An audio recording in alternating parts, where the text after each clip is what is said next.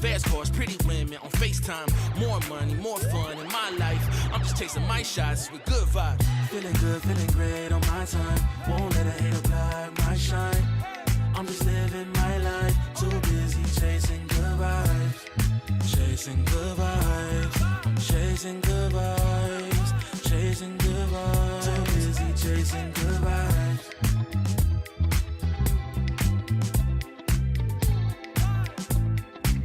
Too busy chasing good vibes.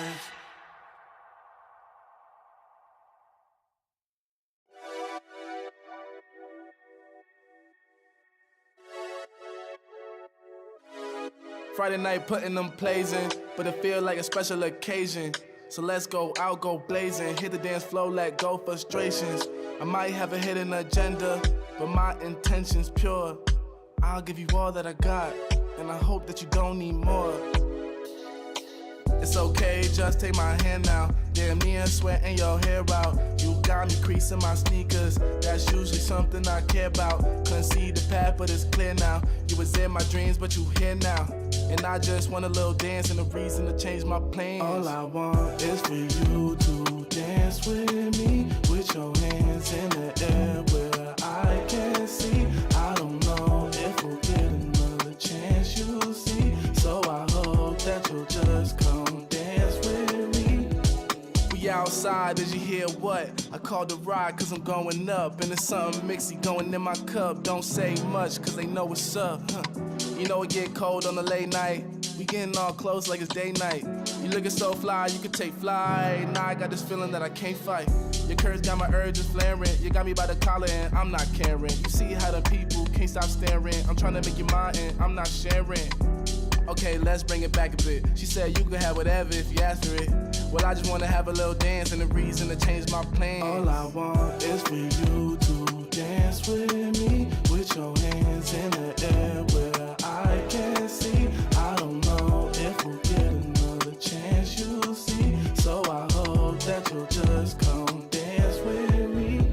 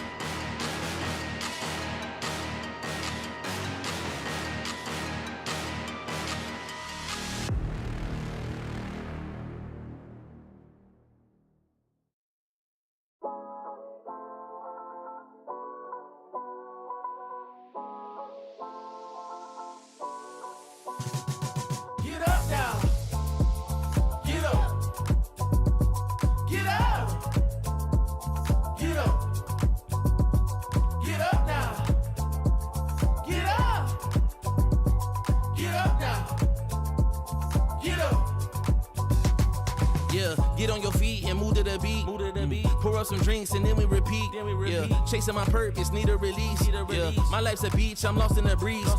Do this with ease, don't play with my dreams. Yeah, it's so together, it's not what it seems. Heart of a tiger, life of a king. Yeah, chasing my bag, my feet in the cream. Running these laps, not losing my steam. I'm feeling good, this life's what I need. Don't intervene with my energy. Yeah, I'm in her scope like Jimmy Iovine. Yeah, no Superman, but I'm feeling supreme. This not a movie, but I'm making a scene. Yeah, I can tell you how to live your life, but you just gotta get up. Get up. Get up. Get up. Get up now. Get up. Get up now. Get up. We just gotta live our life, we paying a price. Piece of the pie, I need me a slice. Yeah, rolling the dice, the scariest spice. Sticky like rice, the tricky reprise. Yeah, love will suffice, I suffer in silence. All alone, I'm lost on the island. Let's spread peace and less of the violence. Sebastian Bach on yachts playing violence. Yeah, the flowers violet, give me my rose. This for my city, all for my bros. Did it alone, so far in my zone. So raise your glass, let's all have a toast. I can show you how to get like me, live your life till you die. Yeah, look, I can tell you how to live your life, but you just gotta get up now. Get up. Get up. Get up. Get up now. Get up. Get up now. Get up. Get up.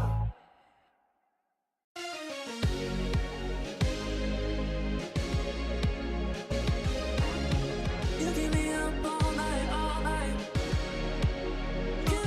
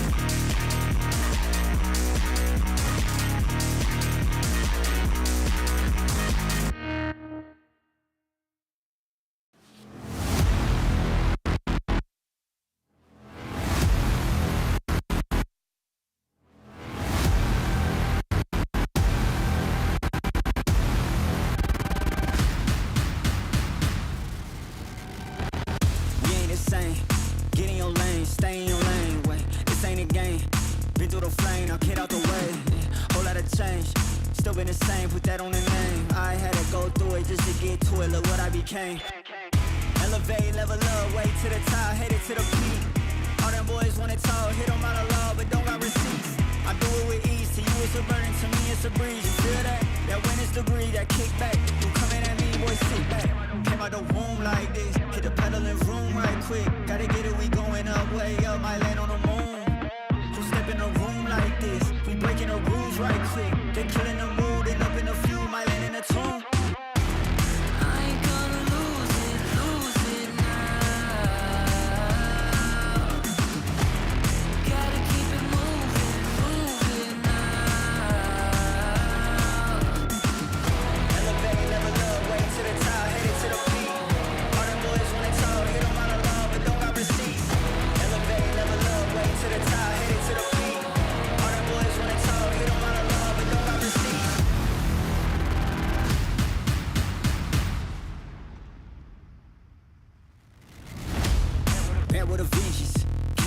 I'm leaving no remnants. They all in attendance.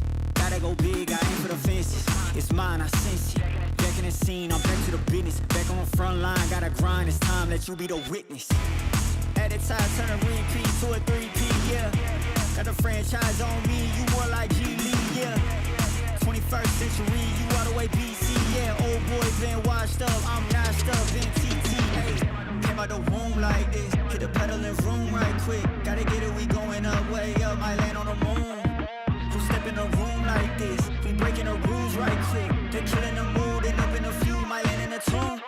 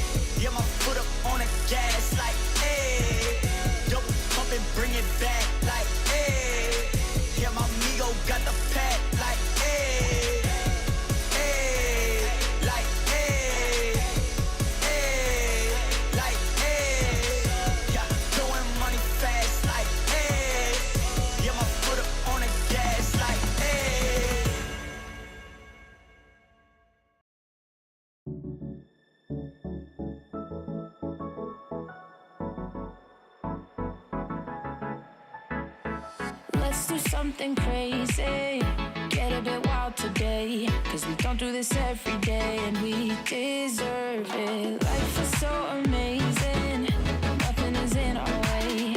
Baby, let's fly away. Do you feel it? Is your heart rushing the way my heart's rushing when you take it all in? Baby, this is when we come alive. Do you feel it? Take the world by storm, just you and I. Can't believe it took so long to realize what makes us come alive. Oh, what makes us come alive? Let's break some rules. No, we don't always have to be good. Don't always have to do things that we should. We'll feed the fire. Let's see it through and let go of what's holding us back. Just light it up and we'll burn through the past and take it higher. Is your heart rushing the way my heart's rushing when you take it all in? Baby, this is when we come alive. Do you feel it? Take the world by storm, just you and I. You and I. Can't believe it took so long to realize. This is when we come alive. Do you feel it? Take the world by storm, just you and I. Can't believe it took so long to realize what makes us. This is when we come alive. Do you feel it? Take the world by storm, just you and I. Can't believe it took so long to realize what makes us come alive.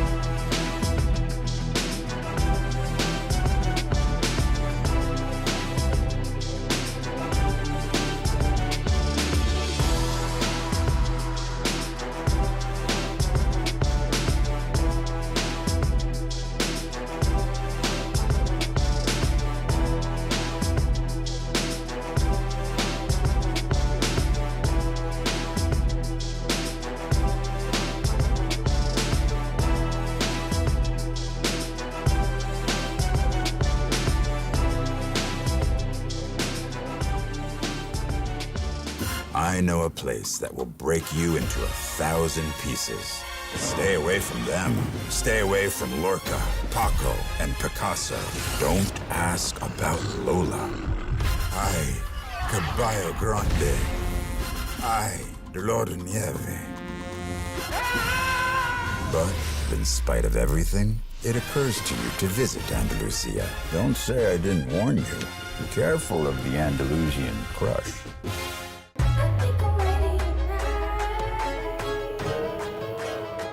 Hey guys, it's Jimmy Lin.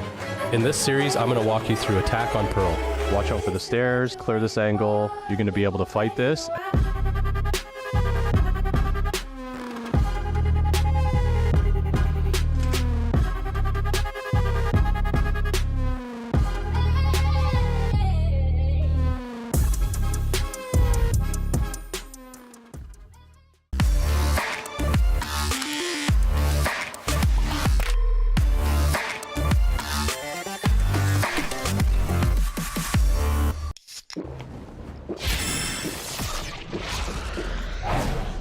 Red Bull gives you wings.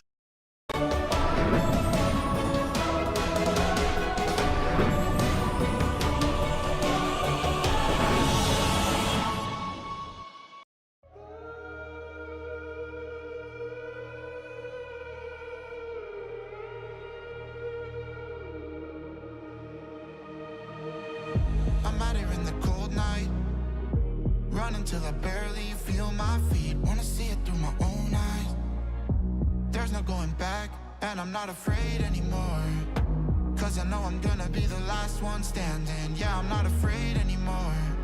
Yeah, I don't wanna wait anymore. I'm ready to fall, I'm ready to rise up. I will do what it takes, I'll run blind straight into the flames. Watch me burn, alone in the shadows. I'll carry you home on my back.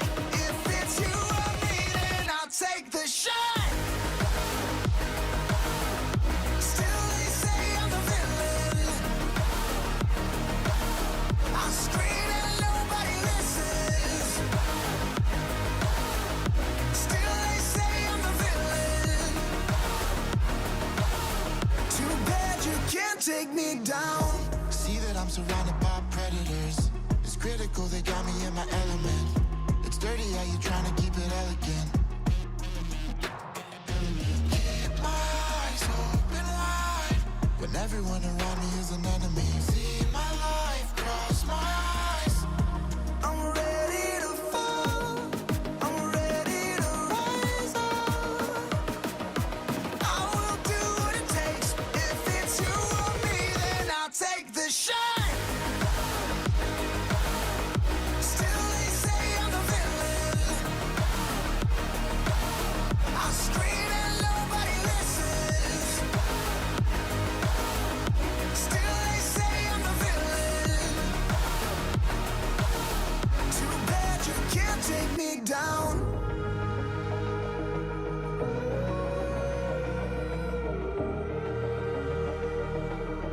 Too bad you can't take me down. You can't take me down. I'm ready to fall, I'm ready to rise up. I will do what it takes, I'll run blind straight into the flames. Watch me burn, alone in the shadows. I'll carry you home on my back. If it's you or me, then I'll take the shot. Still they say I'm the villain. I scream and nobody listens. Still they say I'm the villain. Too bad you can't take me down.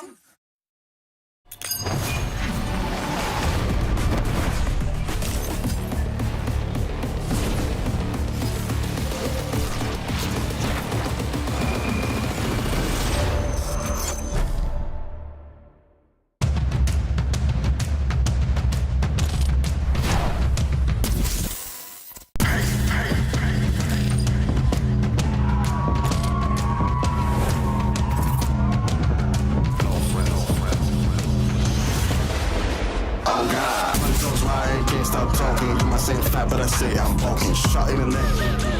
Oh God, I'll be flexing. I'll be flexing. I'll be flexing.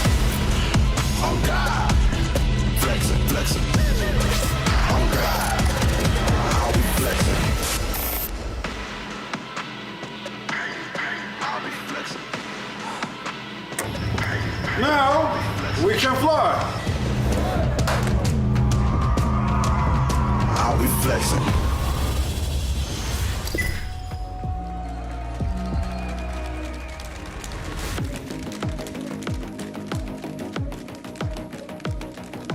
I will do what it takes. I'll run blind straight into the flames. Watch me burn, alone in the shadows.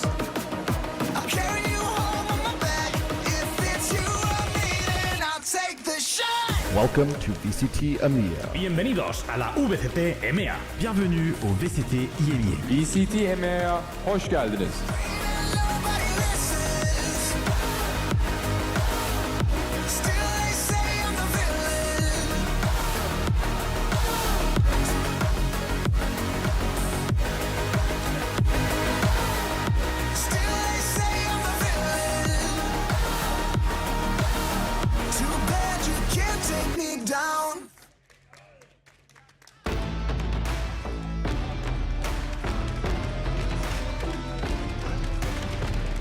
Three teams battle it out for the final spot in Kickoff playoffs. Welcome to the stage, the bad boys in blue, it's Carmen Core.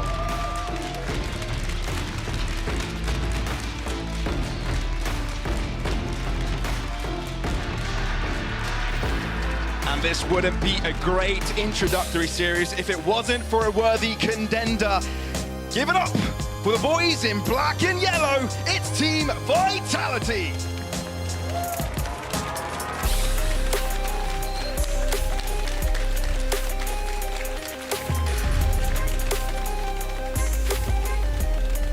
And as the coaches do find their way into the arena, make sure to vote in chat as well for your favorites in this series. Is it going to be KC? Is it going to be Vitality? And if you're in Berlin, make some noise for your favorite team in the arena. It's Carmen Core and Vitality to take on the stage for the first match of today.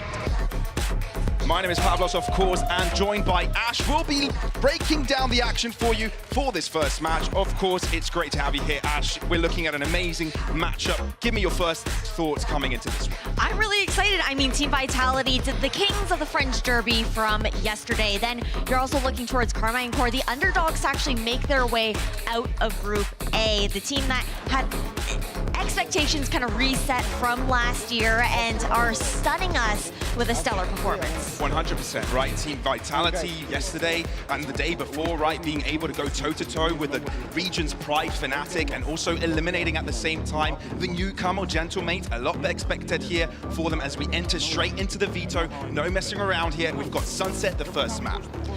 Okay, no surprise, I think, to see Sunset as that first map, a map that both these teams share from the last few days that we've been able to see here within Kickoff. And it was a map that they were both able to close out their series on their elimination matchup, so it's a massive comfort pick, but this time only one victory. Curious though, because Carmine Core has been banning out Ascent, but potentially having that kind of ace in their pocket that they've been saving up, especially after seeing how Vitality performed against Fnatic. And I kind of feel the series is destined to go into a 3-map or overtime. Lotus, the final map, and that's a map where both of these teams have shot a lot of rounds in. 2 out of the 3 times Vitality have played it, they went to OT. And for Carmine Core, the last time they got into Lotus, it was at a staggering 18-20 scoreline. So get yourself some drinks, some snacks, because I think we're on for a long one here. These two teams don't want to drop out of Kickoff just yet. There's a lot to fight for, and for them to redeem themselves from the previous year, they've got to win this first match. A lot on the line. Yesterday we talked about that French Derby happening between Vitality and Gentlemaids, but they've got to do it again. They were the kings there on day 5, but now heading into day 6, they're going to have to face up against the blue wall. They really do have to do just that as the players find their way to their seats. There's a lot anticipating. Of course, the arena is a little bit more empty given it's Monday today, right? It's the start of the week. Everybody's still at school, at work, but I'm sure it will be filling up slowly but surely. But the crowd, yeah, they're making some noise already. It doesn't matter that they're at half capacity. We're getting into this strongly. Agent Select coming through from Sunset. We wouldn't expect any difference coming in from yesterday.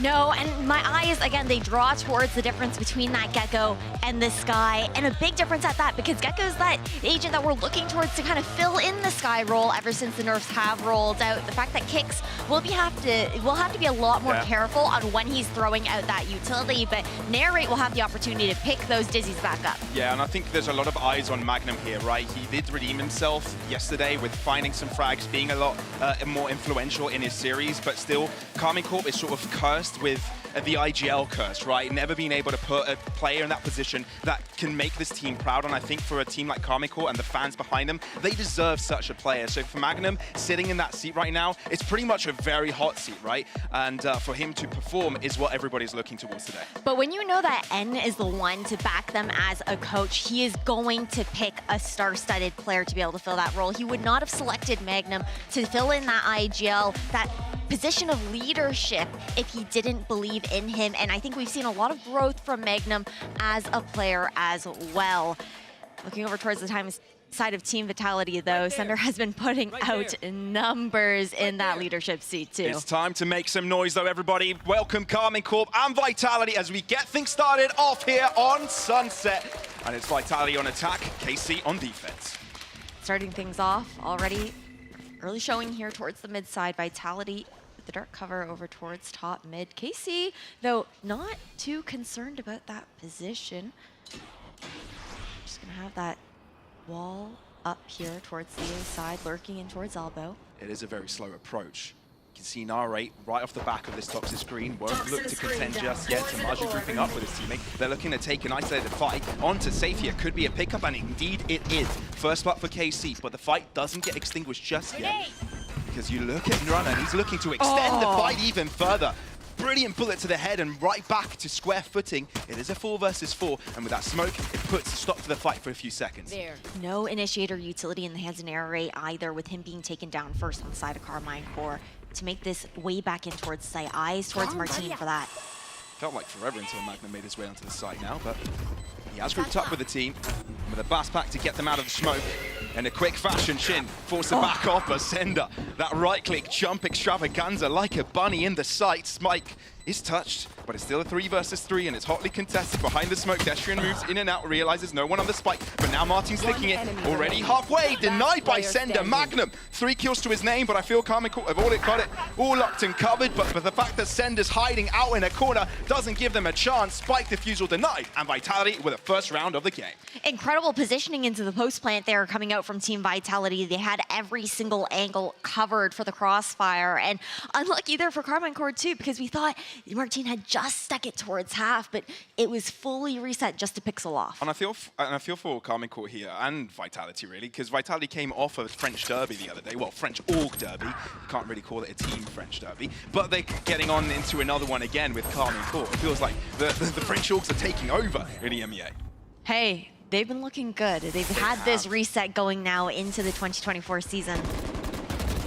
But again, the head-to-head here, interesting that I pointed out the initiator difference between both sides earlier on when we saw that agent select.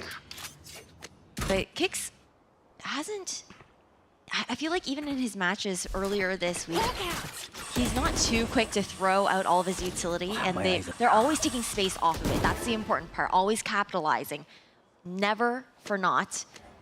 This time around, they actually back off towards mid. And I think Vitality is one of those teams that definitely lean into their rookies a lot, right? Kicks, Runner, looking to bring out high-flying performances. KC, on the other hand, you could say the same thing. A lot of new additions being made, and so far they're doing quite a lot of damage. KC right now, they've got the right idea on this defense with 4 players dedicated to this A site. Vitality slowly move in, Safe isolated once again. Last time he got picked off, but it mattered to Nord. Destrian on the flank gets picked off by Magnum, but Vitality move into this A site. Safe might be in trouble here. Toxic screen is crossed by all the KC players. Safe, what is that? Safe, stop it! In round number 2 already, this guy pops up, the MVP of the EMEA last year, wants to do it all over again. Spike planted. And just a ghost in hand there as well for Safe, the one on the eco weapon to try and have something into the next round if things did go awry, but now it's left to 2 on the side of Karmine Corp. Not much you can get off of this situation here. That is crazy. I mean, for the outcome of this round, it's what would you expected, but you wouldn't expect it to come off of the ghost, right? No. Enemy remaining. Can't forget, I mean, Safe used to be the duelist player, right? You're used to seeing him be flashy, not necessarily always expecting that out of a controller, but he always delivers. And even though he's one of the vets of the group, it's still, he's pretty young, but he still has that father attitude with his team. I remember talking to him a few weeks ago. He was like, these are my kids. 30 seconds. And I'll take care of them, you know? And I like him getting that new prospect to it. And you can tell from the transition from him, leaving that duelist role, allowing Runner, the rookie, play into his comfort position. I think so far it's been working for Vitality. But it's now a 2-0 and KC are on a bye. Shows the depth of him as an individual player as well. That experience and how much that can add in layers to what Vitality are able to pull off. Now onto the bonus, though. Extreme. I don't even think you can call it a bonus, to be honest. Like, look how strong these weapons are able to contest up against the kit of KC. It's huge. But for now, standstill, clearing out this A site. Dark cover one way for KC as they might look to aggress here. You can start to see Shin moving up together with Martin, but nothing to be figured out just yet. It's a passive look over towards B, right? The setup here coming out from Magnum, very focused towards that mid control. Waiting on the timing. Slow and steady wins the race. Magnum has realized of the commotion. A snake bite to delay the plan at least as the rotations do come through. But we're still looking at a 5v5 for this retake. And I think for crucially enough, KC going to look to get the first kill so Magnum can use that neural theft and uncover this round altogether. Numbers game, Magnum, they have to clear out towards mid as well, but the wrap coming in time, perfect opportunity to close that door. And that's exactly what Vitality are going to look to do. Delay it until the flank from Destruin can come in on time, but Sendo's in trouble. He's in a snake bite, and he has to drop back quickly enough. Destruin slowly moving in, but Shin has got it all covered, and the neural theft put into place. No one can surprise them, so it's all going to have to be from the firepower from them. But the defuse is stuck, and the victory is sweet from KC, as they do find themselves with a round on the board. Beautiful retake there coming out from Carmine Core. They were patient with their utility usage, didn't see anything being overtly expended due to the fact that they were just positioning themselves towards A main for that information. And with that lack of mid pressure coming out from Vitality as well, it was comfortable for them to just pull off and play that retake towards that B site. But now headed into the next round, I've got my eyes on Kicks here. You're one away from the Seekers to come in on the side of Team Vitality.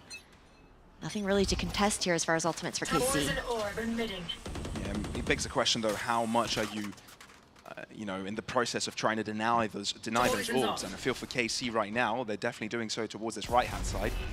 Vitality traversing into mid. Seem to sense the idea that they're going for a split take of B.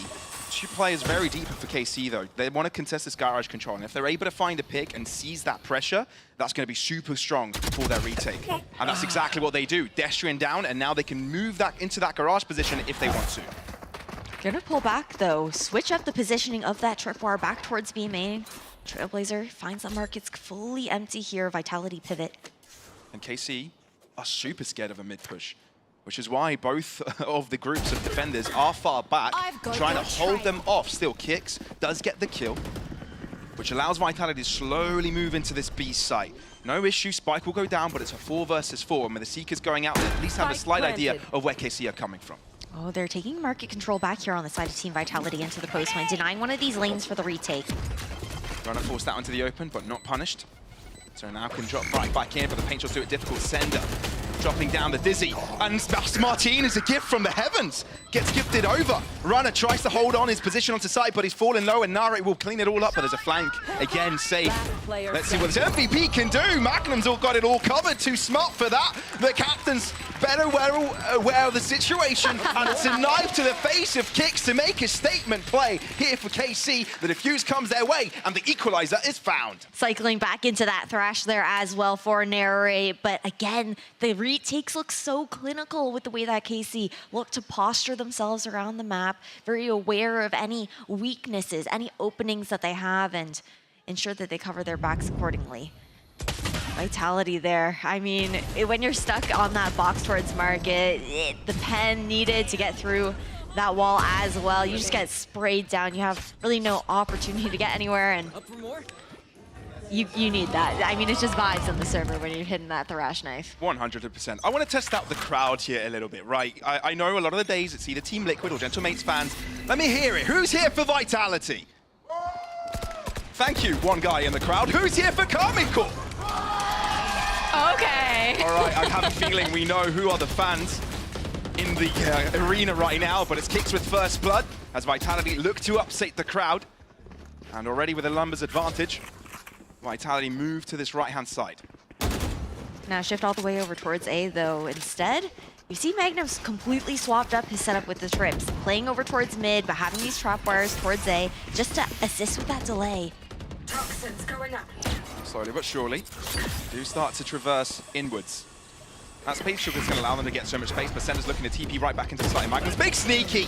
Not much health on him, so he couldn't survive much long enough. Nare going in for the fight. Flash is perfect, but Runner is good for 2. And Vitality want to seize his control all themselves. Shin definitely falls back. He's got to give this over to his opposing side. So Vitality, even though they get equalized by KC a moment ago, they'll grab the lead back in their favor. Runner has been stellar on his comfort pick into the duelist, stepping up to the big stage for the very first time. And again, toe-to-toe here. They find the advantage, of course, at the end of this round on the side of Team Vitality. I feel like, man, honestly, Pavlos, how many overtime rounds are we going? Oh, I don't know. I mean, for Lotus, I think that's destined for it. For Sunset, not quite sure yet. I think it's just iconic, the fact that both of these teams closed off their elimination matches on this map, right? So they're coming off of a high on Sunset. So this is definitely going to be hotly contested. There's no doubt about it. But for now, Vitality, slow lead. Attacking side is where they'll find most of their success. At least they'd hope so, at least for now. What a ballpark maybe we'd be looking at half-time? What do you think that it would provide Vitality some comfort? I know for them, throwing games has been a part of their history, especially with this iteration of the roster off-season. I don't know if anybody has watched the Convergence event, but they lost a 7-0 lead and they've lost a 10-0 lead in the grand final of that. So yeah, I don't think they'll want to be repeating that. I want to grow a sizable lead to be able to comfortably close out maps. Then you can also see on the flip side there for Karmine Core, this team, sure, things are fine now, but as we get into the later maps, if they don't start off on the right foot, that's when you can see a lot of that communication starting to fall apart, but not a concern for now. And I think KC is one of those teams that can come sooner than later, but Safe and Alert here is moving into this A site, and nobody spotted him. Hang on a bit. And the fight is coming to the B side, but Safe is going to be waited upon, but KC take the chance to push themselves. That's 2 kills for nothing. And Karmine Core sees a lot of control. It's all down to Safe, though. He could turn this round upside down, provided he gets a pick or 2. They do have some awareness on the timing, though. You can see Narrate now creeping back up towards short. No they expect him so deep. No way they think that they don't. They don't. Martin's dead, but now Shin knows. Martin was a player that was low. Vitality could afford, well, KC could afford to slightly lose that person. Repositioning from Safe and Viper's Pit thrown. Oh dear, he knows he's in a dire position, so he's challenging KC to cross into this Viper's Pit. It's like, come get me. He's trying to draw attention, but right now, Karmine Core, they're aware that they have to focus their efforts towards site. It does distract a lot of the players. It does split the map in 2, but the fact that Runner and Sender do drop as soon as they enter the site, step foot on it, it does mean the inevitable demise of this round. Round extended for Vitality. Expensive, too, to lose the Viper's Pit in that sort of situation. Sure, just not finding the value. That Safe maybe expected to draw enough attention away. KC were comfortable knowing that Shin was just going to walk up and try and find that timing up against Safe. 30 seconds left. But Narrate has just been, again, such a consistent player here for Karmine Core. Every single day you see him putting out those numbers, finding value in those picks, and still serious. She's always the one that's like, okay, let's go. Back to square though. Showstopper from Runner. I'm not going to hold back on using that at all. Clearing out market. There is a trip, so he's not going to be able to push much past, and the snakebite does stop him from moving even close to it. Yeah, not finding anything there. An attempt to change the pace, but KC very good to deny that tempo. Oh. Magnum, was that through the smoke? Because his awareness today has been obscene. He has something to prove. He definitely does. Bring back the glory days of Magnum. But Martin is aggressive off of the back of his own showstopper, and it looks like 3 players of KC are trapped in sight unless Vitality drop instead. Who's trapped with who? Safe and Sender, all that is left. But I think that the fact that Wingman is already on the spike, you cannot stop him for a second, but you haven't stopped Wingman, and Wingman will give the round for KC. Little bro saving the day, albeit saves heroics, is KC with the lead. Vitality make it a little bit costly, though. They can have Solace in leaning on that at the very least, but now Neri cycled back up into this Thrush for the 2nd time already into the first half. Okay, Magnum just knows. He's just like, okay, they're gonna try and break my trip. Got the little pre-fire angle. So nicely played to keep that hold. And Now we're seeing a timeout to be called here from Team Vitality. I want to take a beat, though, to talk about the way KC's been handling their retake situations, and even into the early round. A lot of teams will tend to favor to close that mid door by market very early into the round, just to deny a lane for the attackers. Instead, KC, they play the retake protocol, knowing that Vitality are going to be leaning on Safe or Destrian to find those wraps back around into the late round, and it leaves them much more comfortable to take that market control, not have to worry about that backstab, because they will have the signal. You can definitely feel that Salah's excited on this one. Okay, they've lost the lead here, but if you've got a leader like Salah behind the scene backing them up, you've got to feel comfortable, right? He's the type of man that will, you know, put you in a position that you can take on the world, right? He can talk, he can convince you that you're better than anyone. And I feel like those are the type of leaders that can make excellent teams. Vitality weren't able to show that last year, although they were middle of the pack. KC was a different story, completely on the bottom end. Can it all change around this time? Can 2024 be a completely different year for these two teams? But for now, I think it's clear. Economical recession for Vitality, KC clear advantage. They could extend this lead further. It's an eco round here, though, for Vitality. So we have to temper our expectations. Here, right now, it's just about doing as much damage as they possibly can, sure, if they find some sort of advantage, but not to get too ahead of ourselves. What will the focus be? Market pressure, a constant conditioning factor here for Vitality on the attack. I feel like we've never really seen them break this mid-trip, though, and look the way the KC's just full stacking. Oh my god, there's no way KC have read it like this, but it seems that Sender will be able to find one before anybody else shops, but it's a barrage of lead to fall upon Vitality. The Bees are quashed, smashed, and the lead extended as expected. Yeah, using up that neural theft just to have that extra information, knowing the fact that they fully left that A site completely abandoned in case, again, Vitality found some sort of timing behind them. And now into the buy. This is the round that Team Vitality took the timeout for to look to regroup. You've got the Seekers online here for Kicks to take a look into the next round. But again, Carmine Core, they have that Thrash as well. And the retakes have been so good, especially over towards that B site. We're gonna see, again, posturing for this conditioning towards mid. They're always poking and prodding into market. Safe tucks from that Dizzy, so information not garnered. You're gonna see the rotation from Martin for that. Casey's trying to challenge that, but Vitality get the better end of that trade. B-site completely open for the taking, and playing off of the front. I think one of the first few times where we've actually seen Casey lose players into market there as well. Exactly where you are. Neural theft. Spike planted. Aiding as well. Second tag also coming in.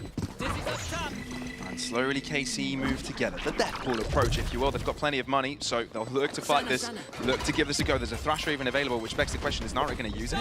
Yes, he is. They're feeling comfortable. They feel like they can take on the world.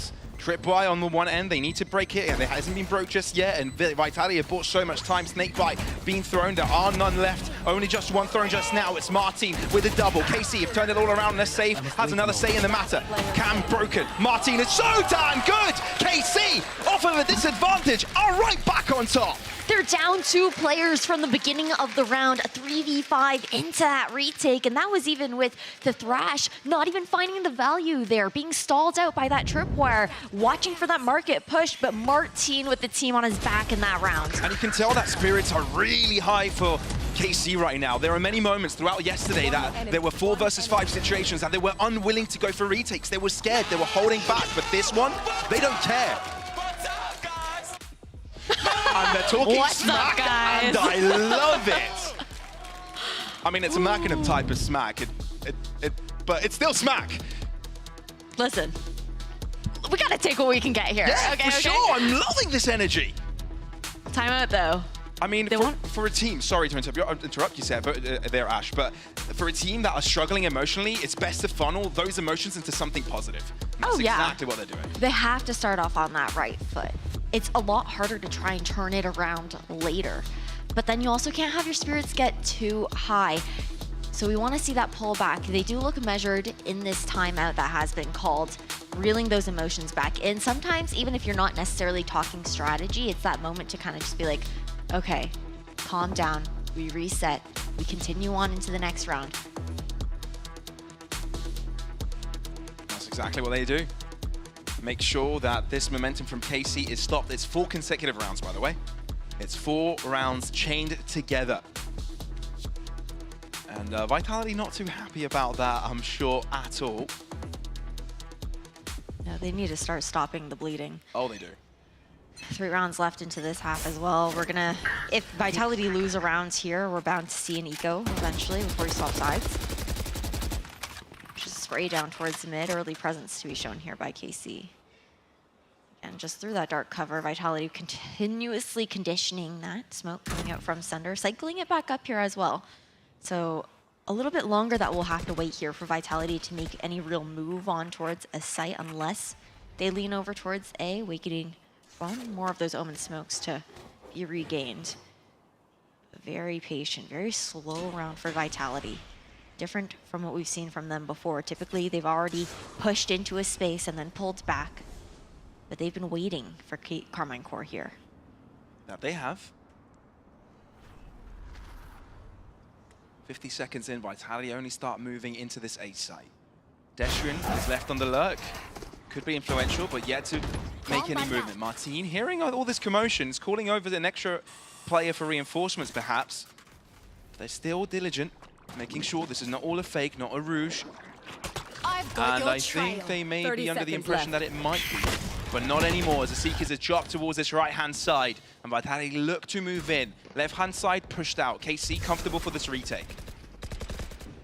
Just walking straight on in here. Again, there is a Viper's Pit into the retake here as well, but we're also going to have our eyes on Destrian on this lurk. Timing. Oh, Destrian's got it all covered, but Tamaj is going to check it, and Destrian wasn't ready for it. Who's lurking who? Tamaj is in Destrian's head. And all of a sudden, Vitality are on the back foot. KC look to have a lurk in the making with Magnum pushing all the way behind right now, while the rest of KC look to infiltrate with the power of numbers. Martin doubles up, 1 by Paint Chills, 1 by Lead, and it's safe all to himself. The MVP needs to do it up against 4, and I'm afraid it's too tough. He realizes Magnum might be nearby, but he doesn't quite find the timing. Wingman on the defuse, safe, realizes it's gonna have to be a save by him. So KC, lock and load, yet another round. And this is the round where we were expecting that change to come in from Vitality. We did see an adjustment, slowing things down, not going for that same map control. But again, if you're gonna be that quiet on the attacking side, you're not forcing anything out from the likes of Carmine Core either. I think Vitality maybe were hoping that Carmine Core would start to feel starved of that information, but that hasn't really been a threat to them thus far. No. It feels like whenever it's on the retake, it's KC all the way. Vitality haven't been able to find themselves any sort of comfort. Maybe they should change their attempt or their adjustment, but this time KC are preemptive. They don't allow Vitality to set up the way they would like, and Sender no more, limiting themselves rather, to a single controller, Safe, who has already thrown down his toxic screen to that right-hand side. That's why you see them backing off that B site. They don't have the ability to control those angles. Oh, poking back here towards mid. The concern that Carmine Core maybe have kept some of this space, but KC diligent to just play numbers. Just denying some of that vision. You also have, in case everything goes wrong, that showstopper here for Martin. Destrian still just keeping that information, but they're more than happy to leave A empty. They've got the kit there of Magnum to give them that signal on the push. Viper's Pit, preemptive from KC, just like their push early on, anticipating a B hit. But that's not what's happening. Well, it allows them to focus some of that attention back towards mid, back towards A. 30 seconds left. But the side's taking over now. Vitality, will they adjust? There's a lot of Cypher utility over an elbow. With this plant, Safe will have the Viper's Pit into the post as well. It's a question of, do these players all play inside? That's what we were wondering, right? Will Vitality play this a little bit more aggressive? And they put that Viper's Pit right towards the spawn of their opponents. But you've got one left back, right? Runner finding an alternative position. He has been smoked off, and with that, Paint Chill does reveal his position. So they will be looking in that direction. Whoa. Hicks is a mastermind, and somehow figure out Magnum will be right before him. Martin has to take his own life, right? He takes one down with him. It's death by suicide, but Runner on a strong angle is able to shut one down. Blast Pack trying to get them off of the spike plant, the defuse rather. And again for another go.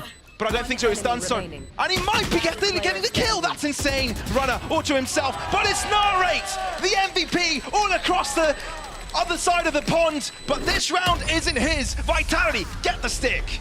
Doing just enough to buy time. There's the satchels, meaning everything out the side of Runner and funneling KC over towards shore as well. I know when you're watching Kick's point of view there, you're like, how in the hell did he get that pick? But at that point, they know that the Rete is coming in from short. You might as well just spray down the angle and try to get some of that damage down. And it was just lucky that he was able to find the dome of one. But it's insane just how good Karmine Corp are in retakes. So Team Vitality taking the king piece there as far as biding that time. And it seems like the solution to this is individual prowess, and Kicks makes that statement straight out of the bat here. Narrate no more. Such an influential player, Narrate, yesterday, right? We talked about his performance coming over to EMEA, stepping up. But for now, even Steven. And the speed sight is exactly what they're going for. The showstopper coming out from Runner, but he won't be fighting anyone. It's used to clear things out. Sender, that's aggro as hell, but isn't able to get away. The door drops, and so does he. Yeah, Magnum just still committing to the spray on towards those legs that are trying to scatter. Yeah, his legs are shattered into pieces. Now, 3v3. Kicks going ultra aggressive. This is a change of pace that Vitality need to bring out, and it might be the best call for them because nobody's pressuring Kicks from that CT side, while KC push into market. Magnum's making so much noise, trying to draw those eyes. Oh, but still, Vitality hold back. They don't want to be too aggressive. Then Kicks does show his ground. Runner is there to assist, but Destrian has been isolated. Trailblazer onto the site, making sure if anybody is diffusing, they know of it now, but someone has to interrupt it. One may be stunned, but Shin able to use his weapon. And again, with the stick, KC is permitted to do as they're pleased this half. 8-4, they find superiority. The defense side is stronger for them. I feel like there's been so many times in the past few days that we've seen Martin sticking defuses that you would not expect. And that's the full faith that he's able to put onto his team to guard him, to keep that watch now as we saw upsides. But man, it's crazy, right? And you've heard it all before. Pros don't fake. Karmine Corp showing why that is a saying. Don't get up the spike, guys. Just a lesson for your solo queue games. He got concussed by the Trailblazer too. He was just like, no, my team's got me. I'm fine. I don't even have to worry about it. And such a good smoke that had come out there from Shin as well, just to cut off that back angle. But very aware of the fact that Vitality were playing in towards Boba. But now we head into another pistol. Question is there still hope for Vitality? It is 4 rounds of difference. Could be definitely quashed to 2 rounds of difference, given they get themselves a pistol in, and Safe is determined to do just that. He's coming live on this pistol. It's not the first time he's done that, but they need to stick the landing here, and there's 2 remaining from KC, causing a lot of trouble. They've garnered B-side control, but they don't have the spike, so it's all for naught. No, they're gonna regroup, and all the control now into the hands of Vitality. You've got Kicks with 1 guiding light in the pocket as well. Narrate to pick Dizzy back up. Narrate, he's gonna have to wait for Dizzy to come back. And Shin, not sure if he wants to take a different angle himself. Instead, KC group up. Happy to watch it from bottom mid, fully reposition here. Now, if you're watching this at the start of the round, you'd think the defenders are in attacking position and the attackers in a defending position. It's a complete topsy-turvy here. But the spike is collected 40 seconds in, and Sender's not allowing that to happen one bit. Mid. Shin, only one standing. And I'm afraid I don't think for too long. 35 points of health. And that's not much for any of these bullets. Come on, 19. He's running. Vitality don't want to make a mistake. They're scared of it as well. But they do collect another pistol, the second of this series, and it does help them close up the gap. They needed this pistol to get back into this match. Otherwise, Karmine Corp could have found themselves on double digits. So now the anti-eco to come through here for Team Vitality. But it's Safe with the ghost. Someone has got to take this pistol away from him. I feel like that was a 3-piece into the anti-eco of the second round, last half, and now to start things off into the pistol round, hot for him. Good looks. They just walk through his wall every single time, and he's just like 1, 2, 3. You said good looks, and I was looking at the player cams there. I was like, yeah, they're good lookers, aren't they? Good bunch of cool-looking people. But still, it's not looks that win you the game, it's skill. And so far, Vitality wait a moment. Haven't been on top of KC this entire time, on attack maybe. in control of their pace, in control of their tempo. Can switch it all back. Sender's got their number though, and there's a Bulldog there, but it means nothing. It could be a weapon collected for the attackers, and this could turn this whole round in KC's favor. Yeah, that gun being picked up is massive in making the difference, because you look over towards Vitality too. Kicks and Destrian stuck on pistols alone. So it's 2 rifles to 1, but there's an extra player for KC, so the numbers have it for the boys in blue, but look at this aggressive push here from Vitality. I mean, right now, KC are just waiting for the regroup to happen from spawn. Safe is a player with a rifle, so he's the one needed to do all the damage. Spike kept back, so it's not dropped. If someone does go aggressive, it's Shin to hold the defenders back in case a push does come through. They're wary of it, but the collapse comes through as a poison cloud deteriorates. Safe picks it up and needs to get Shin as well. He does so. 20 points of health as KC move through mid, get into that B site, and it's a 3v3 for the retake. Left. You must be meeting up through mid here if you're Vitality. Just try and get that heal back up. Look at Martin though, he's gone very far forwards, and it's looking to break up the momentum of Vitality moving back in. Oh, the cam to ping out some of that information. He's going even further, but you won't check that right-hand side, doing a lot of damage, finding a dink, but it's not enough. Both Runner and Martin fall back, but at least Runner can replenish himself. Satchel out. Heal back up now. Satchel trying to clear in this space. And there's another flank in the making. Magnum going all the way around the world while Vitality moving into this B site. So this means that KC need to do a lot of damage themselves, remain safe. It's smart enough to read it, but focuses towards the rest of the site, knowing they're running out of time. Snake Bow only just thrown, so it's going to delay this massively here. Kicks getting 1 kill already, getting his second. He needs to stick it now. It cannot be interrupted. Otherwise, this round is for KC. Instead, Vitality get it all done, getting themselves a 6, a follow-up to the pistol, and they're back in the game. What a way to manage that loss of map control that Vitality found themselves with. KC going for every single backstab possible, but measured there with Vitality's coordination to guarantee that they were continuously taking those fights together. Looking into the next round now, though, it was still decently costly here and there for Vitality. Still going to be able to try and force straight up to contest into the full loadout here on the side of Carmine Core. Yeah, not looking like a bad bonus at all. Poison orb emitting. 3-1-1 split here on the side of Carmine Core. And I love this deep poison orb that Safe has been putting down. It just forces Carmine Core to pay so much respect over towards B main. Terrifying to try and push through that poison orb. Now diligently clearing out every single angle, knowing Safe could be around the other corner, but he's safe on site. Yep, safe on site. Mike, see what you did there. Toxins going up. Paranoia does get to safe though, and the cross does eventually come in here from Martin. We would like to call him Martin. Maybe he should name change. Maybe not. Probably not. Still on the spike, KC gained ground control. It was KC that was best at the retakes on the defensive side. Vitality need to do the same thing, although the weapons aren't favoring them this time around. Only 1 guiding light available, but Paranoia for Sender could be enough for them to start crossing through. Magnum in an aggressive position. Cage shot to allow the push. And they have to drop back. Dizzy already utilized here from Vitality. Push coming in. Nara is insane with it! And KC, supreme over this B site. No Vitality player can stand by the end. I mean, Carmine Core, this is a team where you see them in those scrappy fights and you are going to bet your money on them. Vitality, though, a very nice effort. I like the idea. You're throwing out that cage towards the back side of B, and then the nade to try and push forward. Just continue to deny that backside space and force KC back, but they don't go running for main. They'll still fight for that front side control. Now you've got that Thrash up and ready here for an execution on the side of Carmine Core. And I think the Thrash is what you have to be having your eyes on right now, but instead it's Martin to be confronted with Runner. I like the aggression from Runner, but it doesn't pay dividends. Instead, they drop a player. Yes, they gain garage control off of it, but what else? I mean, Moonbot doesn't spot out Destrian there. He is going to give up B main nonetheless, but look at Safe. He's walking down A. Carmine Core, they're all rotating over towards him. Kicks there at the very least to try and assist. This is quite far forward, isn't it? It's dodgy. And lose these 2 players, they've lost the game. It's a matter of if it's going to be a dry pick or with a flash, and it's Martin and Magnum, both Czech players coming out on top.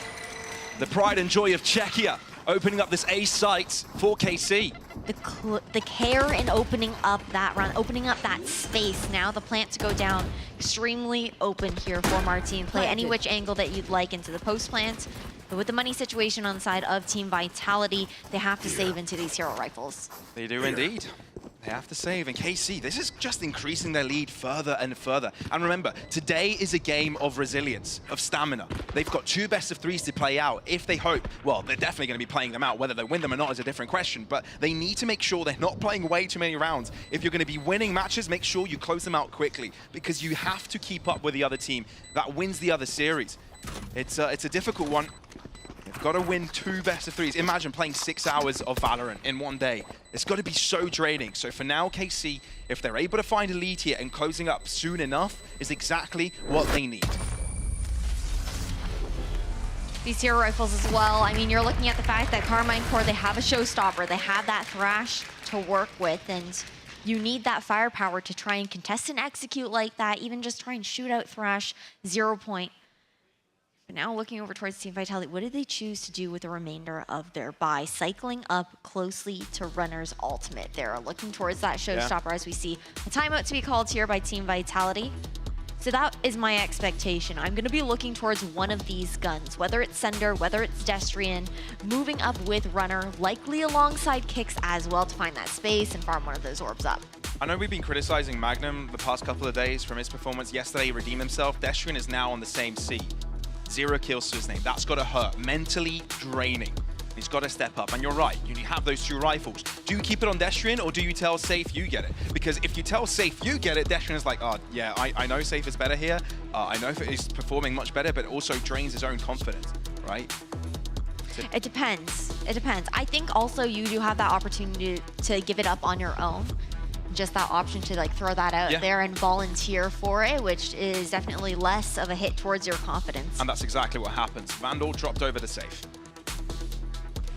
I mean, it makes sense. You got to put it on the person who's fragging the most on the squad if you're gonna make that gamble in of its own.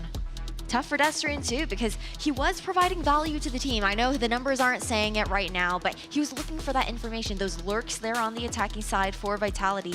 It was just like Karmine Corps had to read on him every time. And now as we enter round 17, KC clear lead. Vitality trading, and this difference of rounds could only increase this one.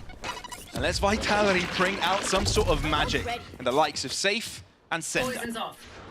I mean, the showstopper that I was talking about now cycled in with that B main control there. That Vitality have been so good at conditioning.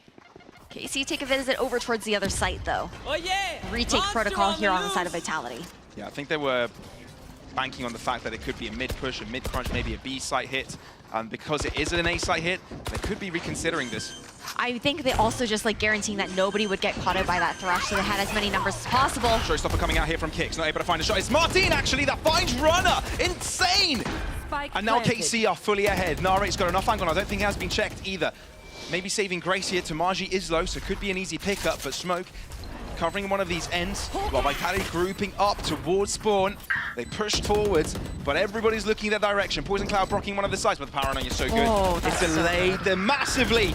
Martin finding shots through the wall, but so far trading equally, and KC can afford to do that. Martin staples himself ahead. Kicks can't do a thing. Martin coming alive. That's 11-6. Karmine Corps only 2 rounds away from closing out map number 1. Martin shorty counter coming in. Yeah. But was that the first one of this match? No, I don't think so. We saw some other shorties. Yeah, we saw some. This was a first. I don't know. Do you know what? I've seen so many. I don't know what day it is at this point. I don't know what time it is. What side of the world am I on? Yeah, where are we? What are we doing here? Martin knows. He's well aware. Well, I feel like what I just described is probably how anyone on the receiving end of his shorty probably also feels in those moments. Yeah. But kicking it into high gear now. Karmine Corps. Absolutely. Pressuring towards top mid much more aggressively than we had seen before. And it pays off. Ores and orb. Well, for KC it does. Vitality, not really. No, Kicks being down, that's tough looks here. No flashes if they do have to play that retake, so having to play a bit more forward. Sender, that's a big pick to take down. That's exactly what he needed. But the Viper's in the right direction here. Viper's Pit would have come through if it was a B hit, but no. Instead, it's going to have to be used for the retake if it is used. Karmine Corp reeled back in, not having that explosivity to enter on towards site. Look how aggressively Safe is positioned. They think they need to find a pick off of the other side of the map, or at least keep Vitality busy and spread those defenses thin. Safe. There's an orb down. The delay coming through.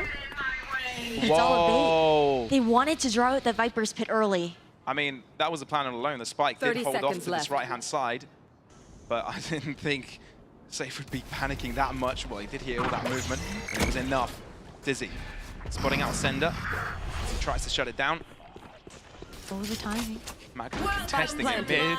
He hears Destrian on the rotation. He was also hearing Safe, so it's a matter of timing for him to cross, but he's realized Safe has gone all the way through spawn. Smoke on the one end. Magnum will be there on time to find a shot. Spray down, not the second though. Still, KC have got 3 versus 3 and Viper's Pit blocking one of the entrances. Vitality have got only one way to move into, and KC have got 2 players looking that direction in the Poison Cloud. Shin is good for the first, leaving 2 to do it for Vitality. Sender desperately finding an upper angle, but it's not going to be it. It's not going to do it. And Safe has to do magic. This is the man you want in the clutch. But with 8 bullets and not much time, with the spike ticking moment by moment, realizes even if he does grab the final kill, even if he does find a clutch and that, there's no time to get the defuse. Backs off KC. Map point on their own map pick. Comfortable right now for Karmine Corp. You can see smiles on stage there for Tamaji, and now for Vitality, it's all about trying to regain. 6 rounds is a tall mountain to climb here up towards Everest to try and take it over to some sort of overtime. Vitality do have the Seekers available into this round, but man, Karmine Corp, they do love playing on their smokes. I just don't know what to They do. do. Oh no. Oh my heart. And that's the top frag on the team Vitality that is feeling that right now. Oh my heart. Ascent. It has got to be Vitality's pick, given that they feel already doom and gloom on Sunset. To be fair, though, I know that it was lights out for Fnatic versus Vitality on Ascent. However, we didn't really get to see Vitality actually get started on that map. We didn't really get to see what they actually had to show as far as their hand goes. Because Fnatic, I feel like we're kind of just mowing them down by pure firepower. Sender has to save the day here. Can't quite find the shot. It's a very short angle to peek. Not many pixels he could have used through his disposal. No, and again, Karmine Corp, I mean, these 5-person pushes have been working towards the safe side. Yeah, KC aggressive though this time around. Runner's able to find the first pick, and that's exactly what Vitality need. Martin through the chaos is able to overwhelm Nare onto the side. Thinks otherwise though, as Kicks needs to maintain pressure onto Elbow. He's the only player left on the safe side as Vitality mean to group up the rest of the players to try and help him out, but he's done enough. Yes, the wingman gets the spike down, but Vitality have the numbers, and it's exactly what they need to try and bring it all back. KC, not let it go in. Kicks on the flank, is back to stay. Tamaji, only one remaining in this drawing it battle, 1 versus 1. The spray is rough, and Kicks wins it. A triple kill. Vitality not losing just yet. Kicks, the unsung hero here on the side of Team Vitality. I feel like yesterday, too, this was a player who might not have been pumping out the same numbers as Runner, but his impact frags were all the difference in turning a lot of those rounds into Vitality rounds there. It's closing this gap slowly. But man, it's a hard one. It is. is. But the thing is, I did see a few smiles here from the Vitality players right after that, right? You can see Kicks, you can see Runner. They're both of them doing a little bit better on that mental. Nice, Kimmy. Guys, we're so in the game. There is a 12-12 chance, guys. There is a 12-12 chance. There is a 12-12 chance. I love that. That's a big contrast to the previous round. Right? Just the immediate flip. But that's also something that you're expecting from, say, the experienced player on this team to be able to mentally bring things back here for the rest of the squad. A little bit of damage has to fall off. Again, the opportunity to refresh into that health with the assistance of Kicks. And reminder, Vitality did win yesterday through a reverse sweep. Right? Not only a reverse sweep, but the second map where they had to draw it back in their favor.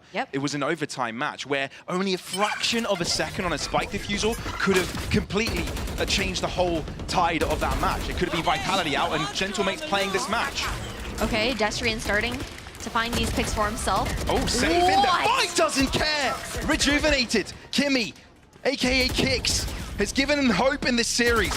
And KC might struggle a little bit to close out this match. Tomaji on the flank though, has brought things to a fathomable extent where KC, of course, did all down to a 2 versus 2. There's a wrap from Sender, but also Nare going for a wrap around himself. Where does he go? There's a camera towards top mid. 30 seconds left. They don't know where he is. No, but again, this cam could spot him out if he does opt for this positioning. He is going to try to wrap his way around. And it does. Seen, not tagged. Oh, tagged up, okay. Yeah. Well, they know he's dropping back, but he has to keep his back covered. Takes off the tag. Wingman's gonna plant spike. Wingman's going to take care of taking that spike plant. Try and bait that push over towards short, expecting. You see? Dark cover. No short push just yet. No. So Vitality might believe that he's no longer in that position. Nare holding to the back of Cypher, smoke covered. It's a bit off center to make the illusion that the spike is planted in the middle. But still, that is not going to be the clutch here for KC. Instead, Vitality maintain composure and close up the gap piece by piece. You can feel the tension here for KC. A big breath there coming out from Narrate after that round. But, I mean, for him, not much he can do in that 1v2. Is great timing coming out from Vitality. But the fact that Tomaji finds so much value on that flank, too. Okay, guys. He smiles to the camera.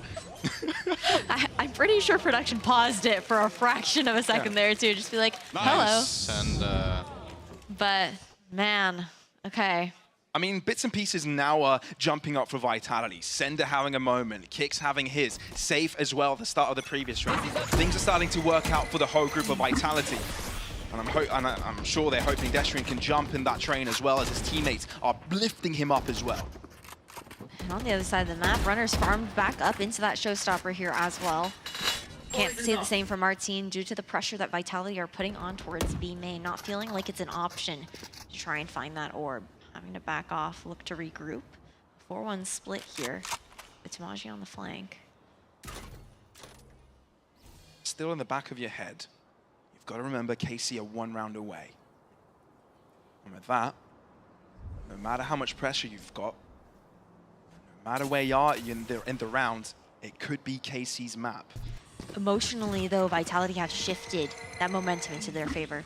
Is it going to be enough here? Runner. He's the commotion down in mid, calls Kicks off. And the KC aggress. It's been respected, but 40 seconds on the clock. Kicks has to do it by himself. The spray is rough. Nare bringing Carmen Court right back on track. The positioning, though, that we're seeing here towards elbow here for Sender. It's left all to himself. He's going to have to do a lot until the rotations do come through, and that's Sender doing all so much. First pick onto Magnum, but can he maintain the pressure? Yes, Safe is coming in his direction now, being a 2-player stack. But it's up against a 3-player stack from KC into elbow while leaving Tomaji on site. Wingman, realizing there's one to the left-hand side of the corner. Showstopper coming through and it's perfect from Martine. Can't follow it up with his rifle. It's sent to bounce right back up, but it's still Vitality keeping pressure onto the site. Destrian pushing in, Destrian doubling up, and it's all down to Destrian, but it shall not be. KC show why this map is picked by them and show while they'll be superior out of the gate in this series. Sunset goes to Carmen Court. Narrate to close out that round as well. It got tight though, right down to the wire here on Sunset. But Pavlos, we've got more Valorant to come. We definitely do. Don't go anywhere, folks. We'll be back with more Valorant action.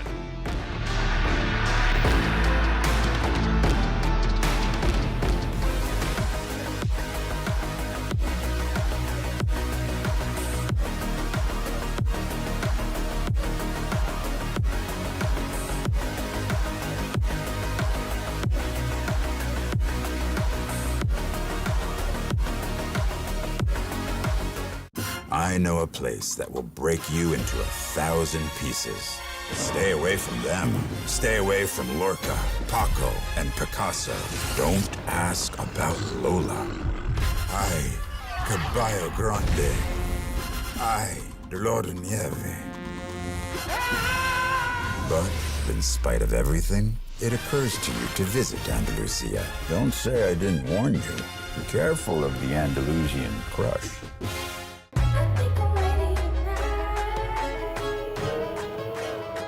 Hey guys, it's Jimmy Lin. In this series, I'm going to walk you through Attack on Pearl. Watch out for the stairs, clear this angle. You're going to be able to fight this.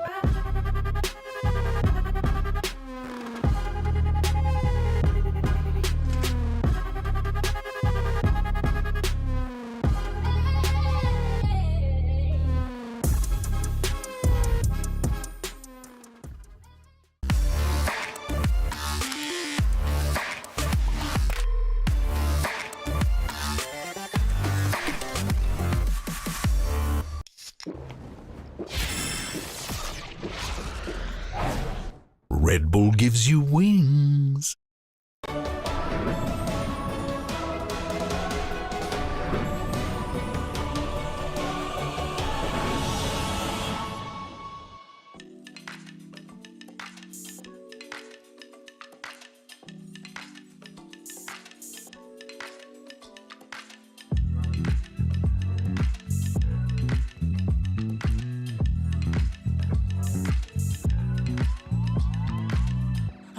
You're stressing right, you need some meditation. Don't let them ruin your vibe, no time for rumination. Let's leave it all behind, think of flight aviation. Want you, girl, by my side, let me show my appreciation. I want you here with me, I miss your body, baby. No, I cannot believe that you're still single, lady. Wishing I could retreat. I want you here with me.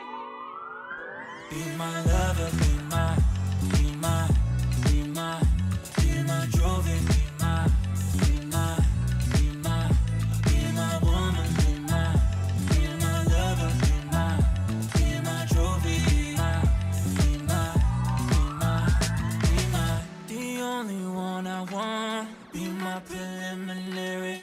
Let me caress the way I think it's necessary. Monday, Tuesday, Wednesday, babe, 7 days, are you ready? I don't need to say you know it, girl, you're extraordinary. I want you here with me, I miss your body, baby. No, I cannot believe that you're still single, lady. Wishing I could retreat.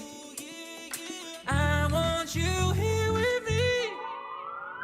Be my lover, be my trophy, be my woman, be my lover, be my trophy, be my.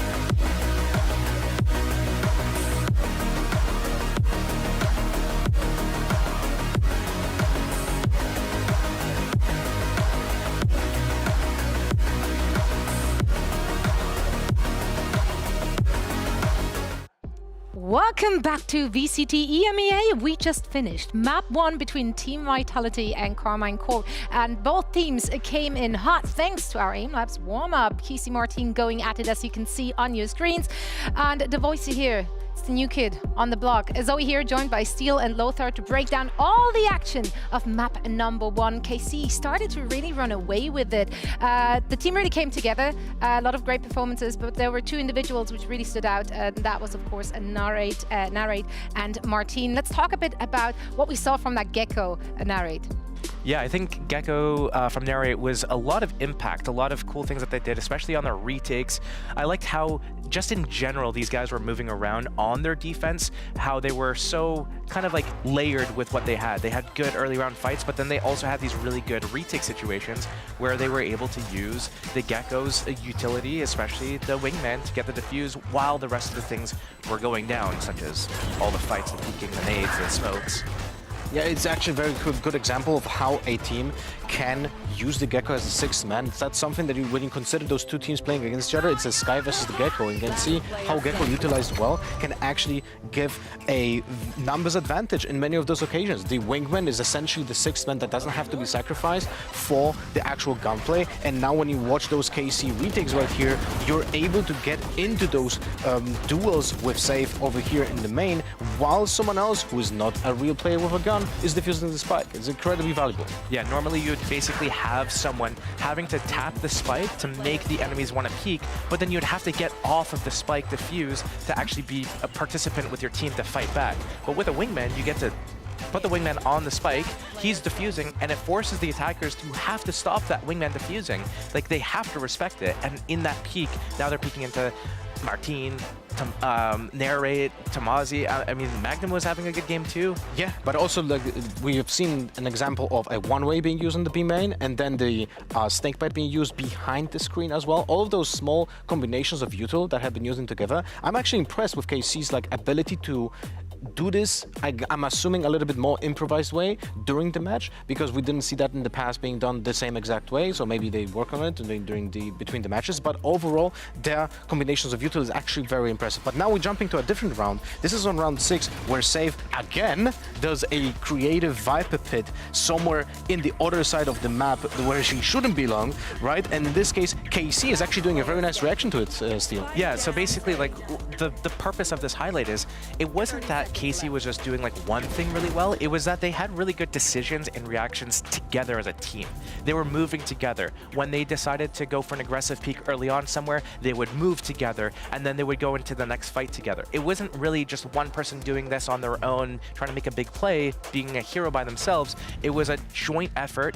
They made a decision together, they moved together, they executed together, and right there, the decision to say, okay, Safe's in defender spawn, we ignore him, we move to A site together, we take the fight there, and now Safe is useless basically in defender spawn. Well, by basically acknowledging his position, they make him dead for a period of time. Like, he's not giving any impact, because when he's ignored, that Viper Spit is also essentially giving zero value. And one could say that KC is just playing fundamentally well. We have seen many double peaks, we have seen actually triple peaks as well on attack, which always work well. They basically lose one player, but then always get the trade. Something that I'm very happy to see. Like, if KC is actually playing that well on the next map, I would say that the underdogs might actually take it 2-0.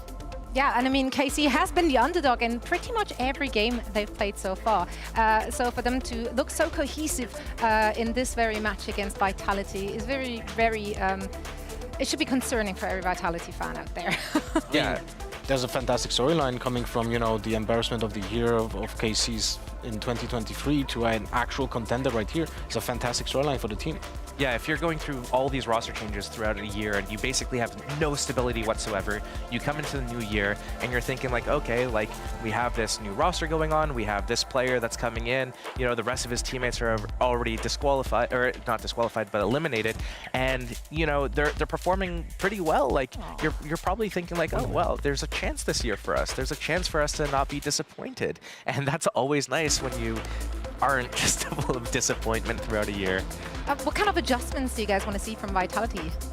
Well, the next map is Ascent. There's not a lot of adjustments to be made on that map, unfortunately, because it's one of those with the metagame pretty much solved. The difference from Vitality, though, on this map, they actually play with a Cypher than with a Killjoy, and that's one of the main differences. But also they have no tape whatsoever on KC on playing Ascent, and I would assume that maybe KC will come with something more creative than your typical cookie cutter composition on Ascent, and because of that they'll have to improvise very early on how to adjust to KC's game plan, which might also result in an early timeout from the coach to help the team understand what should be the macro and micro objective against KC's game plan on Ascent.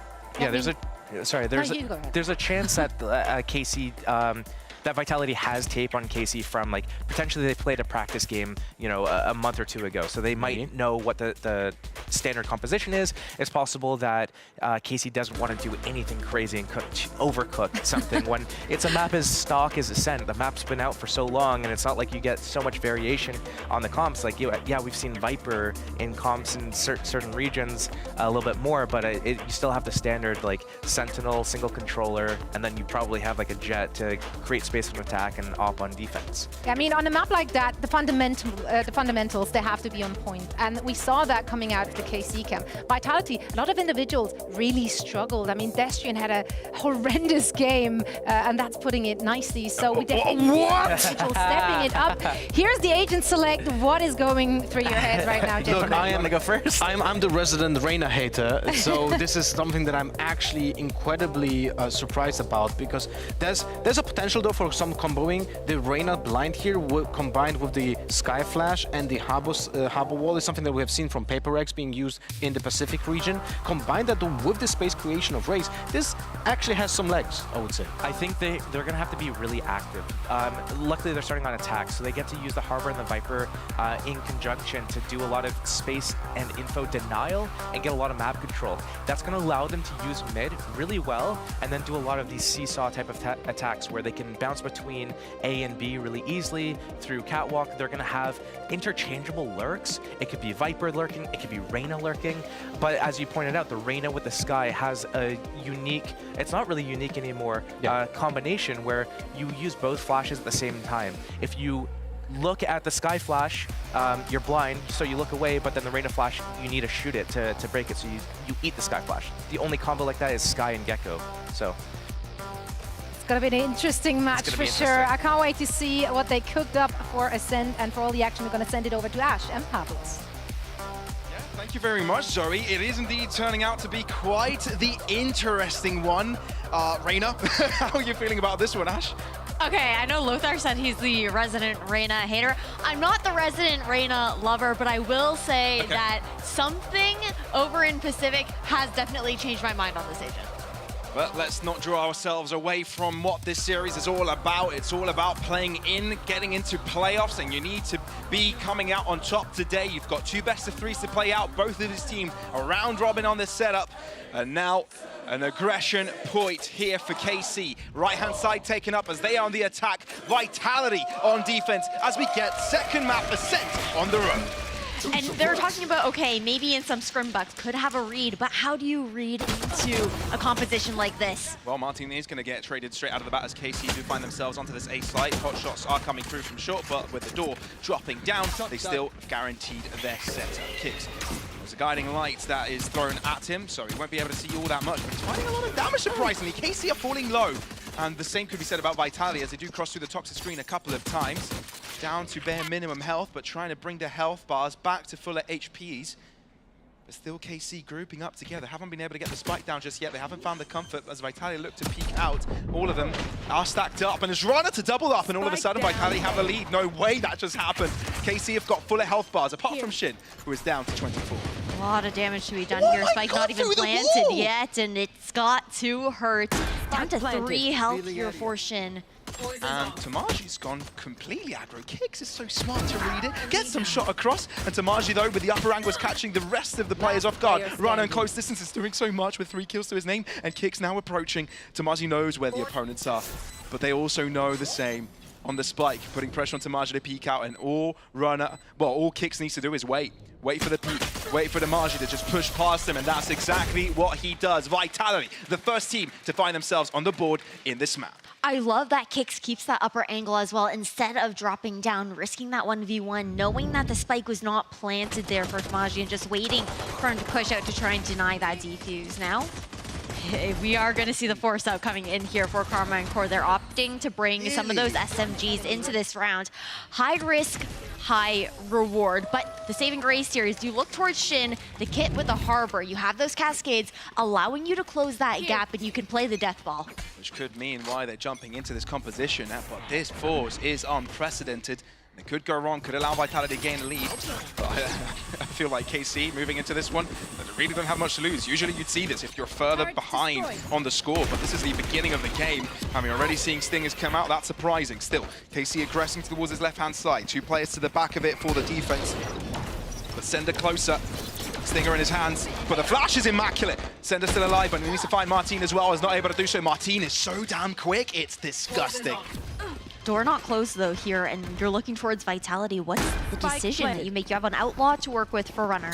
It's a 3 versus 4, and the guns from KC are going to make this too difficult. Magnum hiding off of the crossfire. Runner not allowed to push through the smoke, and Vitality have called it off. You get so much value out from that Poison Orb as well, coming out from Tamaji, and now he's going to go and cut that down. But still in this 2v3, knowing that they have a Bulldog to work with into the next round alongside that Spectre, it's the decision to save. Too much opportunity into the post plant here for KC that Vitality don't feel comfortable breaking through when all of those smokes just to cycle continuously back up. I just love how much KC are keeping Vitality on their toes right now. So like, you get pistol, you're expected to get a second, but no, not allowed, not permitted, it's ours. I mean, why not? And it's that quick scale up that we were talking about at the beginning of this round here. Going 1-1 now, KC taking away what would be expected to be that anti-eco here for Vitality.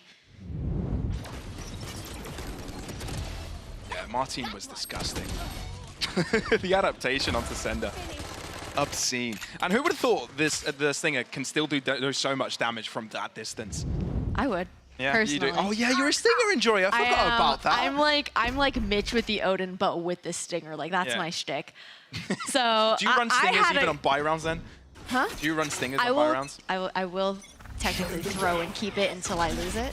So fair. So often. Still, in an ideal world. In an ideal world, Martin does get a pick off of Safe, but closing up the distance, you're not able to do a thing. Stomped on. Trampled on, and KC full A-site access. And a hot start here for KC is what really drives them in these maps as well. That confidence that they're able to build off of early. And for Vitality, this is tough looks. This is their map pick, right? Not expecting to lose out that second round, but we are very early into this. Vitality will find those weapons into their hands in round 4. Otherwise, they're just trying to do a little bit of damage. At the same time, though, when you think about it, Magnum could still be stuck on that Stinger. You might not even want to take him down. I love that the consensus, at least on the desk and, you know, in Valorant as a whole, is that Ascent is one of those maps that has had one of the driest metas, really, and no many changes when it comes to agents, maybe a few changes in initiators. That was nuts, Runner, yes. But the fact that we see already changes in this new patch, in the likes of Double Controller with Harbor and Viper, teams are cooking here at Ash. VCT EMEA isn't here to make things repeated, keep everything the same. They're looking to be colorful, change things up. And I think with the kit that you're seeing here for Carmine Core as well, there's a lot of room for innovation when you're running both the Viper and that Harbor. The potential for those double lurks that the desk was talking about there as well. But then you're also looking at the fact that Narrate, this player who is more than capable of holding his own, has such a deep agent pool that's been developed under N's tutelage there. But the comfort that he's able to have when he's just able to honestly go and frag out at the 3-2. Dagger broken. So no one caught. Martin, the short push. Safe, quicker.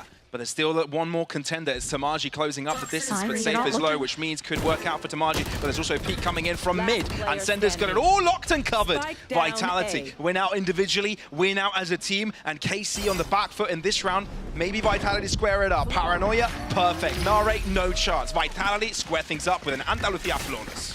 Much needed to try and get back into this mentally as well, because it can be frustrating dealing with the utility that Carmine Core have to work with. But beautifully done there by Vitality to cover all their bases, adjust the way that they were looking to play on these sites, and of course that's also with weapons finally into their hands as well. So it's a curious question as to how both these teams opt to handle the coming rounds with Carmine Core again.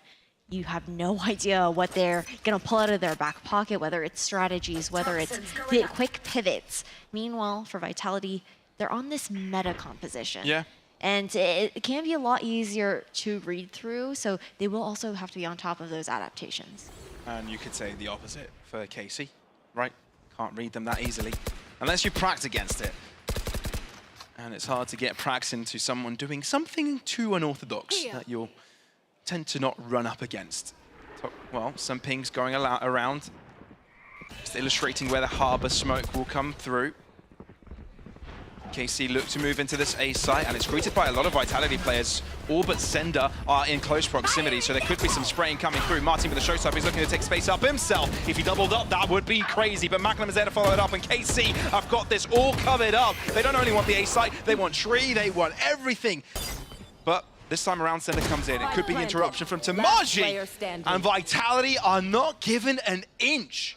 No, I love the tree control, and now you can see Carmine Core Shin is rotating back over towards top mid in case Tamaji needed that help, not looking to allow him to take some sort of 1v1 up against Runner, who of course is going to be moving over towards the other site, trying to save his weapon. Can he get a pick down with him? He cannot. So a team ace to come in here for Carmine Core.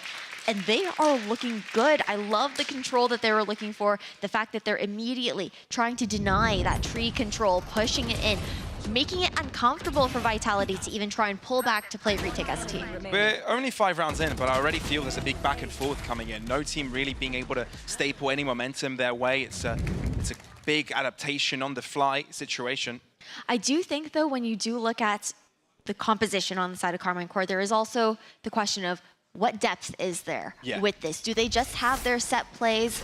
How well are they going to flex around? It's a big question to have, but Runner's smart to peek out of the Thompson screen, and he does it all by himself. No one shall pass through mid, because that's where Runner shall hide. Shin is the only player from KC who have gotten a kill this round, but how much does that mean? How much can you do? Sender pushing through mid doesn't give Shin a chance. Timing. At least Magnum has crept past. So it has given an inkling of hope. It's walking behind, kicks It doesn't have the spike though, so it doesn't really matter. Information found at the very least. Time to work with. I mean, he's going to have to walk past kicks again, doesn't he? Unless he goes through market, but that's He's not got going to the happen. angle. He's going to sneak up on him, and that's a pick. Making a 1 versus 3.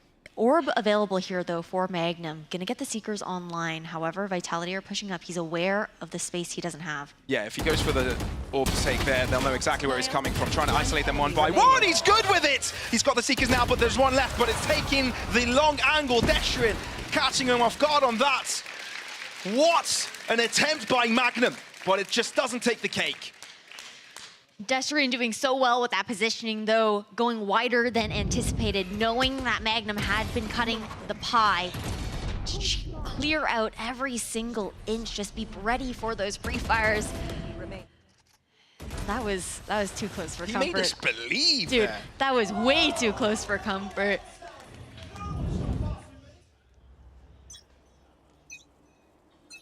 Ultimate galore for KC this time, though. Seeker also wasn't expended there either. Seeker's coming through now from Magnum. Nano Swarm doing a lot, and it does deter them from entering. Cascade, not quite initialized, but the Harbor ult clearing out the site perhaps, but they're not able to take advantage of it. No one pushing through. Maybe only Nare has found himself the stairs proximity. Look at this.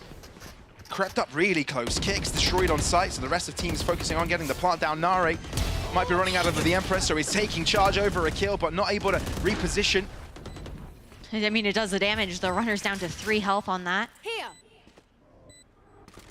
Paranoia blocking out one of the entrances.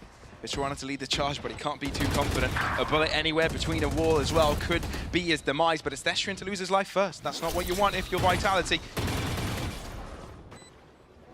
What do they choose to do? It's a 2v4. Surely you back off. You know you don't have it. The call's been given, but Runner can't run. 3 points of health, exactly. 1 bullet across the wall was all that was needed. And KC, with 4 players remaining by the end of this round, will be picking this one up. Comfortable here. KC looking really good. Sure, a couple ultimates needed to find that round win, but nonetheless, cycling them up. Tamaji actually going to not get out of that detonation zone quite in the nick of time here. But looking into this round, this is still doable for Vitality. We do see the replays coming in, how well KC are playing together as far as these swings go. But into this next round here, you've got a null command in the hands of Safe. You've got a lockdown. You've got also the blades here for Runner, allowing this force up here on the side of Vitality, expecting to see all three of these ultimates to be expended, a recipe for a retake. Very much so. And as Vitality do address a little bit early on, you can see some movement towards that right-hand side from the defenders, but the attackers have got a different idea. Western flank taken. Tamaji first blood. On the other side of the map. Okay, hold on, just bloodbaths. This is way too split up, but KC have confused Vitality altogether, and they're still winning out on trades. It's not quite there for Narate. Does have reinforcements. Runner does use out the blaze, but Narate comes out on top. Hang on. This is why you play Reina, because now you've got full health. And the other side is empty. You've got the spike actually heading over towards a free site for the taking here. And Vitality have got no idea still that A site is the meat and potatoes of KC's attack. Oh, look at this finally right back around. drops. Narate has mid now. They're expecting him still to be somewhere on site lurking. Safe aware of it. Do they hold back, really? 2v3? You have to, because you don't know how far KC is pushed up over on A, right? So you're playing the contact play over towards spawn, knowing that a swing will come in if you're Carmine Core to find the trade. You have no opportunity to break back in. You have to save. It's mad how much impact not having info has in a round. And for this one, it's a clear example. Vitality have got zero confidence. They had to be peeking every single corner, left and right. And for that reason, it would have bought time. They knew that their odds were in the gutter, not only in numbers, but with the unawareness of the situation. But Narate wants to go in for more. He hasn't had enough. And Safe is there ready for it. They know where at least he is, but the Crossfire feel it's going to be a little bit too strong. And with that, the round ends in favor of the boys in blue. It's 5-3, starting to edge off with a slight lead. Okay, timeout now to be called here from Team Vitality. We saw initially, I know we missed it here, but okay, no, here we go, into the replay. That was very cheeky coming out from Destrian to throw that one way over towards A main. I guess enough noise was made over at B that he felt comfortable pushing his own one way there, but you had two players just lying in wait, expecting maybe some sort of flank to come through quickly to try and sandwich that B take that was all a ruse in the end. Yeah, I think we have to bring back the narrative, though, that Vitality have been good on comebacks in this tournament thus far. Against Gentlemates, another French organization, but this time a full French team. They've been able to do it on overtimes, on reverse sweeps, but now this timeout has to get them right back in the right mindset. 3-5 is the score, and of course, not too far away from Vitality. And given this is their own map pick, this is where they would have expected to get the win. Nevertheless, while KC is looking to close out this series as soon as possible to play the least amount of games today so they're not overworking themselves. I mean, it's got to be frustrating, right? And you're looking at the fact that those ultimates that we talked about, sure, the Blade Storm was popped, but there wasn't even a chance for Vitality to try and use that null command, try and use that lockdown. KC, they were looking to get ahead of it, not give them the space, the comfort to be able to throw those ultimates down. And I feel like just the creativity here within this team composition on the side of Carmine Core, it leaves a lot of room, a lot of opportunity to change the tempo, to change that pacing. And it's been fast in a lot of these rounds. But it's also that ebb and flow. It's always a constant threat. Well, the Nano Swarms are used early to prohibit the early push from this B side, but it's Narate that doesn't care. He's come alive on this trainer. And when you know that fragging is going to ensue, when Chaos comes out, it's a perfect agent for the situation. Call it inefficiency, Sender. but it's fighting efficiency within it, and it's Magnum within the Cove to pick off Sender. And KC keeps on giving. Runner finally putting that Sheriff to test and gets himself an upgrade. The mid control here. Martin not able to find anything though. Destrian to get the trade. Down to a 3v3. Viper's Pit.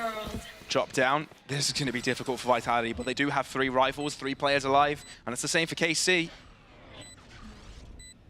Thing is, you don't even want to pop that null command. It's a signal and beacon as to where Safe would be playing. Yeah, it's difficult. You don't really have any utility to allow an explosive push here for 2 KC. flashes.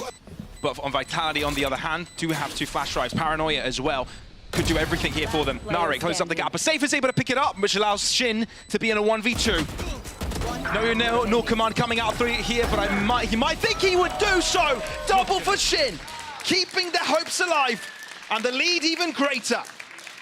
A Red Bull clutch coming in there for Shin. Now Carmine Core comfortable knowing they go into the next half minimum even. And again, Vitality, no opportunity to use these ultimates that have been waiting in their pockets. 3 rounds left into the half. We have to start seeing some of that usage. This was, it got dicey. It gave Kinda us, nuts, though. I know. I mean, the shots were so clean coming out from Shin, but a bit of lack of communication, that lack of spacing in those trades. And it's those moments that you hope to have your protocols well tried out, you know? You need that round. You're playing in the top leagues, and those things will be punished. To be fair, some of those players were on eco weapons. That is true. So the full loadout is what we've got our eyes on. Could have been an opportunity for them to turn it all back in their favor, though. Yeah, early on, but so far, quiet for KC.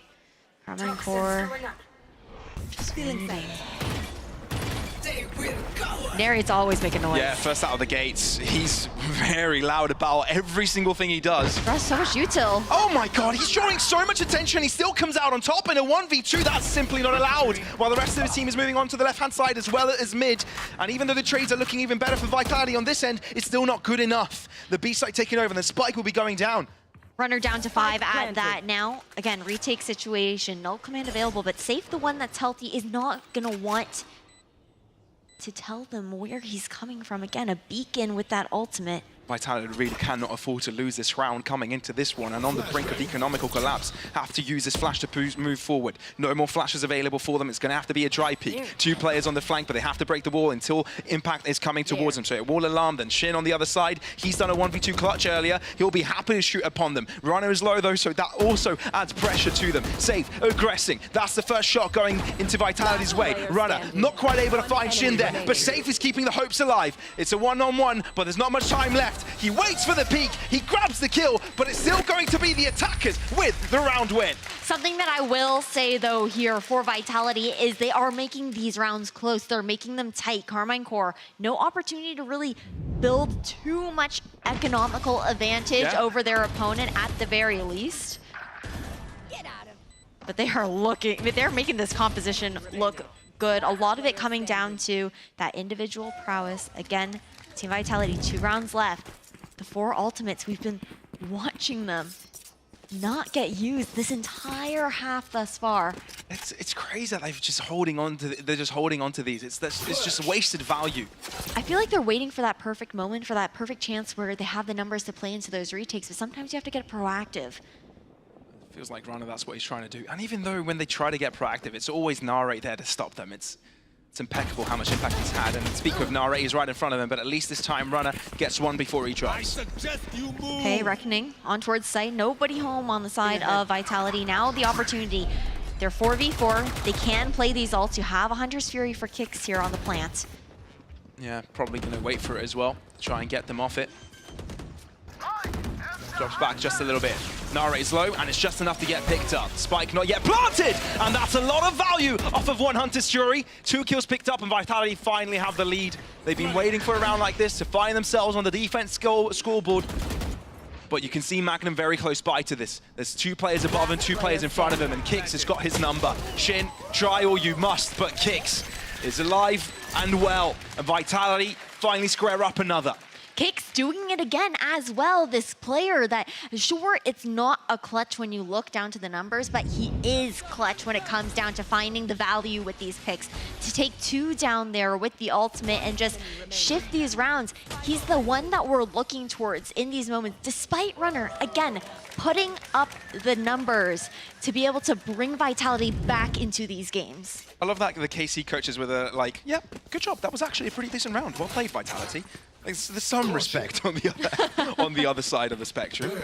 But that has drawn KC to a really difficult spot. Not much going on for them economically. No, again, with how close these rounds have been. So eyes towards Martine this time around. You've got the judge, you've got that showstopper opportunity to close that gap with the satchels. Reaching deep into this pockets for this one. It is the last round of the half, so they've got to expend everything. And Martin, with this sense of urgency, clears out B. It would like to use a showstopper to the best accord, and Kicks is down, expecting him to be in that corner, but Sender now is being challenged, but this time Safe is there to help him out. Yes, a spike is being planted, but KC might be taking too many fights that they didn't want to take. Paranoia also doing a lot. Flash Drive allowing Safe to peek out for yet another time, and they're picking off KC players left and right. And it's all down to Shin with a judge, not an optimal weapon with long distances. Oh, they've got a read into this as well. The Cascades give away his location. At least he'll try and close up the gap, but try all you can. You shall not succeed. Vitality close out the final round of the half, and I think they'll be happy about that one. Close it out and a good note. And you've also shifted the momentum now, Casey. They had a hot start here on Ascend. Vitality's map pick. Now we're looking towards the pistol here. Vitality need to get this pistol in pocket to continue carrying this forward. But the frustrating thing, I think, too, is that the smokes that you're walking through, they're not any normal smokes that you can just pop flash through comfortably with Safe on that KO. It's the fact that you've got that toxic screen, you've got those poison orbs, the decay that's going to be applied to you, and then if it's Shin you're walking in towards, you're slowed. You're not able to actually have that same kind of momentum on those sight hits. Big pressure point in this game, but we approach the second half at a very close score. Only 2 rounds between them, and with a pistol and a follow-up, that could quickly adjust. It's Vitality now on the attack. KC taking on the defense. One suppressed. Proactivity versus reaction. And it's Vitality to take the first step now towards this ace site. KC, they put so many players near mid, by the way. Looks like they want to move them in as a unit. I mean, 4 players. Magnum alone, dash in. It's a good guiding light, though. Keeps him at bay. And Kicks is the only player from Vitality not playing with the team, and he finds 2. It's incredible. Martin finally puts him to his grave, but he found a lot of damage there. So much value again with those picks. Sender's stuck back. Nano Swarm to delay them from pushing. Paranoia assisting as well. Could have allowed them to back off of that. Runner's thinking of helping out here, but the Painters have kept him out for a little longer. But with the Frenzy, he can just spray upon them and get a double. Knowing Magnum is, as he's touched the spike already, does move a little bit further forwards, but he's got 2 to deal with. The captain of KC has got a lot to prove, but he's running right after Destiny because he knows at least where he is from. The double right click does the job, but with 20 points of health, he's got to do it against Runner, and I don't think he knows where he is. And he has to get the spike defuse as well, and it's Runner with a Frenzy to find a bullet between the eyes of Magnum, so Vitality get themselves the second pistol of the map. Incredible coordination coming out from Vitality over towards Tree as well. You've got the Nano Swarm that delays coming out from Sender, and then that Paranoia to just push back Carmine Core, who were looking to swarm the individual stuck over towards mid-cubby. Man. We're seeing a lot of skirmishes right now, aren't we? Yeah, we are. It's getting scrappy. Down to individual lurks, down to individual plays. It's been the name of the game, this map on Ascent. I mean, it's what you expect, seeing Arena on KC. The gamble stack this time around towards A, not mid. Good read into it at the very least with Vitality. The thing is, again, oh, okay, Magnum. I mean, he's spotted. Just do a little bit of pressure over there towards that B site. Not going to find anything with the guiding light, though. Just a bit of reconnaissance. Oh, 2 players' feet spotted. And I think Led is going to head in their direction right now. Spray down is sweet, but the pistols are sweeter. Somehow Magnum is kept in a 1v2. There's no guns for him to collect because they're all on site, but at least, I was going to say at least Sender has a pistol, but he's going to pick up a weapon now. It's good timing for the wrap back towards A main here for Magnum. Weapon he can pick up here towards the choke as well. One guiding light to work with, yeah. Okay. Maybe it's doable then, because nobody's looking in his direction. Scratch that, Sender is as accurate as you can be, Magnum. With a classic on that distance, it's not gonna be it. Vitality, follow up, unlike the previous half. Hey, it was expensive though. Carmine Core made them work for it there on site with that gamble stack, but again, this is what you want to see coming out from Vitality. Okay, what do we have to work with? The buy coming in from Vitality, actually. They're going to be looking to force into their bonus round as much as they can, opt for the light shield so they can still buy guns into the next.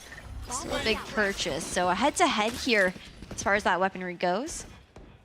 Early information to be found. Martine's boom bot. Let's sniff that out. Well, Vitality dry it out a little bit. KC again in mid. It's exactly what they did in the pistol as well. It's like stacking them up here in case of a crunch.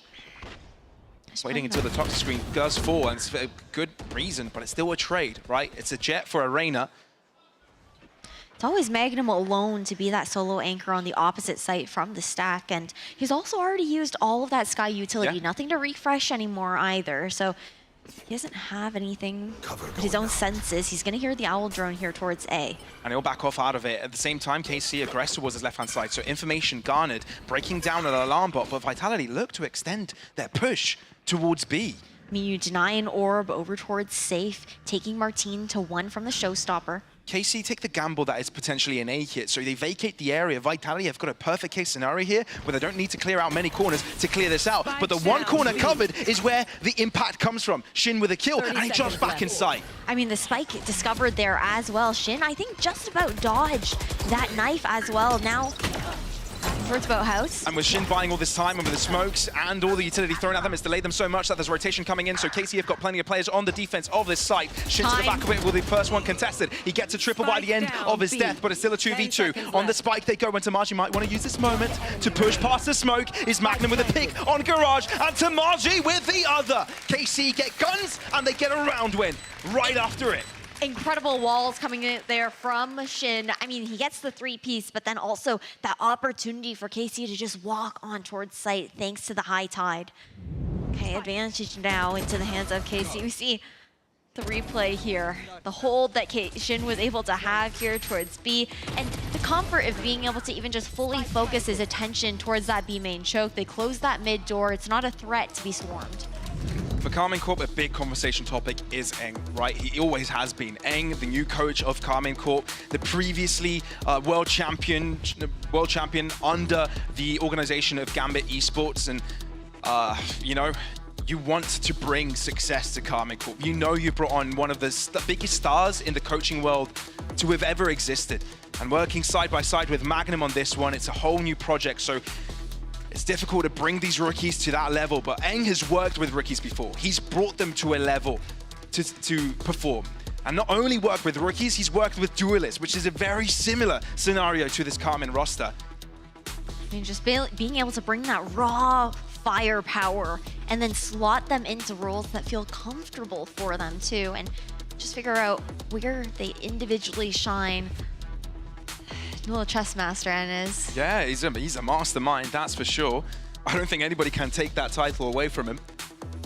Okay, into that timeout though. That was a Karmine Corp timeout to be called. So the discussion here likely revolving around the fact that, sure, economy dwindling for both teams. It's so close, neck and neck, trading round for round. Showstopper to work with here for Martine, but I'm sure they've also got their eyes on the ultimate economy of Vitality. One away for both Safe and Kicks. Defense plan lined out here for KC. 2 players spotted onto the A site from the KO's dagger. And Vitality ease off of their initial push. Suppression has now faded away too. And KC do put a lot of pressure into mid themselves. 2 on short, 2 from mid, but there's a smoke on one end, so it does prohibit the cross from coming in. No trade available for KC to pick up. Vitality get a kill scot-free. And they're gambling this rotation already towards this A site. They can hear the stomps in A main. No command. How much utility can be thrown before it's popped off? And the answer is a lot. Snake Bite and Paint Shell, so it's delaying this push quite a lot, allowing the rotations to come through, but it also gives Sender time to group up with the team. Hunter's Fury, what can it deny? Tamaji on safe, but he can be brought back to life. That's a spike. It buys a lot of time here. And the showstopper from Marty not quite able to find the pick he would have liked. Instead, he's the one that gets shut down. And Destrian, the player that has had the best of performances at previous map, redeems himself on Ascent with a triple by the end. He's woken up, warmed up into the second half of the last map, and now looking to carry that performance here over towards Ascent. Well said there, Pavlos, as we head into the next round. This is off the back of a Karmine Corp timeout as that. So now you're looking towards the fact that there are going to be some economy difficulties here for the blue wall. And that's also with the showstopper being used, and man. That's a proud coach right there. All that was needed to be said. And his teammates are cheering on for him as well.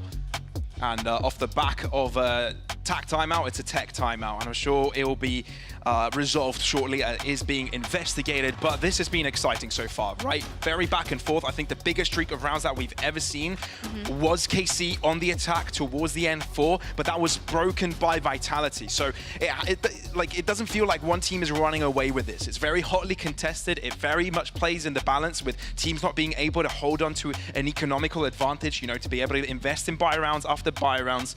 A lot of these fights are becoming quite scrappy. Due to also just like the team composition on the side of Carmine Core, you're looking at the fact that you've got Magnum, sure, he's been using a lot of his util though into the early rounds because he is usually playing that kind of like solo anchor on some of those sites when you see the money stack with the other 4 players. And then once that's done and dusted, what do you have to work with? Not much. It's not like you're running a Sentinel on that side that gets to lock down one of those sites. Those choke points there, often you see the KJ setting up towards mid, for example, like we saw for Sunder. So instead, they opt to play with their lives. They opt to play with that positioning. You will see them just standing there as 3, staring down towards mid, and then they just have to guarantee that they are winning out on those engagements. But if they lose them, where do you go from there? Very true. I think this gives us time to reflect on the journeys of these two teams, right? Carmine Court last year, not the best of performances from the old roster, but now it's a new start, a new beginning. And they did start things off strong in their first match against Giants, right? 2-1, Giants X, excuse me. And 0-2 against Heretics right after. But what was the most impressive, I think, from all of them is being able to shut down Foot at the final mark, at the elimination game, because let's be fair, Foot has built out expectations. One of the biggest teams that Turkey has ever been able to provide, and with an upgrade package and the likes of Yedije and CNED, Carmine Corp being able to deal with them that quickly, well, I wouldn't say quite quickly, but in a fashion that, you know, no one could deny their success and their deserving position to play up against Vitality today, is there's no doubt about it. While on Vitality, on the other hand, they've had a different road, right? They had to play against the world champs, Fnatic, the 2-time world champs, actually, and even shutting down the newcomers, Gentle Mates. So 2 different journeys, but I think maybe some higher expectations for Vitality, given that they've been able to compete so closely with the Giants of Fanatics. Fanatics? That's a new name for that team. Multiple of them now, but I agree and disagree at the same time. Okay. Sure, map 1, Vitality, they did go head-to-head, but I think that we also didn't see the same Fnatic that we were used to in that first map. Then you take it over towards Ascent, and once Durko was online, Alpha Hair online, what were they to do in those situations? Just not having the mechanical firepower to deal with them, not even being able to kind of play as a team, just kind of picked apart in that kind of regard. So while I get your point, I will have to agree to disagree on that one. I think that when you look at the matches, in reality, Carmine Core has made a lot of their fights a lot tighter. Yeah. But there are also parallels between these two teams as well, because you're looking towards the fact that both Vitality and Carmine Core, they've dealt with some tough losses, some blowouts for both of these squads, yet they're also teams that have been capable, despite the fact that you see a lot of rookies on these teams, a lot of the ones looking to take the big stage for the very first time here in VCT EMEA, just flip it. They look tense on stage in that map where they're losing really hard. Okay, break, next map, completely different attitude going into it. This truly is the year of the rookies, though, and I think these two teams reflect that massively, right? And whoever you have your eyes on, it's a different conversation. On the one hand, you've got a star like Runner, completely running down that tier 2 scene for a while. He's been a highly anticipated prospect, and many would have expected the jump into VCT from him. And he's doing really well. Like, there's a reason why Safe has handed off the leash to Runner of that duelist role. So, you know, there's a lot to be talked about. And for that reason, we are throwing this to the desk to see what they've got to say about this game so far. Thank you so much. Welcome back to our desk. There's a potential bug in the game. League officials are still investigating, but that gives us some time here, Lothar and Steel, to discuss what we've seen so far. Heading into this, Agent Select, you guys got very excited. KC is coming up with a very unique composition, and round 5 was a really great example of how they execute on this. Lothar, you have a illustration. Yeah, I wanted to show round 5 because exactly shows how the team wants to utilize their composition and the utility that it has. So we're going to jump into round 5 when it's in full A execute. But before we actually show the execute, just pay attention to how on mid you're going to have this Viper wall just actually condition the enemies. Almost every round is being pre-set up before the barrier drops, so it's something that covers the bottom mid and the potential short push from the tree area. So that's something very important as well. But we're going to play the round and pay attention how the harbor wall just kinda mimics the typical smokes that you're gonna have on the A side, but it leaves a lot of space on the heaven, which actually is a big problem for the execute. But fortunately, the team exactly knows how to play with this kind of with those kind of smokes, because they play very aggressive. I'm going to speed it up a little bit. I'm not sure why it's slowing down. But right now, right here, when we're going to the site, this is something that I want to talk about. Right here, this harbor cove is being used to safely enter the site. And that's something that we see also on the B side, because typically with this harbor wall that you're going to be using on heaven over here, you can get spammed through. So this showcases to me that KC exactly knows which task every player has, and to make sure that this execute is worthwhile to do, and also everyone understands what is their role. And after they do this initial push on site, they're gonna be, let me speed this up a little bit, they're gonna just push over their own smokes to establish dominance, because they know with this potential vision denial that they do, players will most likely play retake. So they establish the dominance before planting. Yeah, I think one of the things to point out about Ascent in specific is that every team is just like, you need to run one of these mobility agents. Usually it's Jet, sometimes it's Raze, and the point of it is that when you get to these choke points on this map, so whether that be B main or A main, you have to get out of the choke point, otherwise you get crossfired from all these different positions. There's potential traps with Sova darts, with Cypher trap wires, Killjoy can set up utility as well. So getting out of that choke point is like the biggest thing ever. So if you're able to just drop a cove where everyone's able to get into it and then just past the choke point that they can spread out into all these different positions, then it allows you to bypass the main issue of getting out of the choke point on this map. And so I think it's a really good job that they use this, and they can be really explosive with this composition. But I like what you pointed out with the Viper wall, is that it's a conditioning tool in the sense that they could place it there and then they could choose to use it that round or 3 rounds in the future, and you never really know what's happening.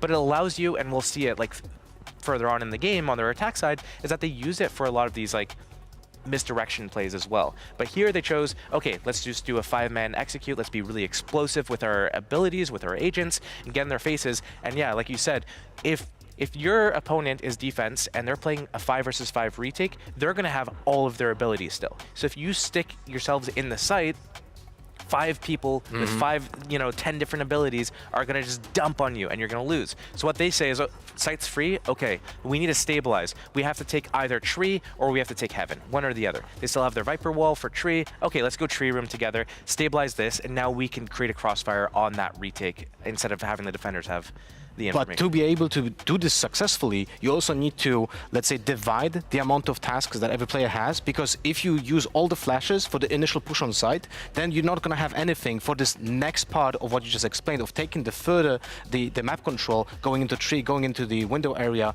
of short, where you need the secondary flash. And that's, I'm not sure if I can actually show it again on the clip. Maybe you can show it again if possible, because that's where Magnum comes in with the second flash, where right here, if we can show this on screen, that would be fantastic. This is the second flash that Magnum uses during this execute, and typically you would just use 2 flashes while going on site, but Magnum knows exactly what's gonna be the second part of the execute, and he still has 1 more flash because Reyna used her own flash for the initial entrance on the site. So making sure that the leader of the team knows exactly what are going to be the steps and the responsibilities are going to be divided between the teammates is allowing this composition to thrive. And even though it's Arena with minimal amount of utility, it has our own job and it does it well. So honestly, I'm so happy to see KC actually cook up a different composition than what we typically see on Ascent, because it's just interesting to watch. It's interesting to break down, and it actually makes me excited, you know?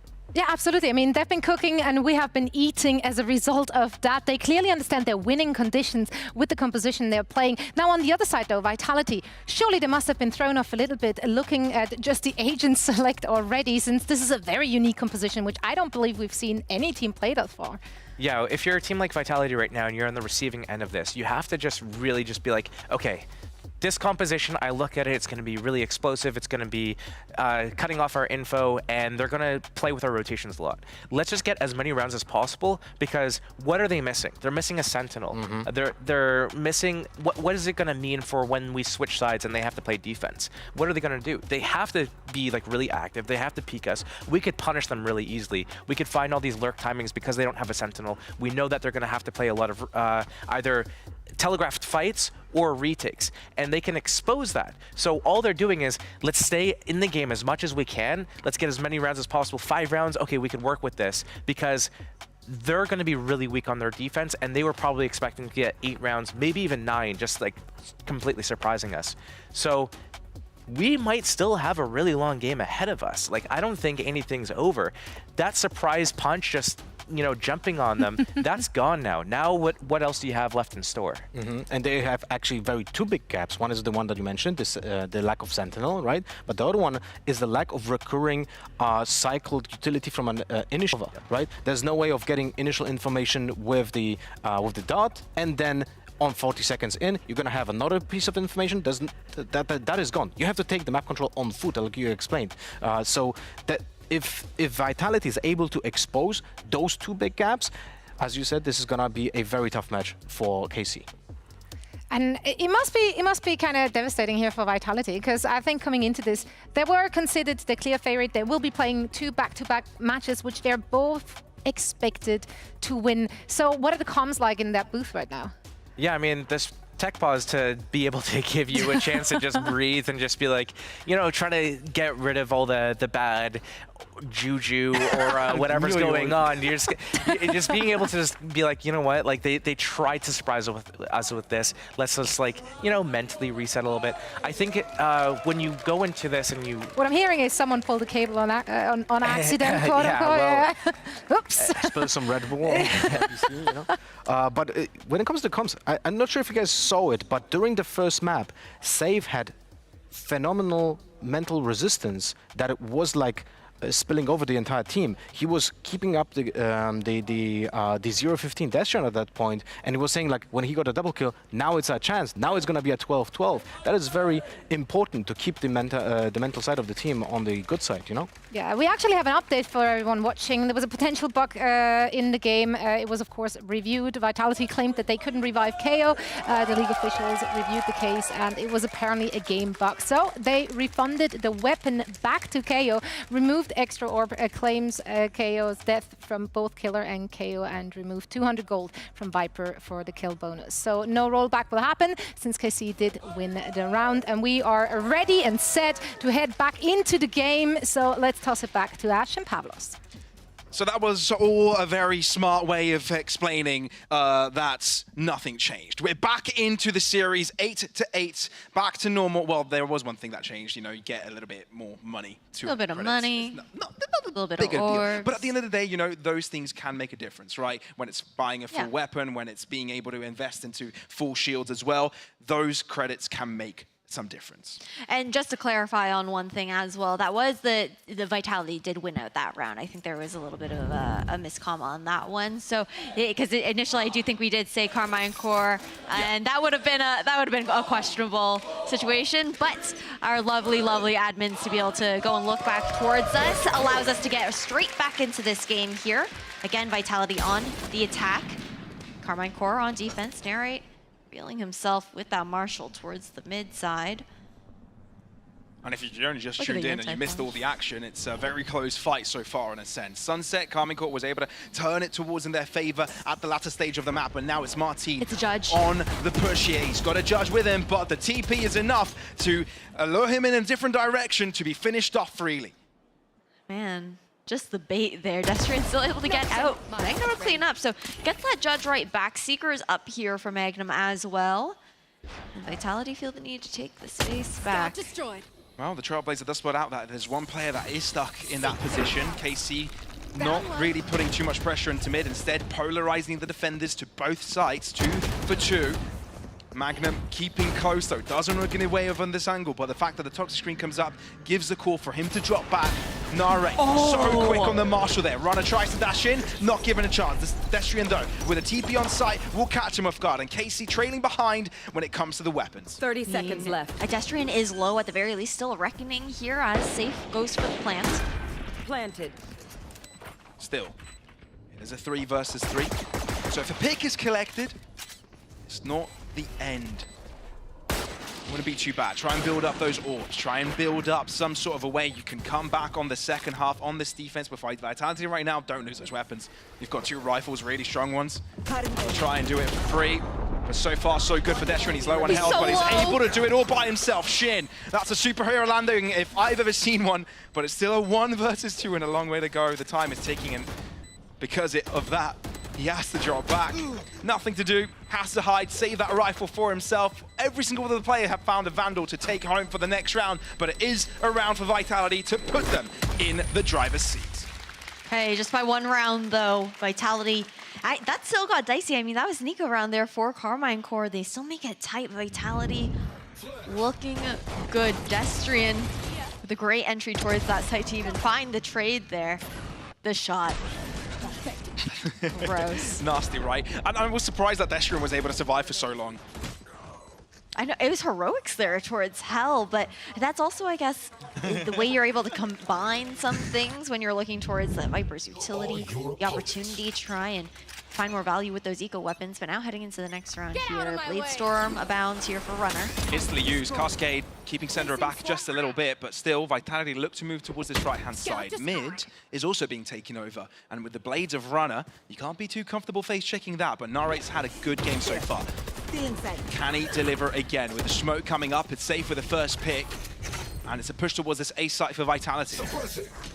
Flying up the knife, 0 point. Where is it going to land? Over towards Heaven. There's 3 players on the stack here for Tree, so KC can start raining bullets upon them. No pick for them. That's super crucial, but they retain control, and they go even further. Martin aggressors, Safe reads it. That's Vitality clearing up ground. Nare finally finding a pick, but I'm not quite sure if he spotted out Sender's gun, but he still turns around in time to pick off Kicks. A 180. And 2 versus 3 now, favoring the Vitality side with a spike on site, and Sender there as a guarantee. Nare is going to try and read it, and he's good for it. 3 for his name, 2 more left, and he could get an ace.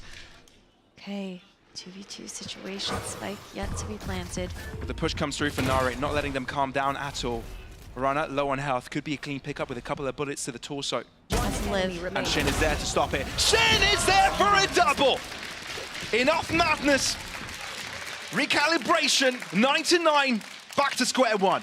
In that round, it started off looking so good for Vitality, but heroics coming out from Nare on the Reyna towards Tree.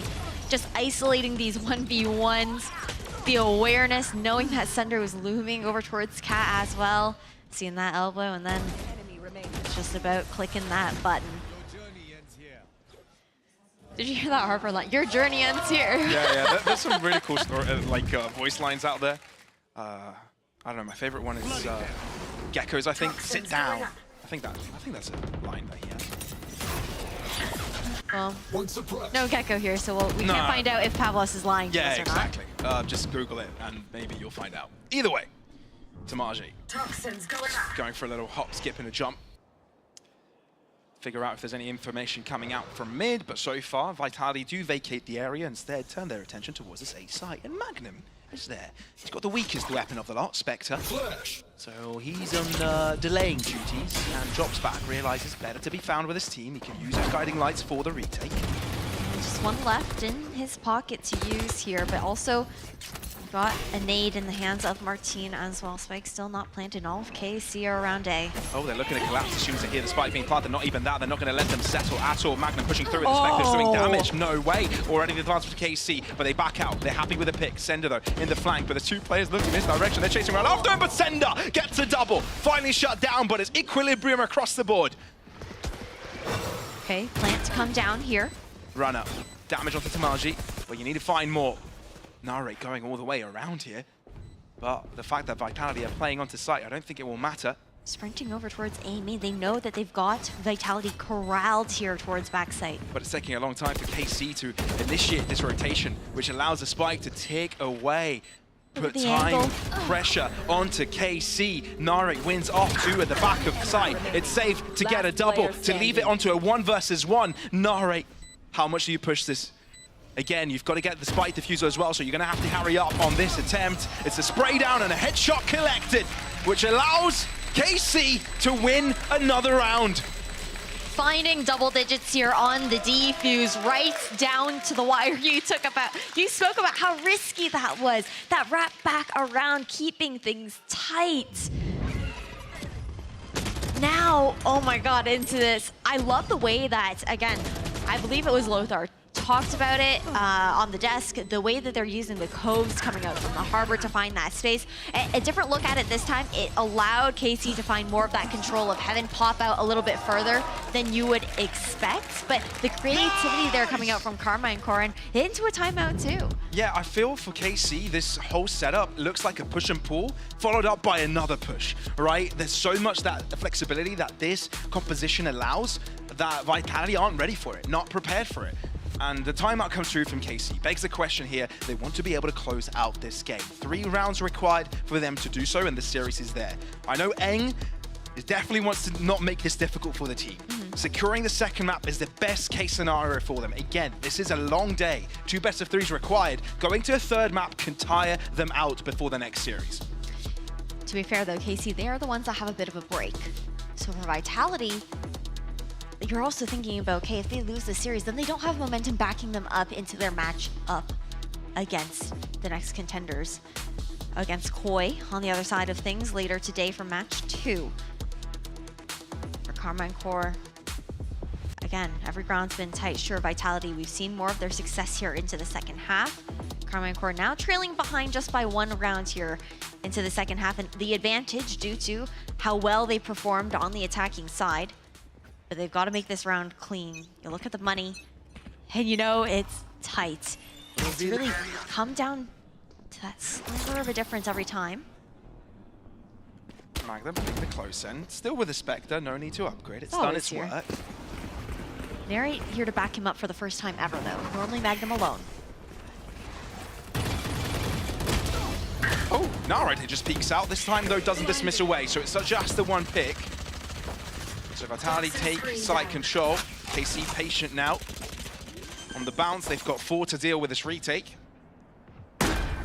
No command out, but you've already got a high tide coming out from Shin early, feeding that. But the fact that KC can't use their utility, they're going to try and find strengthening numbers. So far, pushing all together, but it's not working out for them. Somehow, Sender does find a kill with a classic, which puts them under immense pressure. Safe, up close and personal, gives Shin a smooch, and it's down to 1v3 that Marty can't handle for the world of him. Vitality right back on the case, and it's double digits on both sides. Being able to pick Safe back up there meant everything for Vitality. And again, Karma and Core, we've seen 2 of, I believe both timeouts were used in this map already here. And each time Vitality were the ones to actually find success off the back of it. Because again, it does give that opportunity to chat about things to your opponents too. Now you're looking towards money situation. It'll be a hero rifle into the hands of Narrate after this round. But a lot expended there for Vitality into the Fosmith, that lockdown, that null command. Now nothing to work with. Kicks 1 away from cycling up to that Hunter's Fury at the very least. We've seen his success on it. It's 2 for 2. Magnum this time again is at the position where the push is coming from, but you can't really say much about their buy. So likely Vitality to find the lead after this. But the Nare on the Vandal is the player you kind of need to look out for. But because he was set up on the A side, his influence may come in on the latter stage of this half of the retake on this round. I mean, they're not given a chance really. Dink by Dink. Runner just playing whack-a-mole, but finally Nare shows that the moles whack back. Trying to heal up here, gets a little bit done. So shields replenished there on the side of Nare. Again, Shin though, no weapon in sight. Yeah, this is Vitality going to take the lead here. It's their own map pick, right? So it's something that they would like to head their way, but you know, considering losing this, they'd be already 0-1 in the day. And he sort of hoped that there'd be some sort of a tiebreak going on. for them to stand a chance of 1 win, 1 loss all across the board. So they need this win, they need it quick. Everyone from KC falls as we enter another buy round. You would have also liked to see Neri actually carry that Vandal over into this next round. I guess the fact that he can purchase the light shields, even into the Guardian if he wants. It will end up being the Vandal at the end of the day. But because he's on that Reyna pick, it's acceptable. You get the opportunity to kind of refresh with your utility as long as you can find an execution onto one of your opponents. Again, neck and neck here on Ascent. Vitality's map pick. They're playing the standard comp, the meta comp, and they've done well to adjust to how Carmine Core are playing with something so extremely untraditional. Not only the alarm bot, but the turret was placed in B, that was broken, and the alarm bot falls as well. So Vitality don't have much information in case of a P push, but the fact that they're pushing so quickly, it might not even matter. Moving into short, and KC have got a good read on this. 4 defenders, it's strong. Paranoia, not quite useful. It does clear ground for Runner to move into. Magnum clears it out. Hunter's Fury from Kicks. This is hoping to buy space. Marty from the sky, but it's Nari to get a kill. It's KC on top. The defender's doing wonder work. Deshrin, he needs to pick up the pieces.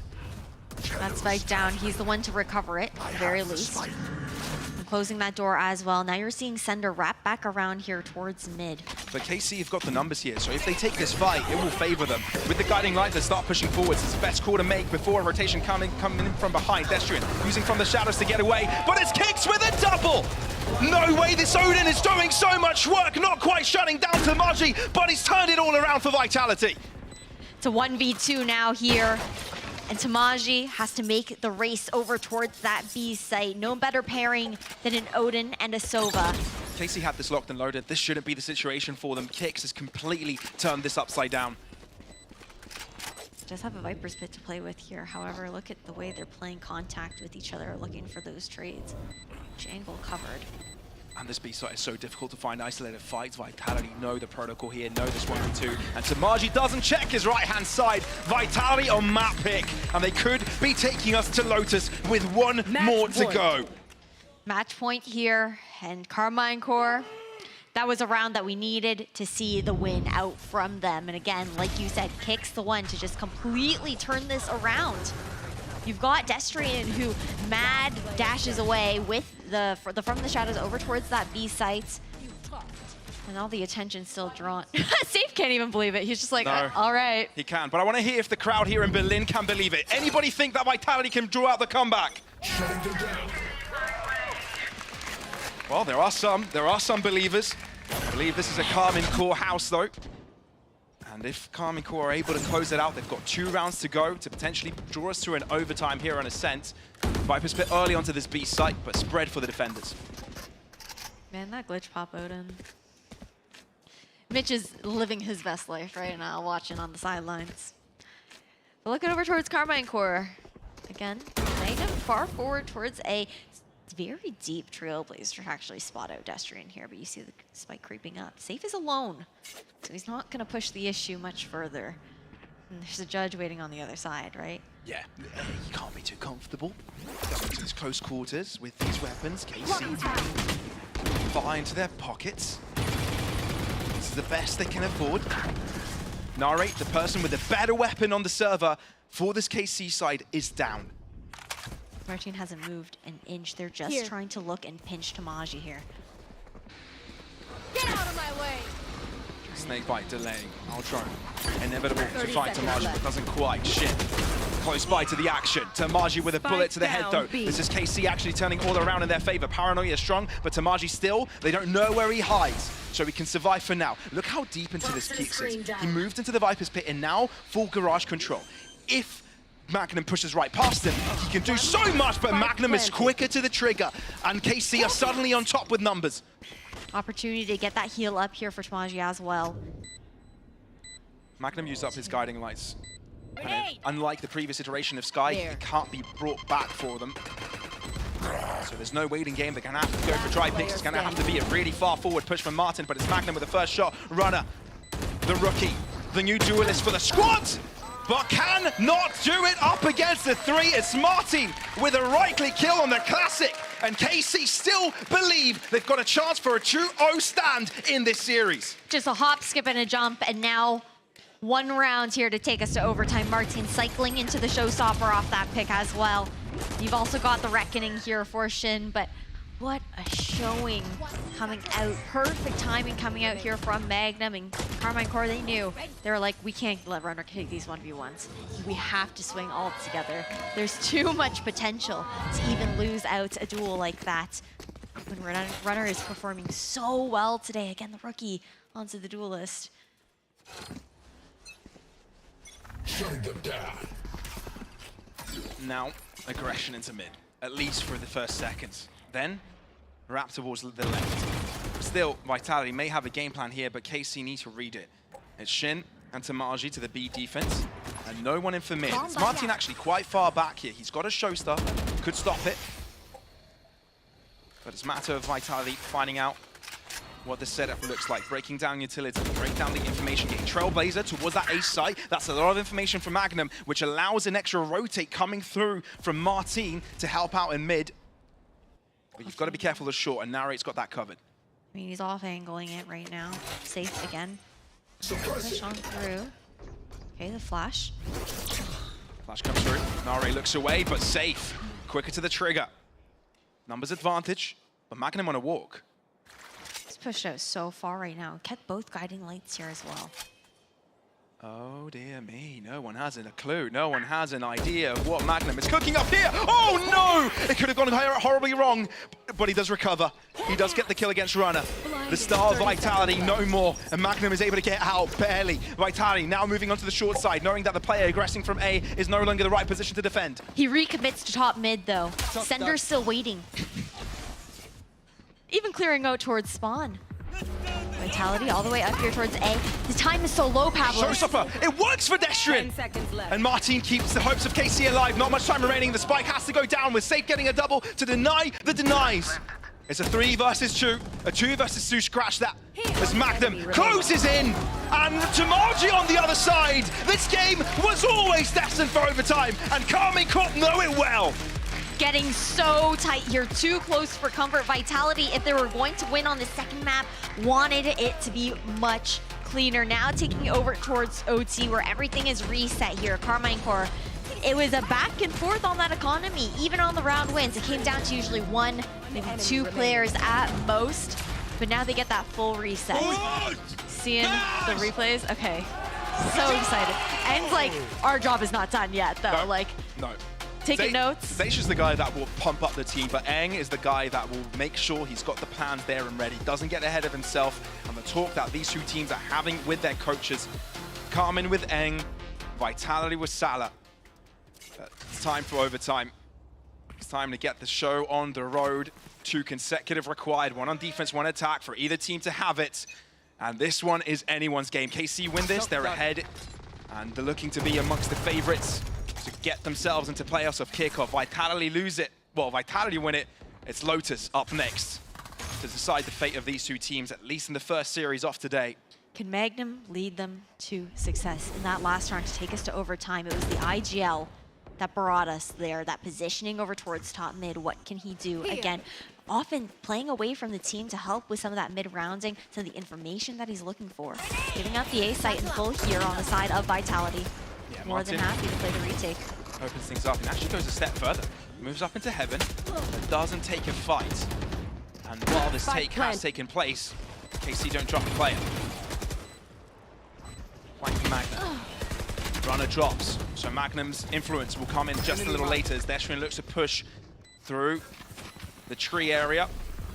It's got the paranoia, and that's going to be the crucial one, but the flash from Magnum is immaculate. Collapsing upon them, KC want to have full control over this. Kicks and Safe, kicking and screaming throughout this, which allows Safe, the former MVP of the league, to do it to himself, but it's a 1 versus 3, and it's all too difficult. KC, 13 locked and loaded, 1 away from getting themselves ahead in this play-in stage.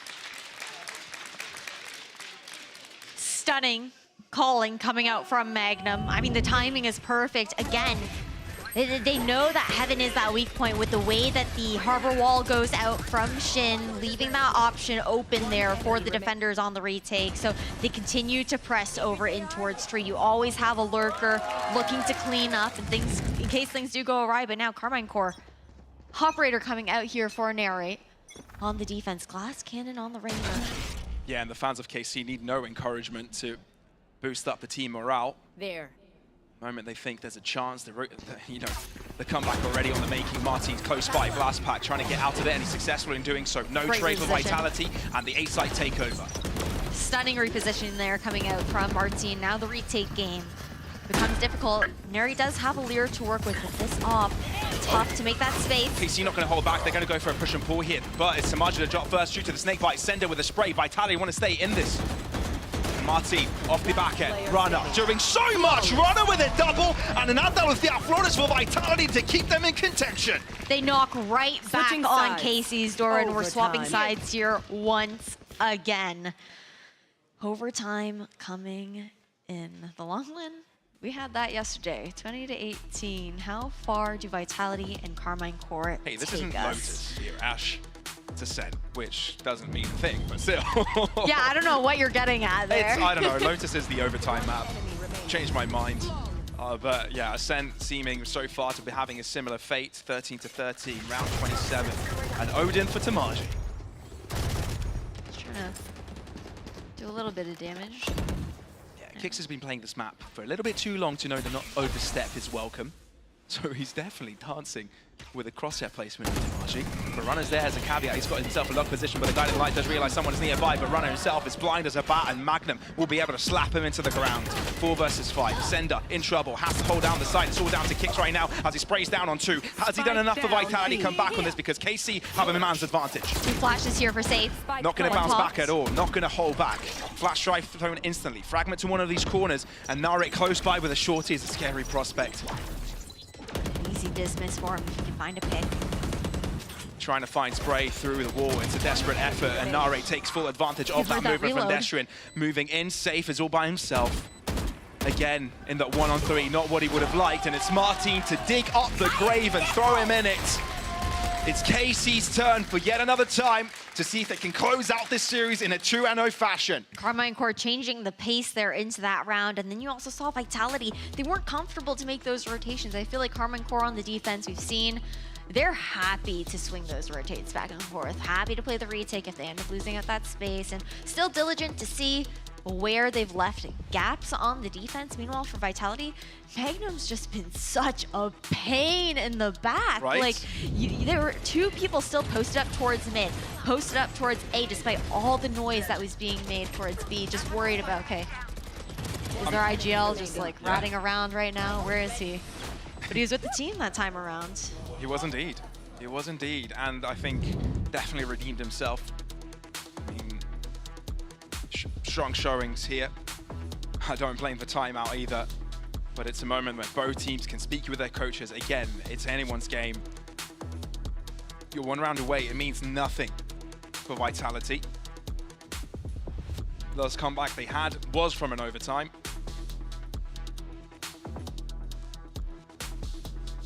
Resetting that mental. You can see frustration on the side of Vitality right now. Sure, serious looks on the side of Carmine Core as well, but they do have a little bit of more smiles on their faces with some of those celebrations. For sure, but you say frustration of Vitality, I see focus, right?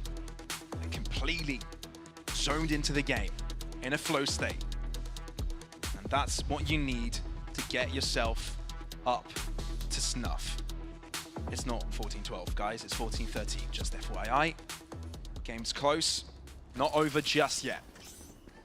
And Carmine caught on the timeout that has just ended. I've got a chance to close it all right here. Aggressive look for his B main this time. Neri alone. This one Molly popped here from Sender just to keep him from taking that angle. And the spike originally postured towards that A side, now shifting back over towards B. Look at the way that Carmine Core have looked to actually stack over on A though. 4 players. Just a wall here on the B site to allow Narrate to kind of maneuver around it if he does end up getting swarmed, but a slow look here from Vitality. Fake TP from Destrian keeps Magnum guessing. But Vitality slowly inching their way into mid. They're just starving Carmine Core of information right now. But KC not really eager to find out much either. Very defensive positions. Only strong onto that A site, really. gonna fake smoke over towards B. You've got the knife lineup too. It's just safe though. And this stack is still on A. But still, look at this. It's Shin nearby, and he's done a lot this game. But can he do it again? No, the answer to that is send his bullets. And all of a sudden, you've got to deal with Damage on the side, but he's been smoked off. It's Magnum to do it by himself, and KC have got the advantage. Vitality, 25 seconds spare, and they can only head to this ace site. No other recourse, no other remorse. There's nothing else for them. They've got to go for this ace site safe. Closing in, Vitality desperate for the hero of them to do it all himself. But it's going to be Carmen Corp, the first to take the step towards kickoff playoffs, grabbing a first win in today's matchups with a 2-0 win against Vitality. The blue wall looking good, shutting down the swarm of the Hornets there in Vitality, and they are ripped away from their title of the Kings of that French Derby from yesterday. But like we said, today is all about resilience, being able to hold on to your mental, to your capabilities, to be able to close out. They've got 2 series to play, each of these teams, and playing each other is a difficult one. Koi is also in the making, right? And also a conversation topic for this. So Carmen Corp, the job is not done. You can't over-celebrate just yet. There's still a job to do.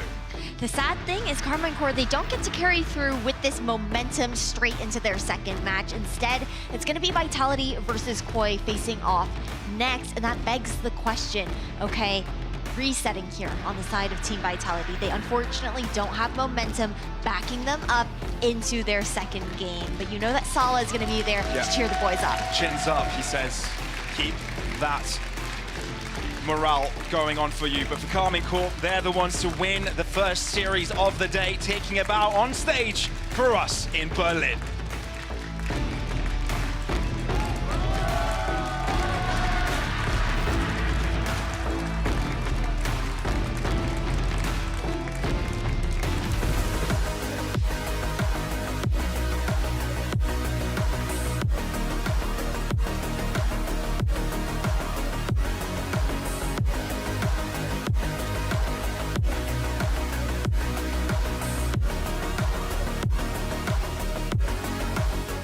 I know a place that will break you into 1,000 pieces.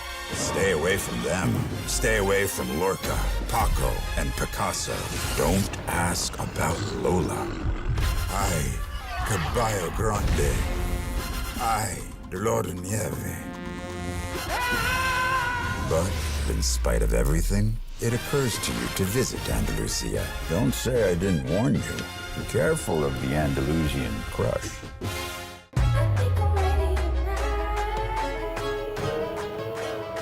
Hey guys, it's Jimmy Lin. In this series, I'm going to walk you through Attack on Pearl. Watch out for the stairs, clear this angle. You're going to be able to fight this.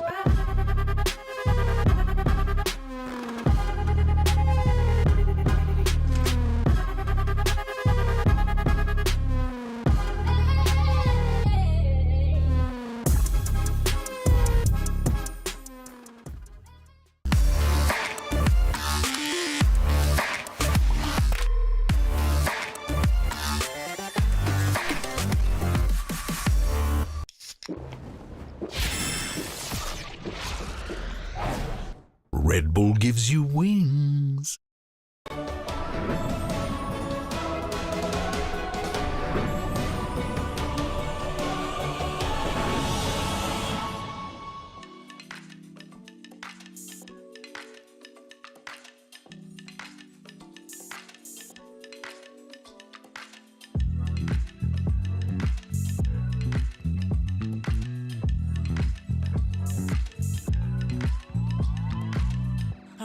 You're stressing right, you need some meditation.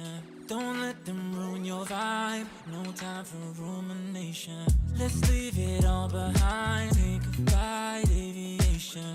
Want you, girl, by my side, let me show my appreciation. I want you here with me, I miss your body, baby. No, I cannot believe that you're still single, lady. Wishing I could retrieve. I want you here with me. Be my lover, be my, be my, be my, be my Jovi, be my, be my, be my.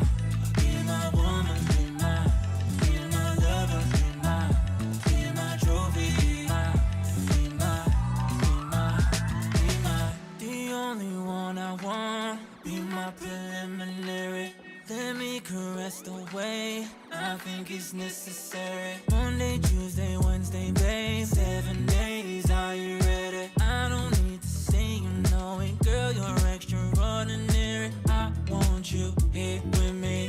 I miss your body, baby. No, I cannot believe that you're still single, lady. Wishing I could retreat. I want you here with me. Be my lover, be my trophy, be my woman, be my lover, be my trophy, be my.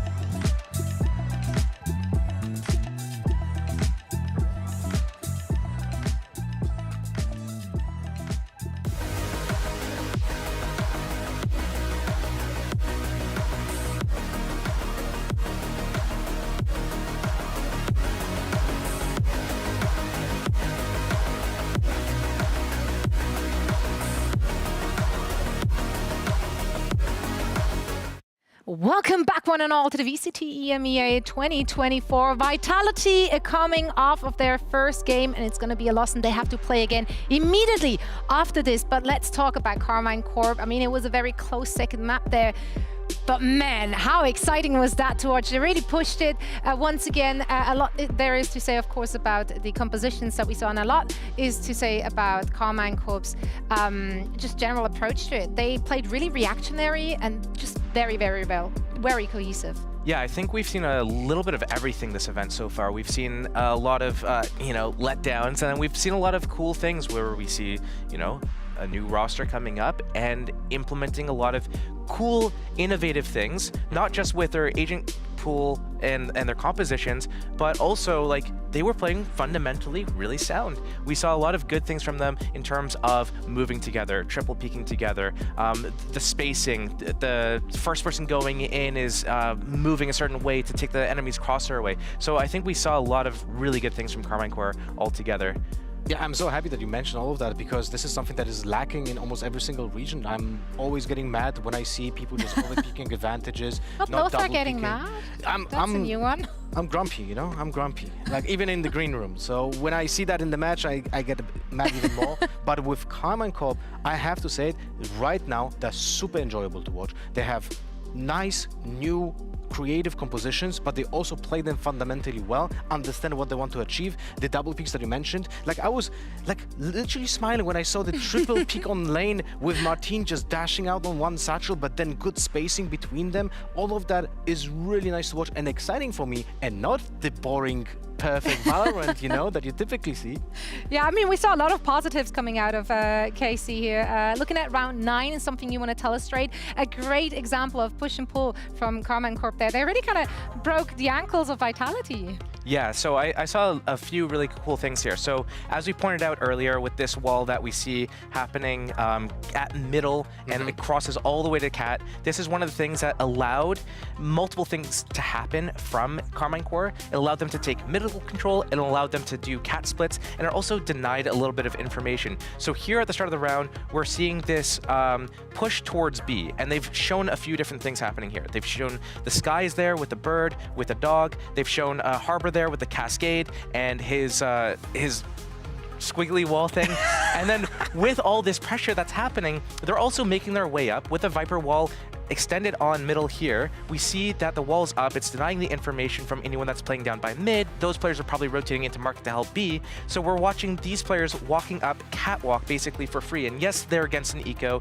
No, it doesn't really matter that it's against an eco, because what it's doing is they're getting all the way into B site here. So as I slow this down, we're able to see inside B site here, they've shown that they're all the way up close. The KOs suppress the sky. The Reyna and the Sky are taking a lot of space and making it say like, hey, we're over here. This is forcing a reaction from Vitality. And one of these reactions that's going to happen actually is going to happen over at middle by catwalk.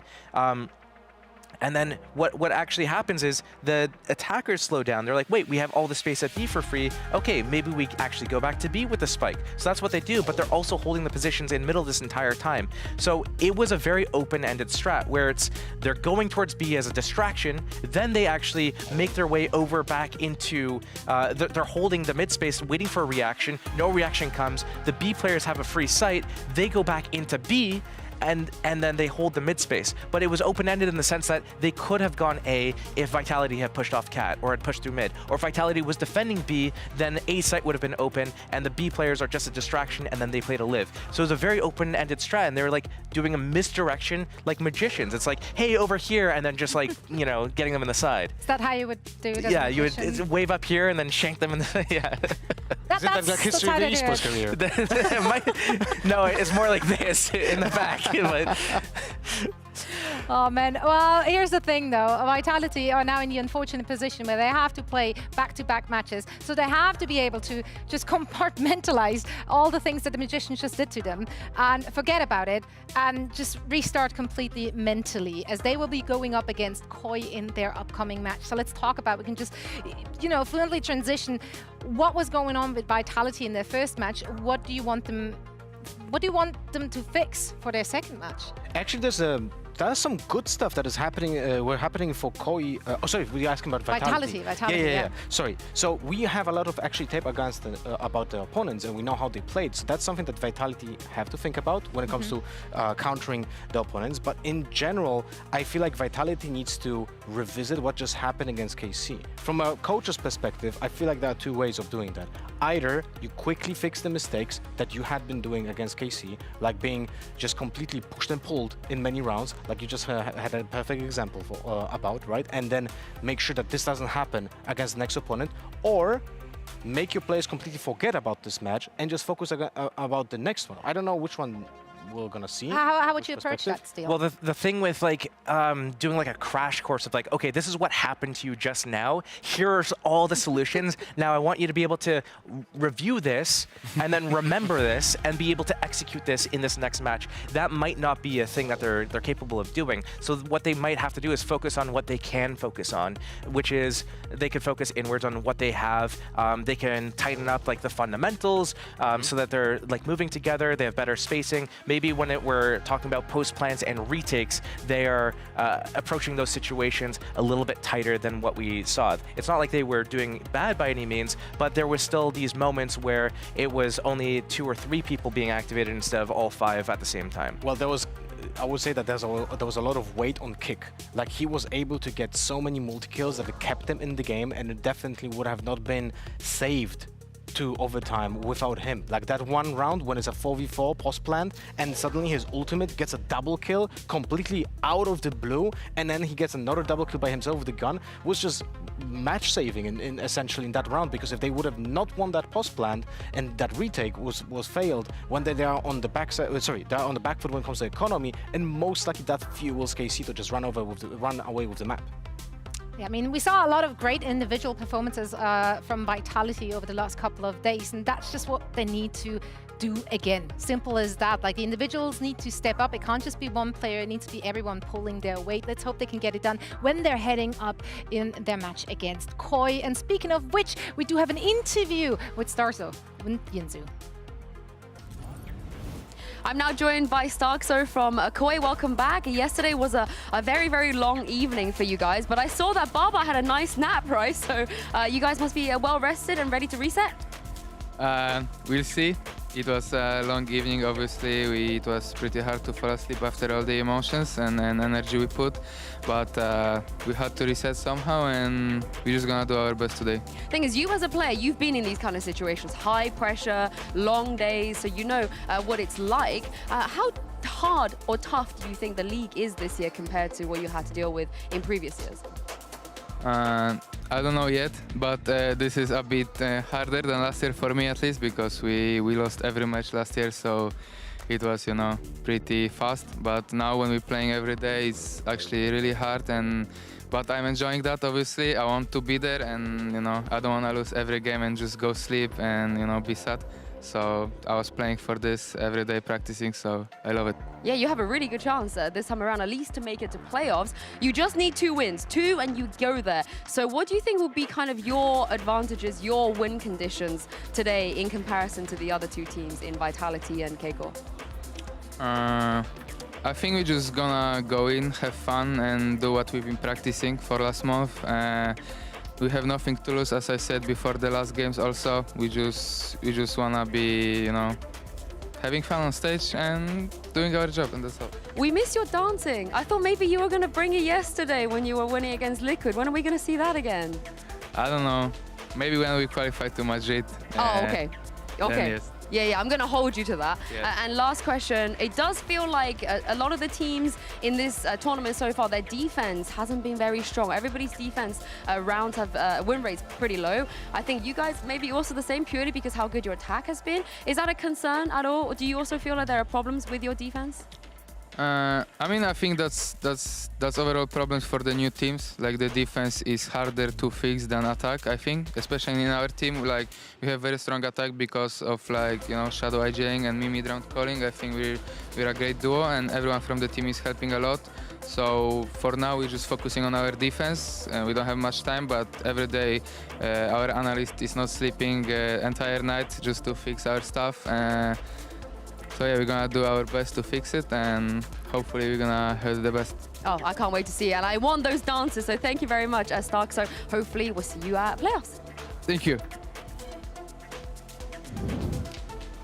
Great insight there. Thank you so much, Yinsu. And now let's talk about Koi in some more depth. Of course, we've seen some good stuff from them, some bad stuff as well. I want to hear it all from you guys. Let's first, though, look at the stats, attack, defense for both of those teams. What have we seen so far? Yeah, I mean, pretty much every team that we've seen here has been better on attack than they have been on defense, but we're seeing like a pretty wide discrepancy. So what is it about defense that all the teams are struggling at? Not just like Vitality, not just Koi, but so many teams that were here this week, is that defense requires the individuals to be able to make good decisions, and they need to be act on those decisions. But they don't have the luxury of the 5-man game plan that you have on attack, where it's like, hey, we're gonna do this thing together, and we're gonna move to this next objective. On defense, you might be in a position where across the map, your teammates might be dealing with something, and you need to make your executive decision. How am I gonna react to this? What am I going to do? And then am I going to ask for help on the way? And right now, teams are struggling with that making those individual decisions. Right. I mean, if every team is struggling, then no one's struggling, right? Quick math. if you say so, I'll take your word for it. Yeah. Don't do that. Lothar, we did see some really bright spots on Koi. Yes. One good example was on Sunset, actually. We actually have a few examples with Josh here, then we can talk about that. My first thing that I would like to bring to the audience is a concept of a gambit, opening gambit. That is when the barrier drops down, and potentially one of the teams wants to gamble life of their teammate to gain map control. So we're going to jump to the Telestrator and show a clip from round 7 on Sunset, where the play will be combining the Fade and the Breach utility to gambit Raze's life to gain map control. As you can see here, I'm gonna go a little bit back. There's the openings looks like this. You're gonna have a recon from the Fade being used in the backside of Elbow. Then you're gonna see the stun from the Breach opening the space for the Raze, and then the Raze satchels in a very, very skilled manner to take potentially a advantageous duel in that position and run away with his life or get traded later on. In this case, this is a very nicely done opening from Koi. But the second one, and that's something that we discussed with Josh, is that there's a something very similar happening right now from the B main to B market, and the idea is to stun and paranoia the market for the raise, as is another there's gonna be another gambit, but the execution falls a little bit, let's say, on flat, right, Josh? Yeah, well, we're going to see that it falls flat, where the Raze is trying to go out. He's trying to get his timing here. The Paranoia and the stun might have missed the Cypher. There's still a trap wire up. So the Raze is like, okay, I can't make my way through here, but we've kind of like found out information of what the setup is. We have B main. I'm going to go and move up towards middle. So he's making his kind of executive decision. Oh, wait, I can actually move up mid. Wait, I hear someone rotating CT spawn. I'm going to move up and go for the flank. But then this is a great sound bait from Team Liquid here, where Yampi stays behind to hold the position while his teammate is rotating and making the sound cues like, hey, I'm rotating over to spawn. And that signals towards Koi like, hey, this might be an opening here. So when you have these opening gambits to take this map control, get the opening kills, that's just the first step of the round. You still need to get the second point. So it's like, okay, cool, we have this. Now what? It's you need to still have an ending to that round, whether that be a good execution, whether that be you add in a fake, whether that be you take map control in a different area first and then go into an ending, but you need to have that extra layer. It can't just be, here's the gambit, and now that's the round for us. Yeah, and that's also a defensive gambit that they did. Let's just take a look quickly also at this. There's a opening on... Actually, we're going to talk about it later on, because we can bring it up. We can talk about it all day, to be honest. And as interesting as it is, I just want those teams playing it out on the stage. Both teams have not had the cleanest performances. Both teams have a lot of cleaning up to do heading into this very next match. The players are ready in the arena, as we are as well. So let's send it down to our second match of the day between Koi and Team Vitality.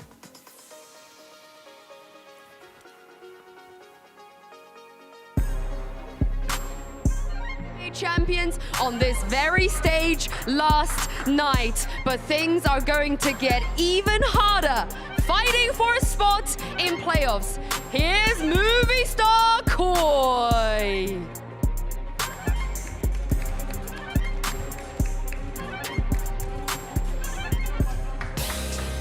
They're down after match one, but definitely not out. Taking the stage once again. Give it up, Riot Games Arena, for Team Vitality.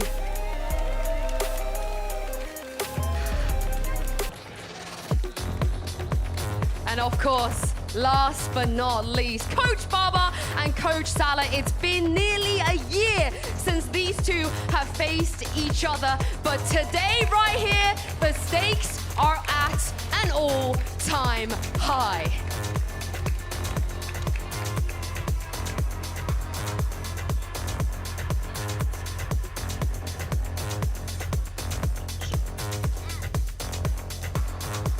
There it is. The teams are in their huddle, getting ready for this match. What is Vitality discussing at this very moment? They're probably going on talking about like, hey, like, we still got another chance at this. Let's shake this off. Let's, you know, we have another series. There's still a chance that we can make it through the play-ins to the next stage. We should be good. Like, we've played so well this event. It's not like the first time that we've lost a map. It's not the first time we've lost a series. So like you're lip reading. It's incredible. Yeah, right? So it's like I'm inside the huddle. Let's stay focused. We have our game plan. Let's just stick to this. We know what we can do. Let's not let the last map affect us, and let's press forward. And on the other side, Koi Lothar, do you think there's anything they saw in that first match from Vitality that they will use? Well, they didn't see a lot of operators, so that's good for them, no? Yes, that's yeah. the kryptonite from the previous matches, so that's maybe something they're going to be paying attention to. And the map features are not so bad. We're going to get Sunset. Perfect, because we talked about some of the rounds from Koi on Sunset, and we still have some in the bank for the Telestrator when it comes to comparisons. So I'm very happy to see Sunset and Breeze coming up first. I'm not sure about you, Josh. Yeah, Breeze is going to be interesting because we saw Vitality play this actually in their series yesterday. They lost on it 13-4, something just like they were run over by Phoenix Yoru combo. Yeah, they were. Phoenix Yoru. So we saw that they liked to pick it, but they didn't look too strong on it. But one of the things that can work really well in their favor once they get into their defense is that Runner might be able to pick up the op, and we know how much Koi struggles against the operator. So that's going to be an interesting thing to look forward to in the second map. Why do you think they are actually struggling so much against the operator? I think that they just don't when they see the op or they know that the op is possible to be on the board, they don't do enough things to kind of figure out where it is and then deal with it. Whether that be bypassing the angle with, you know, Omen TP or Cypher Cage can cross. It could be that you use flashes like Gecko, Sky, KO. Like there's so many different flashes that you could use. We're gonna see Fade. So Fade and Breach here on Sunset, for example, they had the same comp yesterday when they played Koi, and they would see the offer, but instead of just using Breach flashes or Satchel across the choke or Omen TP across the choke or use a Prowler or Eye to get the operator to have to shoot it or respect it or fall off, they would just walk into it. So it's not a matter of what do they need to do? It's like, what do they need to not do? Just don't walk into it. Dry peeking is the first enemy, or like the biggest enemy of almost every single player in every team. But I would like to also give a little bit of attention to how Movistar Koi is playing their opening defense on Sunset. That can be repeated maybe, and let's see if that actually happens and how Vitality might counter-strat that. Because in the previous game, Koi had an aggressive push on the pistol round towards A main with a Paranoia and a stun, and then raised Satchels on top of that. If they will repeat that, Vitality should have an answer to it, and if they do something completely different, then Vitality should also be prepared for that in case they will expect a very aggressive push from Koi, because that composition, the double initiator with so much push through walls with the stun and the Paranoia combined, is something that you need to be ready at any given point of the round that you might be just attacked subtly. Yeah, and they have a lot of, with a double initiator, they're really good with doing these trap setups or with doing these retakes, but they're not so much good with doing like these standard like split strats where it's like 2 people over towards B and 3 people over towards A. They need to kind of be a little bit more active in that. And as you talked about, they were being able to be active, especially on the pistol round towards A main. They have the cross-map stuns and everything, but we also need to look at how they're going to leverage their ability synergies and combos. For example, the Fade Tether with the Raise Nade to deny the plants on B. That's going to be something that we look forward to. We're going to look forward to all sorts of different synergies that you could do with that comp. But one thing that we know from Koi is that their attacks aren't really their problems, it's their defenses. So we do need to see them to have a little bit better decision making when it comes to moving around, when they're going to start with their retakes, how they're going to use their abilities or save them. Like if you can't hold the site, then you need to save all your abilities so that you can do a nice retake. You dump all the utilities to kill the bomb plant, the spike planter, and then you can go in for the retake together. Well, remember, the fortune for them, they actually have 2 initiators with recurring utility for that purpose as well, right? Yep. Indeed. Now the maps are vetoed, agents are locked, and we are sending it over to Tom and Mitch for map number 2, match 2, Koi versus Vitality. Almost got there. We got there in the end. Yeah. Thank you so much, Zoe, and our analyst desk. Look, Vitality and Koi. We've already seen one of these teams today, Tom, and now we get to see Koi step up to the stage as well. Their objective is to take this series against Vitality, move on, and defeat KC. That'll get them through to the playoffs. Meanwhile, for Vitality, it's a little bit of a harder road. They got to 2-0 this matchup as convincingly as possible and hope that Koi 2-0 their match against KC to force a 3-way tie. It's a tough road, but, well, you've made your bed. Now it's time to lie in it. Just don't lose the first game. We wouldn't be here. Exactly, yeah. You already had your say in it. Now it's time to leave it up to the other teams. So it starts here, and really every round that they lose could be contributing to their ultimate downfall for the side of Vitality. This is where they want to bounce back from the match we saw earlier. Already, Trapwire going to be distracted, taken down without any players being caught in the crossfire. Good trade out as Runner takes over control of the market, trading out the mid lurk from Safe, and they're even pushing aggressively in towards the spawn. Vitality not content with the site control. They want to fight all the way through and isolate some of these duels, but there's a few more Koi players than they'd anticipated. Now it's a 3v2. A lot to try and hold on to here. Grouping up the side of Koi, the Boombot already going to give them quite a bit of information. Nade to clear the close corner as well, but that flash is sublime from Kicks. His Sky has looked fantastic and evening up that scoreline. They've got to peek this in case they're defusing, and Camo now into the 1 versus 1, leaving it onto the youngsters to fight this one out, to see who takes the victory, and the Pistol King of Kicks will close it out again. Not a bad start for Vitality. That's what we wanted. The pistol round under their belt as they strive for victory here. It wouldn't be over for Koi necessarily either. Obviously, they have that, as we said, the best case scenario for Vitality really is forcing out that 3-way tie. that relies on Koi not being too decimated mentally from this series. Vitality, you want to do it. You want to win quick, not just for the rounds, but also so they still have some gas left in the tank, right? Yeah, the only team that are really going to be smiling at this point is sort of no matter how it goes, KC are just out there going, if we win our games, we win. Yep. And it's exactly the same for Koi. The only person right now looking at everybody else is going to be Vitality. For now, though, a little bit of early aggression from Shados, and yeah, that's about expected when you peek into 4 people. Obviously didn't have the info of how many were going to be there, and the Koi stack was on the other side of the map. So a B site after plant, Vitality should be fairly comfortable to take this one home.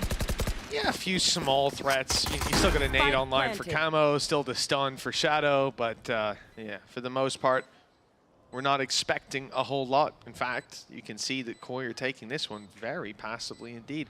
Plan probably died to the spike, and if any Vitality players do come out swinging, take them down, drop their weapons. But as we can see, looking at that hood, there's not a lot of weapons in play for Vitality. They're doing the standard 3-2 setup, 2 pistols, so even if they lose a handful, it's not going to be the end of the world for them.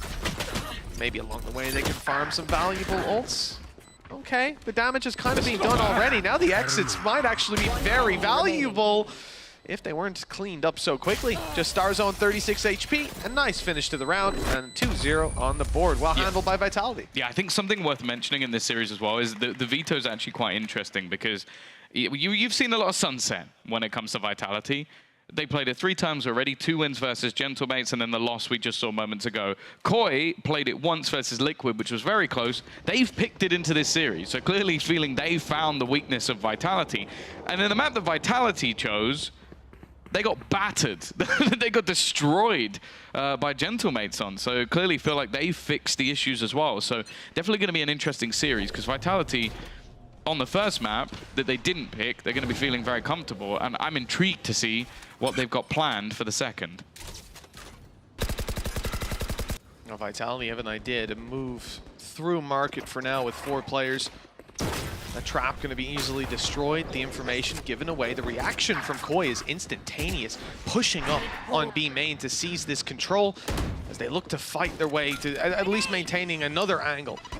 They can blitz back in on B. The problem is they've been isolated, they've been grouped up, the nade's done damage, and so is Shados. Rubino, sure he'll make it past the trap that's no longer up, but it's more about getting out of these angles, getting away from these players who are hunting him down so quickly.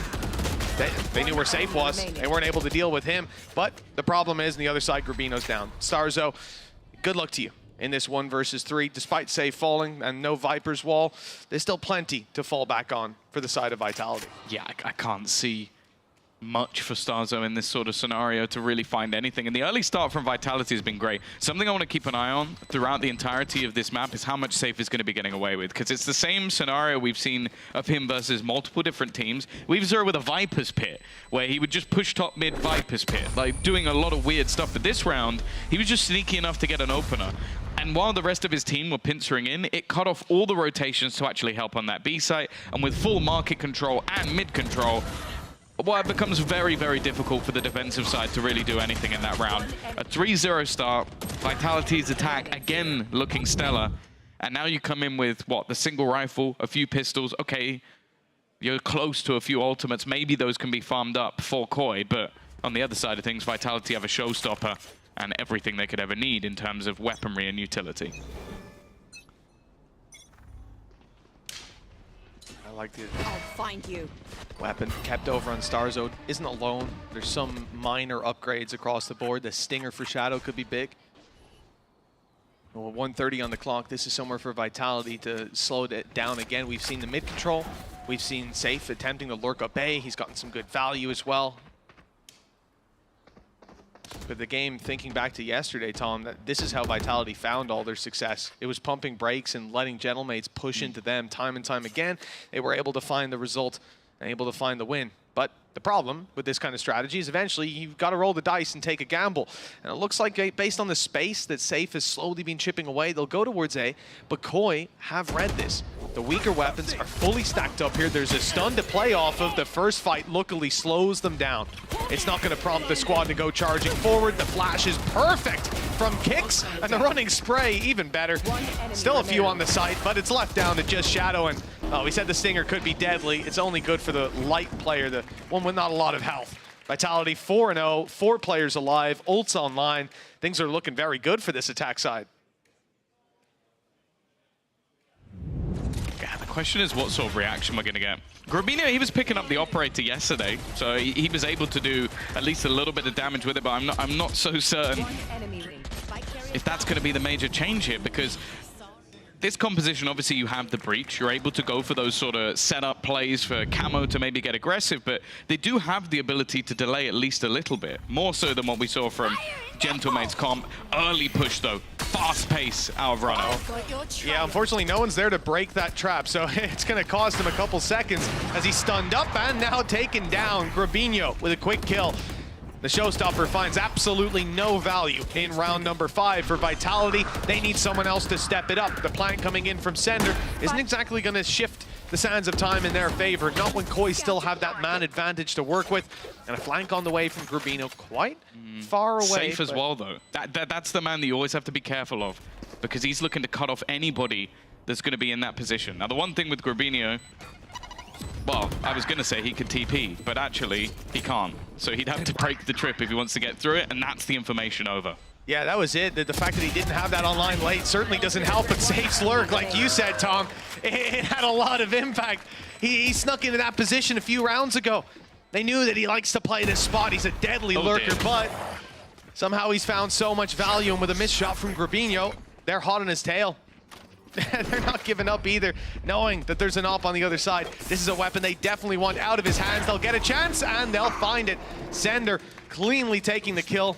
They won't retrieve the operator, but it wasn't part of the game plan. 5-0 with credits struggling on the side of Koi. I am perplexed so far by this pick, because firstly, you're picking into a map, as said, there hasn't been a massive depth in map pool from Vitality so far. Like, you talk about they played a lot of Sunset, a lot of Lotus.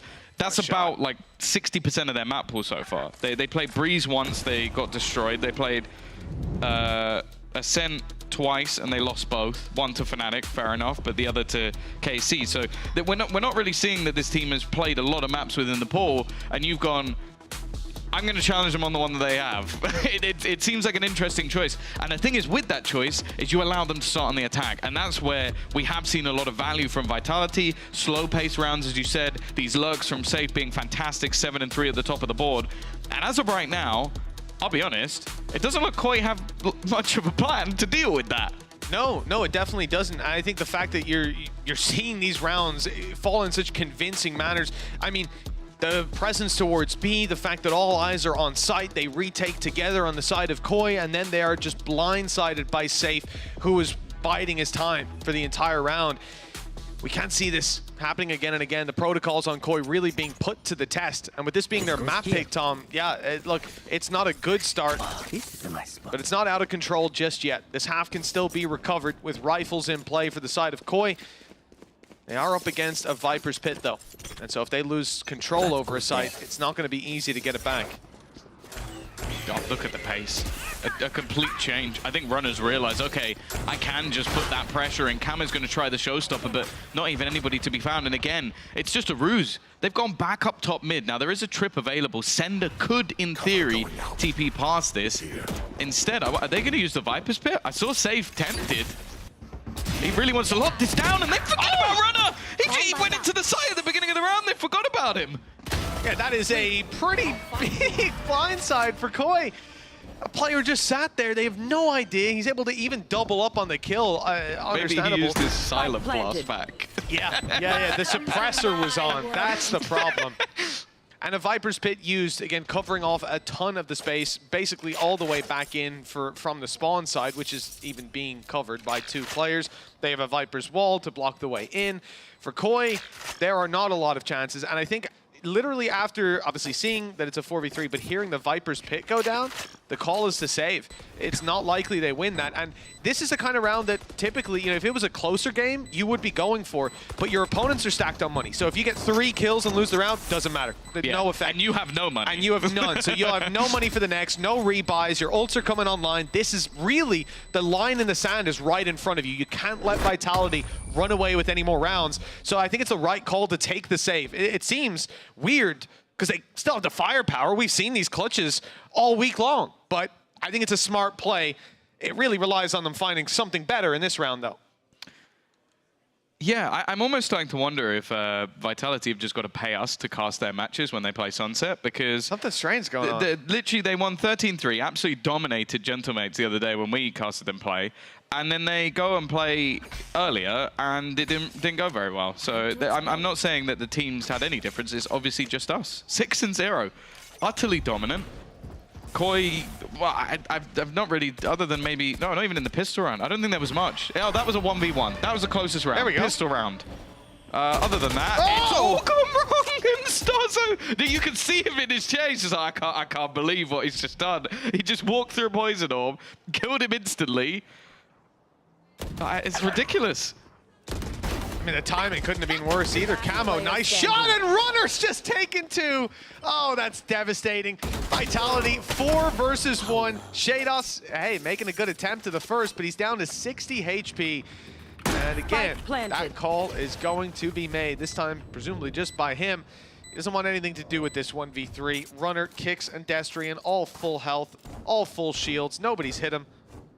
So Shados saves. 7 rounds in a row for the side of Vitality. This is getting tough to try and find the hope for Koi. Like, they picked this map, but the idea is less than optimal. No, and the thing is, most of the time you'll talk about like, okay, maybe this setup's gone wrong, and this, but I genuinely can't think of anything they've really attempted. A lot of it has just been Runner blast back into the round, 3 seconds in, he's on the site, you forgot he's there, he's killed 2 people. The next round, Starzo's dead within 5 seconds because Safe walked through a smoke. The round before that, someone walked up top mid and killed your mid player because you didn't realize he was there. The round before, someone's instantly showstoppered. It's like, I'm not even thinking about the plays that Koi are making because the round's done by the time they have a chance to. They're like, guys, we're going for a mid push. Starzo's dead. I guess we just carry on. Like, it's insanity, the amount of early advantages that Vitality are getting. And I think that, yeah, that pretty much speaks for itself. The fact that after losing a match literally minutes ago, they're having a little giggle at the fact that they're just getting away with this stuff. But, I mean, Salah has no choice but to laugh like that. Well, what's the input even going to be? Well played, guys. You did great. You just caught them off guard by blast packing in. 5 seconds. I don't understand what's going on. On the side of Koi, they've got weaker weapons here, but it's more so to do with how off guard they are in a lot of these opening engagements. Vitality blitzing it down, finding free kills. And again, I don't want to make it sound like this is a round that they should be winning on the side of Koi or anything like that. Shados was doing the So Marcus twerk to try and get them to stop shooting at him. I don't, he's not even looking the right way. But it is an eco, right? And look, you're not even probably not going to use the Rolling Thunder, anything like that. You're just trying to do damage and hopefully win the round. Again, we talked about damage, 9K on pretty much everybody. What damage are you going to do? If you kill all 5 of them and you do that the last round and the next 2, I can't afford a spare operator. This late as well, yeah. Like, the damage would have to be defusing the spike, killing all 5 and defusing.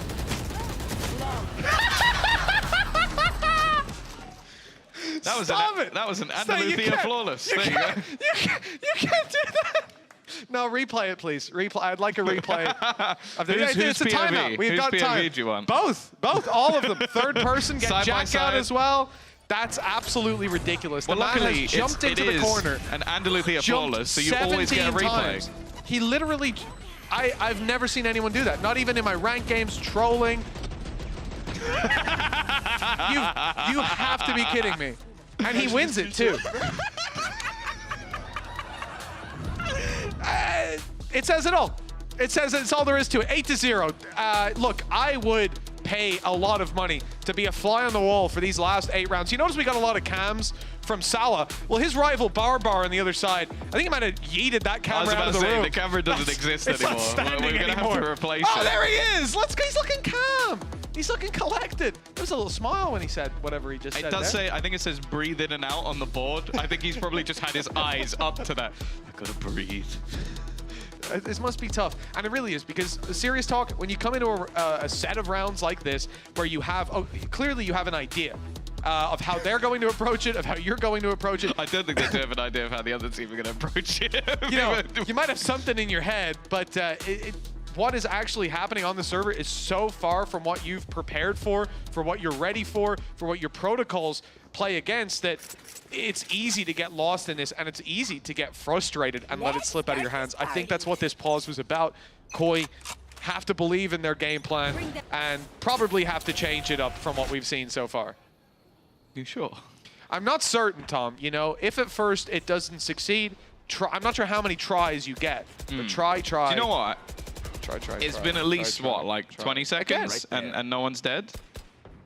Good. That's not bad. A new record set here on Sunset for Koi as we progress into the next 30 and seconds. Kicks is low. Okay. Advantage. Yeah, maybe there is a chance. Stars is going to have to fall back. Better contestation over mid. Yeah, they managed. I think a lot of it was just that Runner was cheesing these opening duels. I can only assume that him and Safe must have the majority of them so far.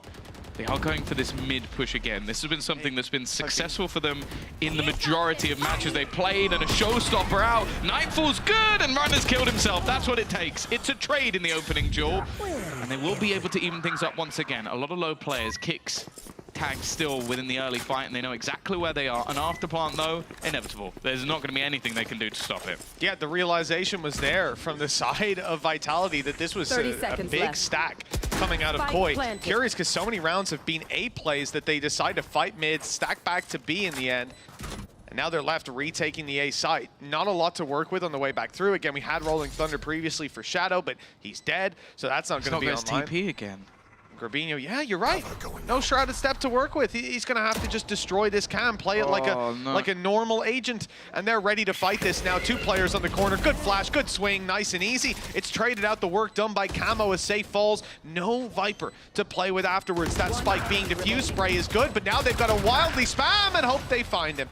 Only half in the end for Camo. The closest we've seen for quite a while, but again, goes to Vitality, 9-0. When will Koi wake up? Well, it seems like Vitality are doing a good job to improve their round difference. The only problem I have is if Koi don't wake up soon, I don't think there's any world where they beat KC. They need to beat KC, and you know, in a way for Vitality right now, this squad has to rely, like we said, on Koi being able to wake back up. He said, so hopefully close. Just after map 2. Better luck next time, That's boys. exact good lip reading, Tom. Wow, I mean, you're getting better at this. But it's tough. I don't know what you do say as a coach in this position. Pull your players back into it. Oh, they're going to hit the second one. There's not really anybody to actually deal with it on the cross, though. They have the trips there, but no one who can actually react off it. Re-aggression in towards the market. And they gambled on the wrong side again. Camo, though, okay. It's looking like we might finally have something to write home about for Koi. He's managed to find a double opener, has the showstopper. Rolling Thunder will clear out the angles. Still a post plant to deal with, though. Oh, a nasty corner for Kicks, but they've managed to de-root Sander, and they've spotted Kicks' barrel. This should be easy from here on out. Safe in a 1v5. Showstopper if they needed it, but they most certainly do not. Instead, they're just fighting him, and it's diffused. They've bought enough time. In the meantime, Koi are finally on the board. They can take a sigh of relief. It won't be a 13-0, but they're going to need to keep this up. And again, that was Camo catching 2 quick kills as these players try to fight back out towards middle. If that doesn't go their way, well, the round comes into question yet again. They used the Rolling Thunder on the way back through, but they've kept the showstopper.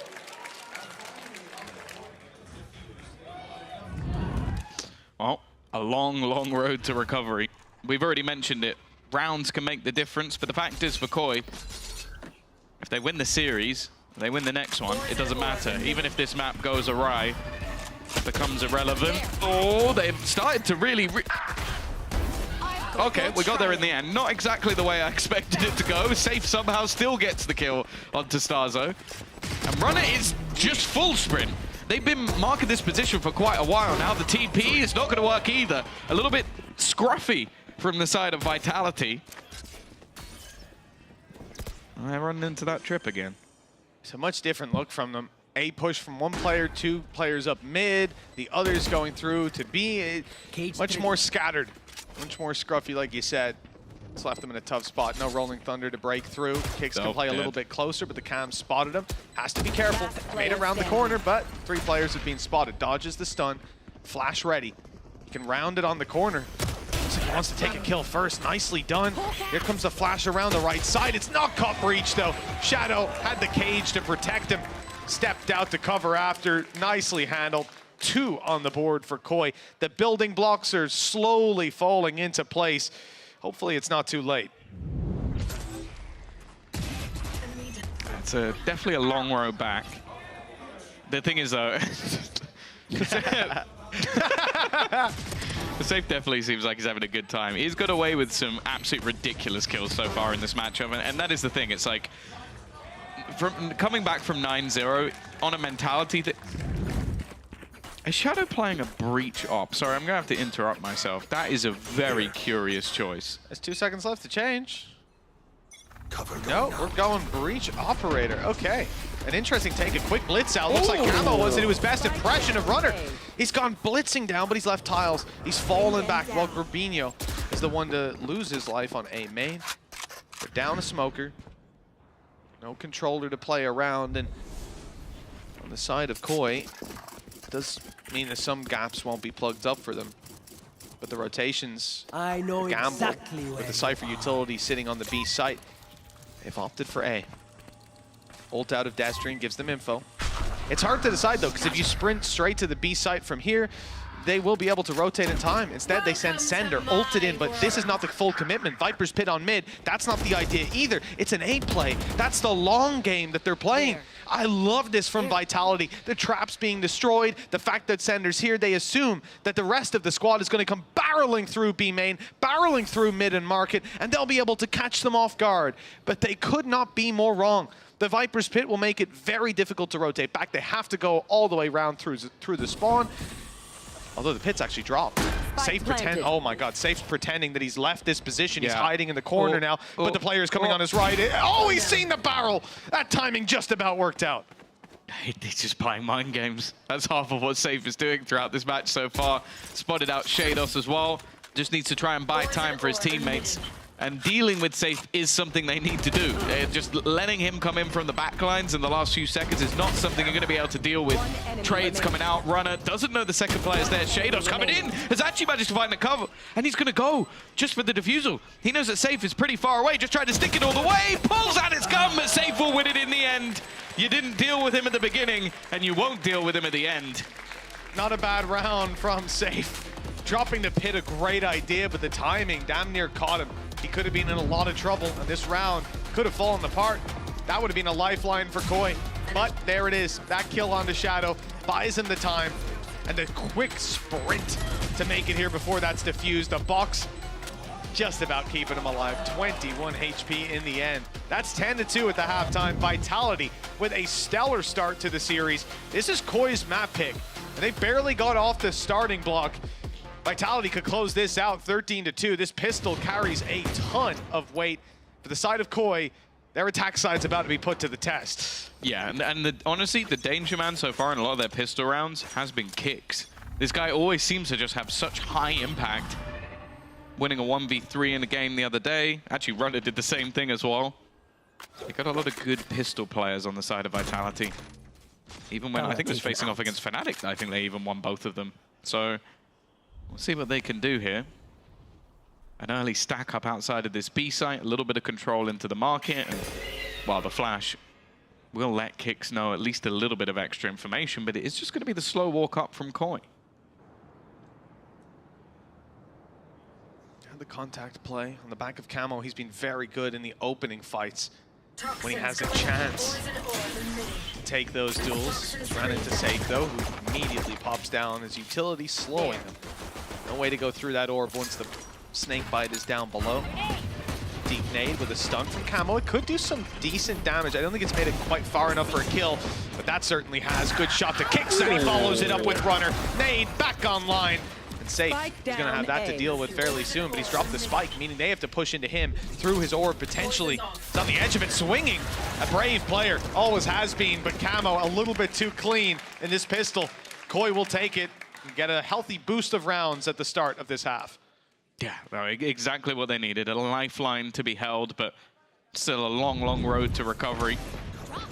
Good round from Camo as well. I think he's someone especially, even if it's just a little bit of a fake comeback in this map where he builds up some stats and then heads into Breeze, which is a glorified Angel.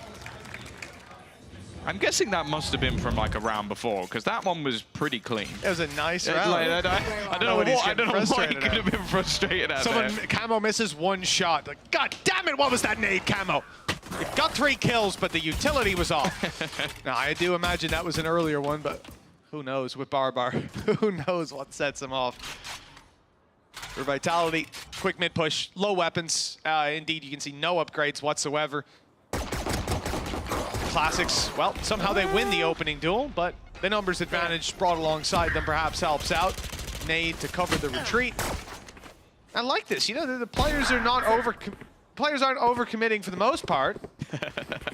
Safe's being caught in no man's land, but these things happen. I'm a little bit wary of the fact that Koi did seem a little bit unaware of a potential push. Like, the distance that Vitality got before anybody realized was that they killed a player in the corner. Kicks dodges the flash. That's already another drop. Shouldn't be getting anything more than that. And Destrian, oh, he's a little bit further behind. Now, I don't believe there's any sort of trip to stop his flank. It does seem, though, that Starzo is locked in on this position. Oh, maybe not. Never mind. He's no longer locked in on this position. And he's locked back in, but it's too late. Yeah, but I think a bullet to the back of the head will make you lock in pretty quickly. I must wait a moment. Wait a moment on that. We can see the lasers looking back, the line of sight visible for a second. That's what made it so difficult for him. 4-10. And the side of Koi are slowly chipping away at Vitality's lead, but here is where things get scary. You can see the hood pop back up, and the rifles will come into play for the side of Vitality. For Koi, sometimes you have an ultimate that can help you out. It can maybe bridge that gap. We don't really have that here. I'm curious to see what their solution to this round will be, because there's a lot of weaknesses. Typically, you're going to see a unique approach. Paranoia into A Blitz. Blast packs up. Oh, they're ready for it, though. 3 players ready on this angle. Somehow Camo still wins that fight, and he takes down Sender as well. What a double opener. They needed something in this round. You mentioned an ult. I feel like he's just gone nuclear himself. Didn't need any help. Spammed through, won't achieve anything. And after plant now, you almost have to sit there for Vitality and go, is it worth it? They will have recovered so many weapons as well. That's the other thing to think about for Vitality, with 2 players dying inside the elbow. Even another weapon just got upgraded. Shados now has a rifle too. And it's those problems that really, I think, tip this scales in the saving direction for the side of Vitality. The weapons being carried through is just worth that little bit more. Koi, 5 players alive still. Great early round. Paranoia left. Blast pack up on the right. Honestly, the fact that Camo finds this much value is insane, because the stun doesn't hit. If I'm not mistaken, the flash did not catch Runner. No, but he just wins the fights, plain and simple. He wins the fight. Also, he's offset when landing, so he has to wait a second, and it's still crisp enough. And the second player he fights, he only has 45 HP. So if he gets hit by 2 bullets anywhere, he's dead. So, yeah, just clinical from the young duelist. And oh, if they're going to have any chance in this map, he needs to be on. A little bit worrying for Vitality. The same sort of flaws. It's just you were in the right place at the right time, just didn't win those initial fights and weren't ready for maybe such a aggressive... I say weren't ready. They had players there, just didn't hit the shots. Yeah. That's one of those things, you know, when it came down to the moment, they weren't ready on an aim level. Couldn't win the fight for Vitality. Only there was a lamp for that. Got you. You spend much time in there, Tom? I need to spend more. That's the only answer to that question. That can always be the answer. Well, for Vitality, Three players on A start a round. They go up for a bit of aggression. Don't see anybody. Koi are just slowly looking for mid control. They've got a trap to deny B aggression, trap to deny A aggression. Eventually, group up and push. And we'd seen this a few times from Vitality. Similar rounds. Koi often had a very good read with stacks towards the site that Vitality were going on. Even if it didn't work out, they still had the numbers there. For Vitality, that's not really the case. The rotates are a little bit slower. They're much more patient in the way they play that. So you'll see Kicks, Runner, and Sander having to defend that while the B control was still being sought after. Safe has made it out, though. He's nice and safe. 40 seconds on the clock, and the spike is just starting to rotate in towards middle. It's leaving with a lack of time on the clock for Koi, and actually, I thought Safe for a second was going to go pushing through his own Viper Orb. Instead, he actually picks it up in front of his opponent, and nobody actually deals with him. Timing for Kicks not good, though. Grubinho, a little bit of a cheeky playthrough, but they still got a couple of players to deal with. Make that just one. It's Safe completely surrounded. The timing couldn't be any better. And although the clock was low, for Koi, that's not going to be any trouble at all. 10 seconds left. The patient round from Koi. I think that plays well, like we said, for Vitality.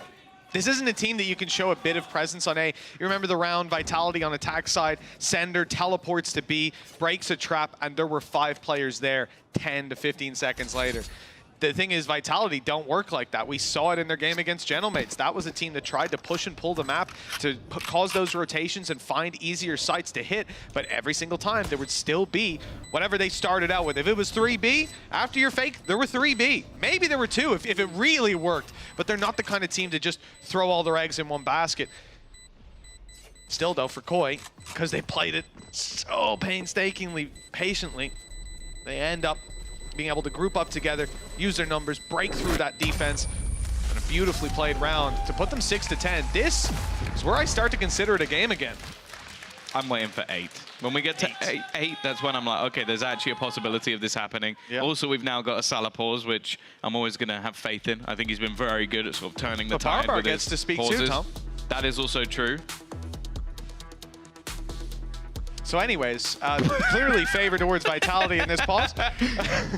No, I think that it's one of those scenarios when you've had a few rounds to watch what your opponents are doing. I think that last round actually just dwindles with Kicks being caught off, which I don't think will happen too often. So I think it would just be maybe not over-rotating in those scenarios because he's caught running and then the players on the B side are completely surrounded.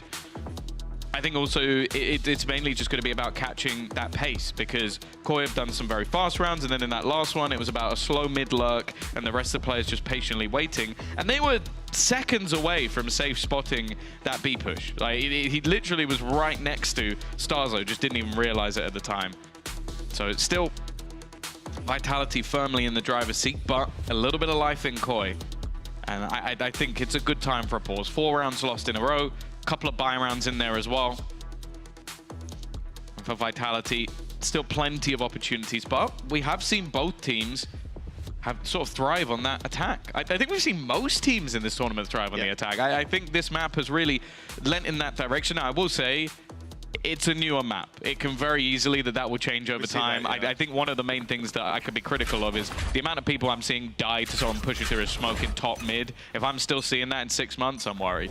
Yeah, I think that is it. There's a lot of gaps in the defense so far from most teams that we've seen play this. See you later. That right there. I will get in my cam to check if there's someone there. That right there is karma, Tom. You play those fast blitz round in the blast packs, you catch him off guard. Shadows got shot in the back a few times trying to run away. It's good to see Destrian blindsided by the same kind of play. Nice showstopper camo on another. Vitality's numbers thin out, and Kicks was quickly rooted from the back of sight. This, and a lot of these rounds have been blink and you miss it. Immediate burst of action and a defensive squad left to save. It seems like we're in a similar spot again. Surely, Runner and Center, because they're sticking around. Center's going towards Market. Are they going to go for this? 10-6 in the lead. I guess they're feeling it, but individually, Koi have been ahead in so many of these fights. Doesn't feel likely. And with Runner falling, even less so. Center may now be thinking about getting out, but that choice might not be his anymore. With Camo coming to challenge, but luckily he's dealt. And he's out. It's an interesting one as well, because it seemed like Sender was watching for a lurk, and Runner was going in. So it just seemed a little bit disjointed in how they were even trying to play that 2v4 and the fact they were playing it in the first place. I feel like for Destrian, that's going to be a learning curve round of just like, okay, I've got to be careful, because we saw a lot of those aggressive A-site takes. I don't think we saw as many from Vitality where there was someone watching it and they were dead that fast. Like a Cam is literally, he pops the Cam to check it and Camo's like, you're dead. It's already too late. Don't look at me. but it's interesting because he had just jump peeked and then got shot at. So and he'd just been stunned by a breach. Yeah. Well, I guess so they knew he was there. He was stunned, and he popped the Cam. Because I'll have a look if they're pushing. I wonder if they're pushing me after they've stunned me. Oh look, there's a man there. Well, an unfortunate reaction. These things happen.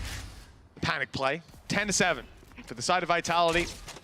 It is starting to get a little bit worrying. You said 8 was where the line in the sand was for you, Tom. And, well, I don't know if I'll give you a little bit of a breather because Vitality do have pistols here. So if Koi hit 8, I'd almost reset you. I'd say, okay, 9 is the line, right? The next buy round once we hit that 8. That's the thing. I genuinely think 8 is already there because they're getting to a point where they're on the favored side of the map and they're only 2 rounds behind. Like, you're now looking at Vitality to break a streak of rounds. We've already seen them lose today.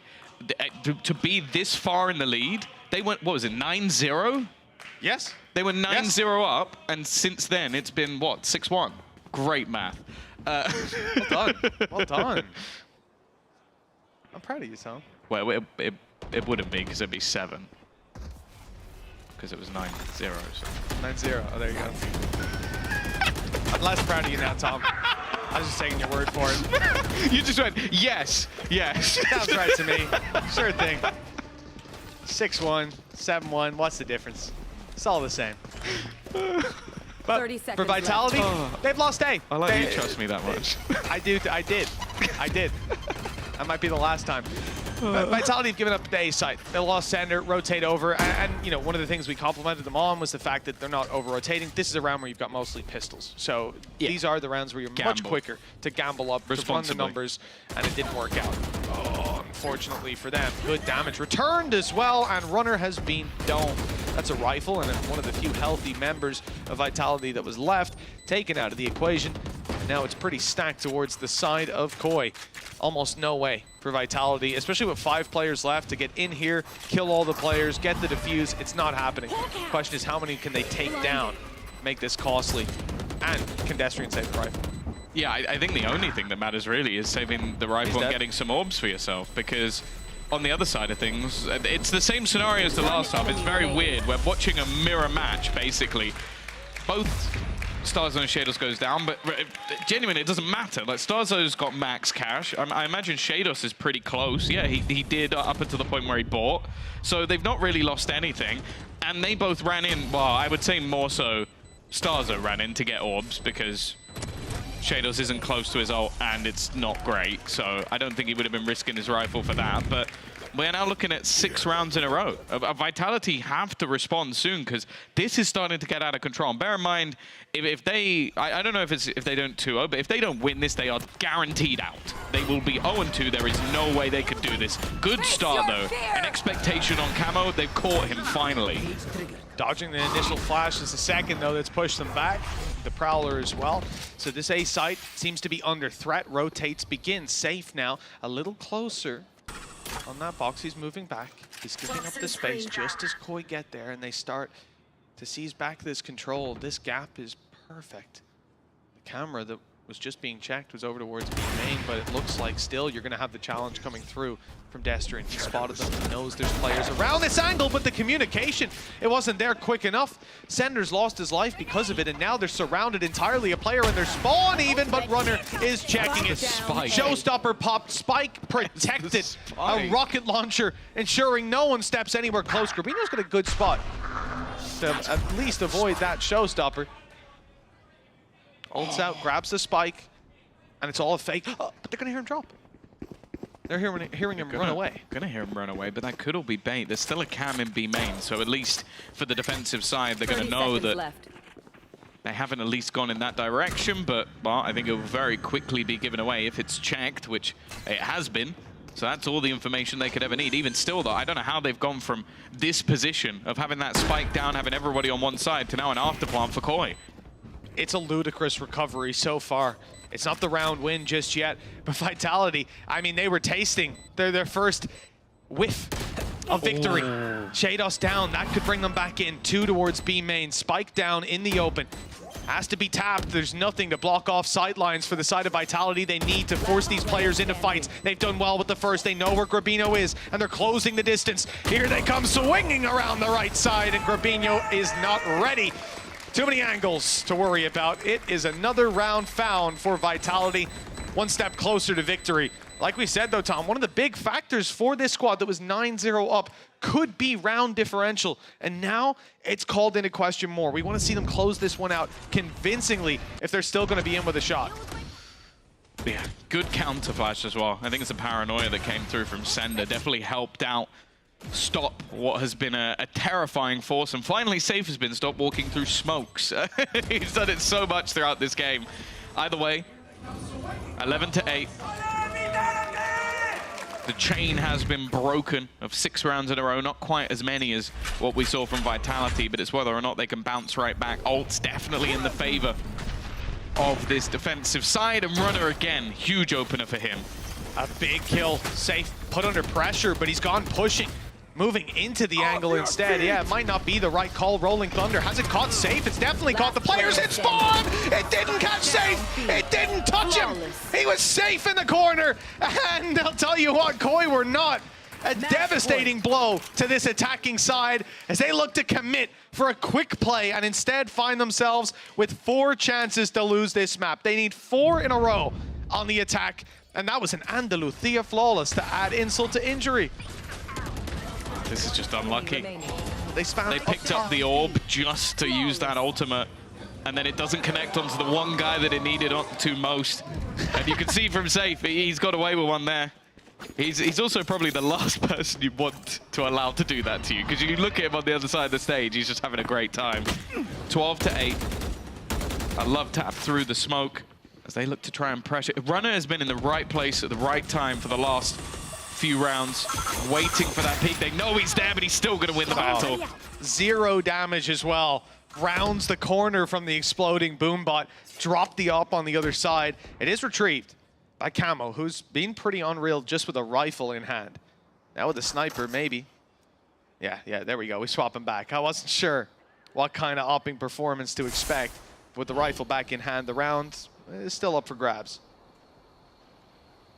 Well, at the moment, it does seem like a fake comeback. As said, I feel like any sort of warm-up for Koi might actually be more beneficial than just being boomed out of the server.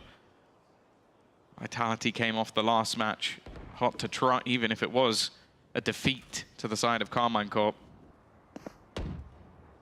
And now with a build-up in towards this B site, 2, or 1 player on the site, but 2 very close by. Yeah, make that 3.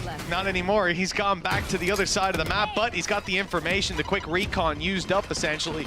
And they can play the retake.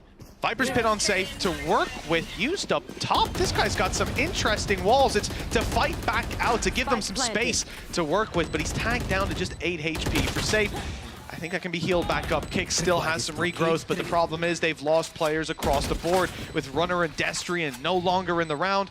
And this Viper's Pit not making it all the way to the spike. There is still one hell of a fight on their hands for the side of Vitality. And that is one way to approach it. Not the right way, evidently, as he's fallen. And so too is the rest of Vitality. 12-9, 1 more for Koi. And they need 3 more to bring us to overtime. Yeah, it does feel like there's a lot of Viper's Pits that are used that... I understand the logic behind them to get you back in, but then it's like, okay, you need something to burst back out. Like you need a flash or whatever. And in that case, it just seemed like it was a TP. I like that from either side. Their eyes locked across the operator. Unfortunately, it was not the love story we were hoping for. No. A bit more malice involved than we were expecting. With a 3-round gap, it's not the end of the world, and it's certainly not lost for Koi yet. Go get him. This was their map pick. And remember, Vitality decided to start in the attack, right? They got the best part out of the way. That one's going to hurt. At least Grabinho put his smokes down, but puts a bit of a timer on the round for Koi because those smokes are going to fade, and they ain't coming back this time. A plant at least for Shadow. The post plants now need to be taken. Shados was hoping to flank, but he was caught, and that trap seeing him has ended his hopes and dreams with another advantage stacked up towards the side of Vitality. Sure, that Seized might buy a few seconds, but player it Seized is even inside the Trailblazer. Here comes a flash over top, and Camo needs to make a huge play around the edge. Oh no! Good night, Shadow. Surely he's 1 HP. Okay, finally he'll fall. And with Starzo left, 1v4, those spams better be godlike, because this round is gone. Vitality, 13-9. They started it out with a flawless streak of rounds. It became a little bit labored in the end, but they got there. The first map, Koi's pick, goes to Vitality. Yeah, it seems like starting on that defensive side might be a bit of a curse. It definitely didn't go their way, and a fantastic showing from the side of Vitality. The fact is, though, they need to keep this one as clean as possible if they're going to be able to take this through in the play-in. Yeah, that's really the problem. If you finish this one 13-2, it could have been great. Now, map 2 needs to be that little bit cleaner. Let's find out how map 2 is going to go after the break.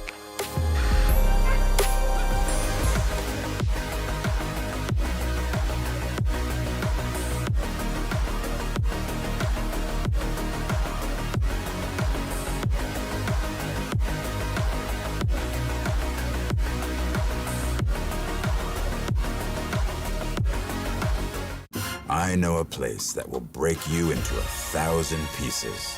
Stay away from them. Stay away from Lorca, Paco, and Picasso. Don't ask about Lola. Ay, Caballo Grande.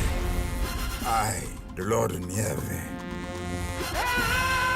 But in spite of everything, it occurs to you to visit Andalusia. Don't say I didn't warn you. Be careful of the Andalusian crush.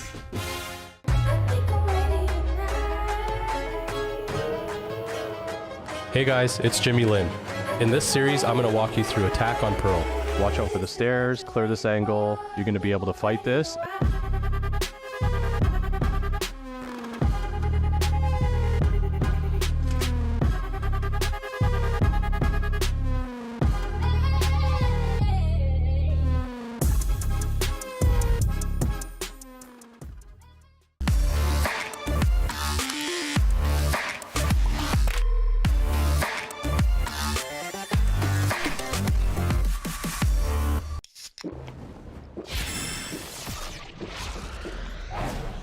Red Bull gives you wings.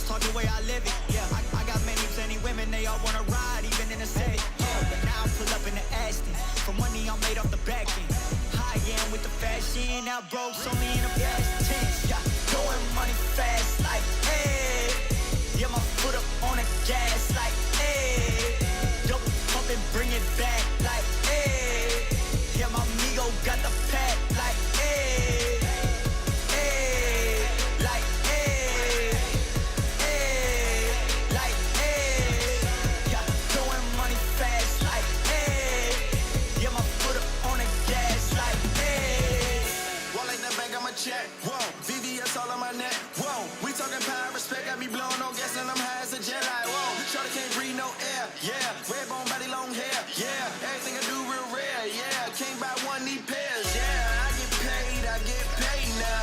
I was in them streets and I ain't never do no playground. I just kept it real, stay 100 and I stayed down. Made it out that jungle, now we shopping when we touch down. We riding around, my windows down and my speakers loud. Hate my grind down, like my shine, I'm one of a kind, no stopping mine. I'm certified, can't copy me. Got the bank like Monopoly. My tie fly, that's all design. I'm dripping shorty, know it's hard to see, but best believe live. Yeah, throwing money fast like, hey. Yeah, my foot up on the gas like, hey. Yo, pump and bring it back like, hey. Yeah, my amigo got the pack like, hey. Hey, like, hey. Hey, like, hey. Yeah, throwing money fast like, hey. Yeah, my foot up on the gas like, hey.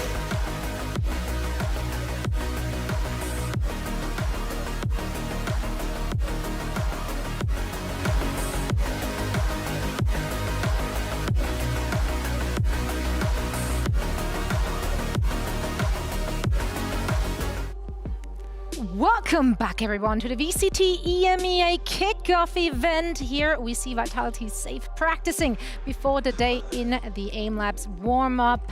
And, I mean, quite frankly, Vitality, they should be warmed up. They already did play an entire series, which they unfortunately lost. Now, coming into this one, they started to run away with it, but then unfortunately, you know, Koi came back, and one of the reasons they came back was something we did discuss as we set up this match. Josh and Lothar, you talked about the gambits they have opening up rounds. Yeah, round 15, right? Those are the gambits that we have talked about. It's something that we have seen now being repeated exactly here. Look at, this is exactly what we broke down with Josh during the pre-match. You can see the reveal on the player's elbow, then the stun, Camo goes in, and that's the opening gambit for the team that is being repeated. And that's something that caught Vitality, I feel like, off guard a little bit, even though they knew it's happening.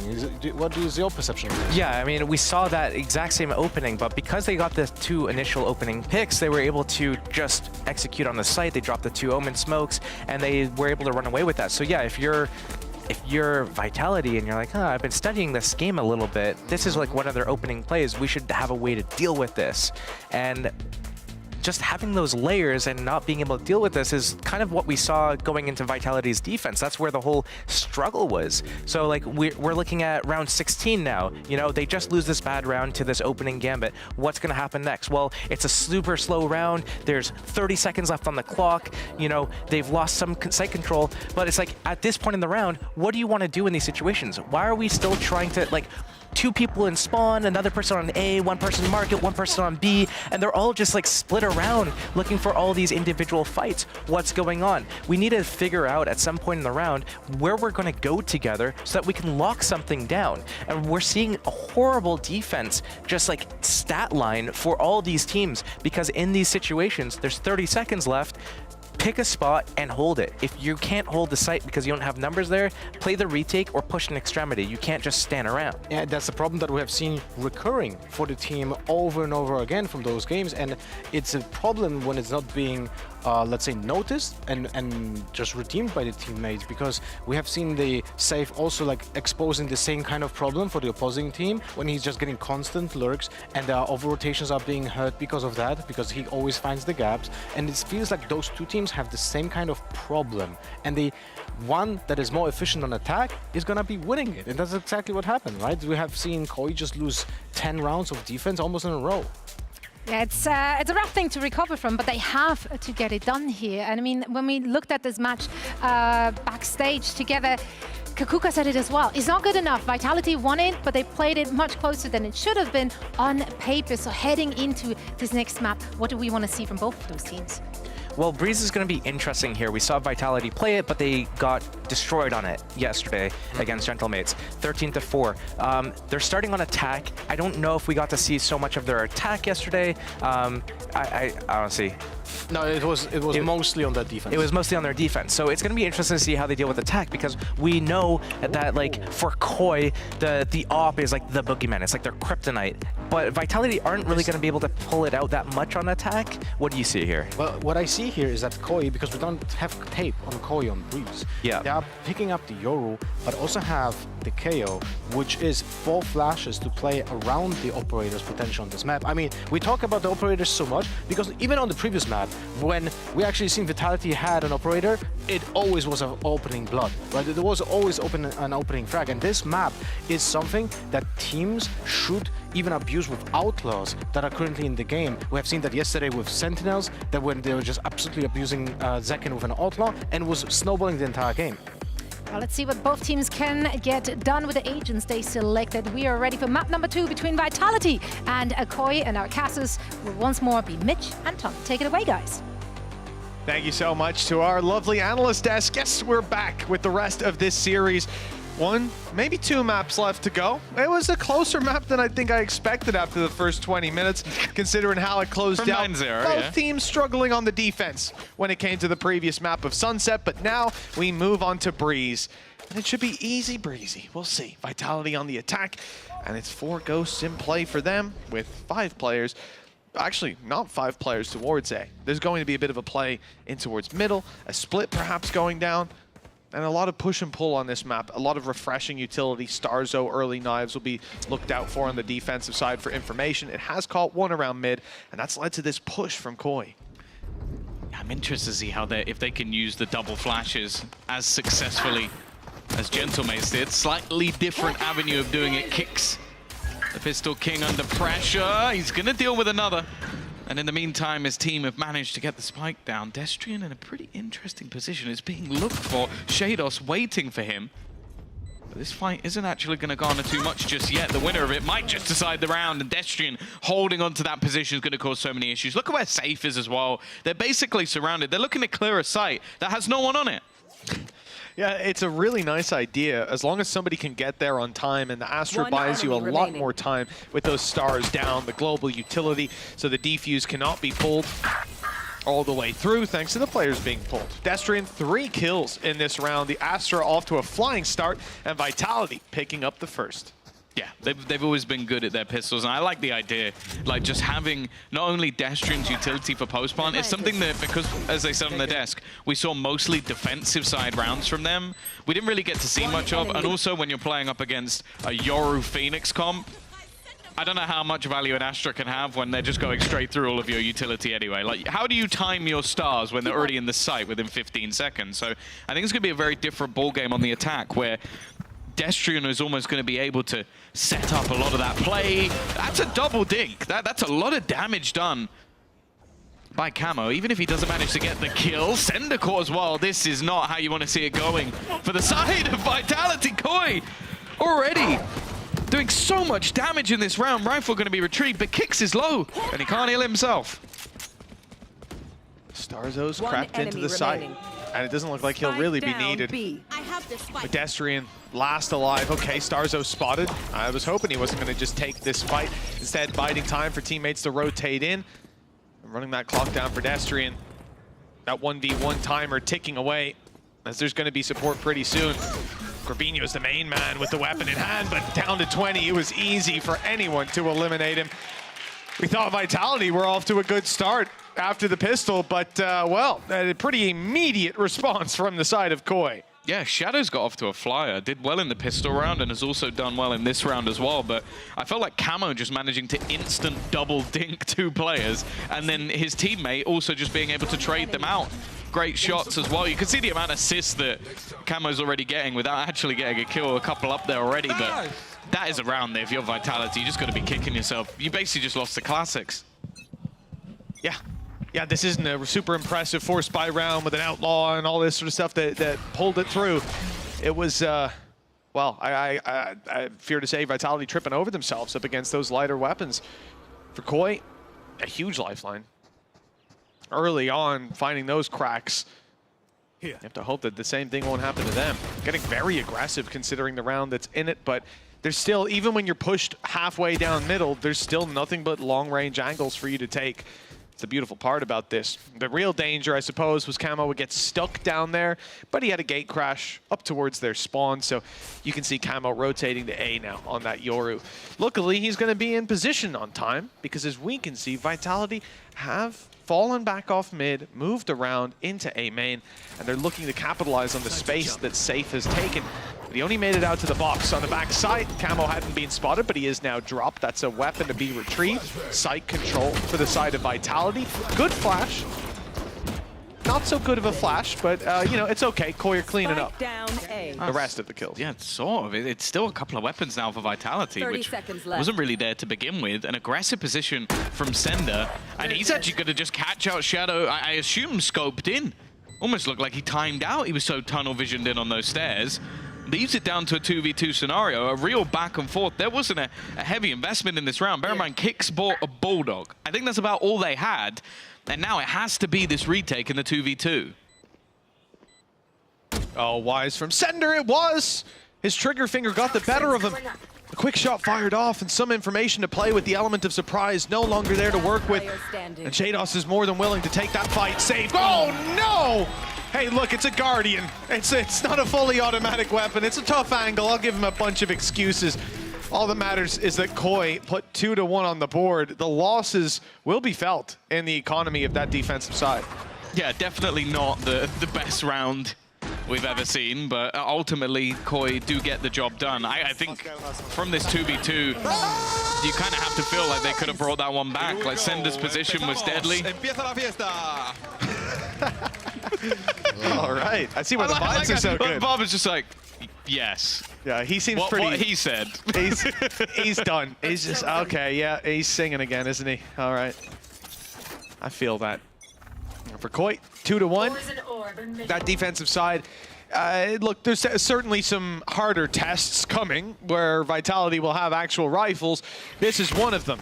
A quicker play out of this side, a push up towards middle. They haven't seen anyone after popping the flash. It didn't blind anyone either. Gonna be scratching their heads. Have Koi got a super passive setup? Well, they're about to find out that they don't. Camo quickly on a kill with that operator, and Shadow follows through. We talked about weaknesses for Koi being up against that op. Well, a strength is when they have it, evidently. 5 versus 3, and Vitality have no space to work off of. Well, maybe towards Tube. Okay, yes, towards Tube. Well, that's at least one kill going in their favor. Spike rotating back around through the spawn, potentially going to try and put the crunch onto Starzo. Knife doesn't give anything away either. No information to be had. Still watching in case Destrian goes through that mid spot. You got Camo homed in the back lines with the operator. Instead, it seems like this might just end up as a retake on that A site and just holding in case they end up going B. Yeah, good positions from Koi. I don't expect any individuals to be taking crazy fights with this setup. It seems to be posted for a retake regardless of where they go, unless it happens to be the angle that you were watching. Basically, that means Starzo don't peek up top on bridge. Don't want to see him going down too early, but Destrian is the one peeking instead, getting insanely aggressive up in their face. Starzo will pop a flash, but he's not dropping down. That space is being taken, seized by the other side. Shanos only just now getting there to clear around the corner. Safe has fallen back though, behind the wood. He's looking for the headshot angle. He's been caught in the open. Fabinho down by the door, not expected. Sender now with it all to do. He can isolate some 1v1s. He's done excellent to do just that, and he even knows where the last player is. Why was Fabinho jumping? He's gonna be asking himself that for a while. Sender with a free third. That's 2-2. Yeah, a Red Bull clutch that somewhat came out of nowhere. Being able to win the fight versus 2 players, basically peeking him at the same time. And it was a decent round up until that point from Koi. I was happy to see them sort of play the retake, like play the rest of the map and keep their advantages. And then everything just fell apart with this man, just a little bit disjointed on the spacing. A little. And then, yeah. Oh my god, it's happening again. What? It's happening again. We're witnessing this man relive PTSD live. This is what he dreams about. No. Why am I not wearing trousers? Oh, well, once he doesn't stand up and fall off the chair again, that'll be just fine. 2-2. We're tied up, and if you know what's going to happen in this round, that makes one of us, as this has been a ludicrous set of rounds from the side of both teams, actually. I'm not even going to single out one. Both teams have been playing crazy. Double play. Well, we didn't see that one. No, we were observing Grabinho. It's fine. Shadow died somehow. Probably unfortunate. Nothing he could have done about it. Tripped and fell. Yes, understandable. 3 versus 5, lots of ultis for Vitality, and not really any weapons for Koi. Name of the game is just drop those rifles, make it as costly as possible for Vitality on the way back out, because you're not winning this round. Destrian again lurking through the halls. He's managed to find another. Grabinho hasn't even managed to get past the trip, so even if he does, he's got a firing squad of players up against him, and he will get nothing. The fact is, in this round, Vitality had a plethora of ults to play with. They didn't need a single one.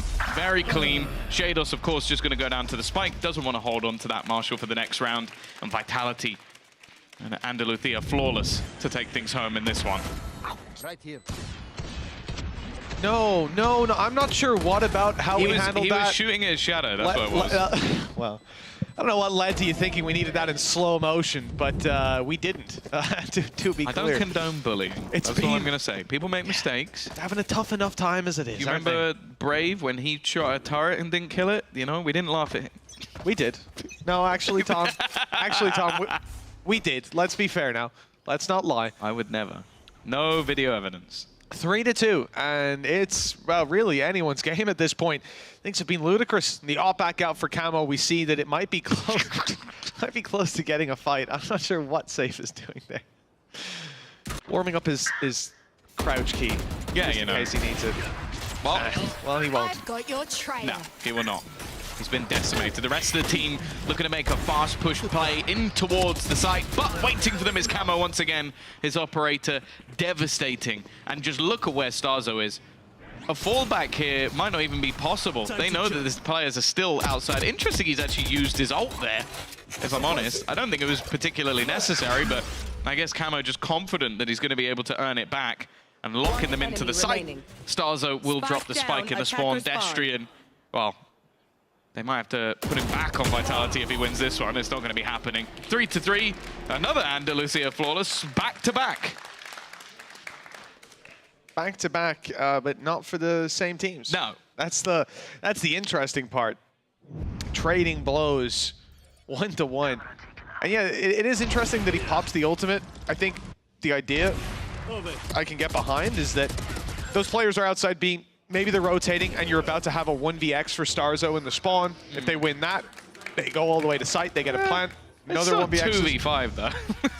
Yeah, but they did just lose to Sender 1v3 while he was stuck in between two pyramids in the least maneuverable I guess I just don't want that to become the way they use their ults. It's like, guys, 1v5, we could lose this. I'm gonna have to orbital strike. Orbital strike. I'm gonna have to use my Hunter's Fury just to make sure. Like, clear a few doesn't set angles. the best precedent. No, it doesn't. But if things have gone the way they have in these first 6 rounds, Tom, more power to you. Or the first 9 in the line. Yeah, exactly. At this stage, everything's off the table and everything's on the table all at once.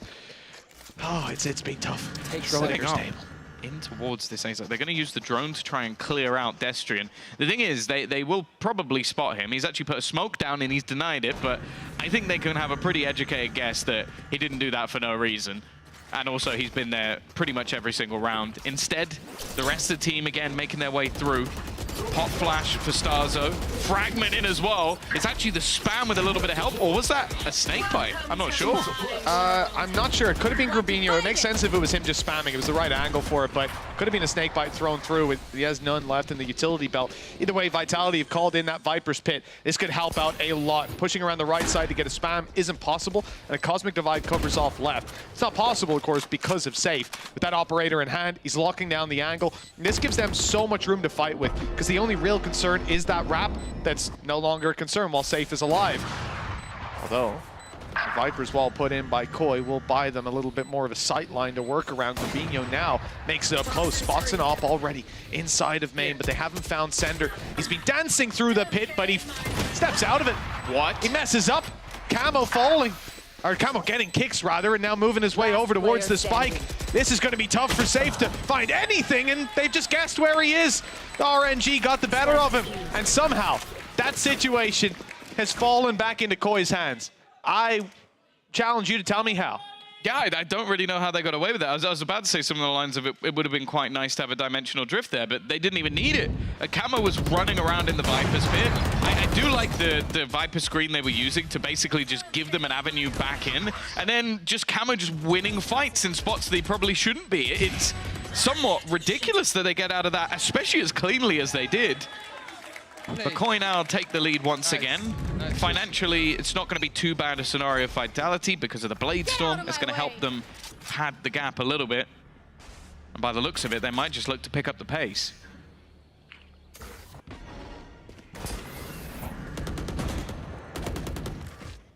Don't think I've ever been witness to rounds like this on a map like Breeze as well. Some are so pacey. But regardless of how it goes down, the last 30 seconds are sheer chaos.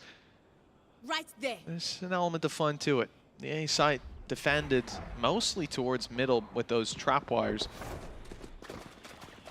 They know there's not much of a fight they can really put up on that angle. I think maybe the adaptation in the future will be Camo playing there to try and gate crash out of it, pick up one with the operator.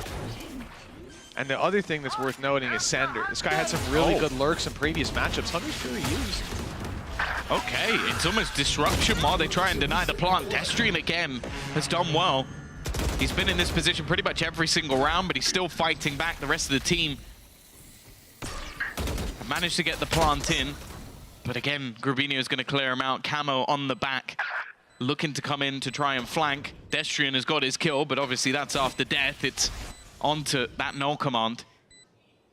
This is the timing. Kicks just looks around, but it's too little too late. Runner to try and do it all. He isn't going to be able to. And it is going to be that scoreline now converted further into the lead. Koi 5-3 up.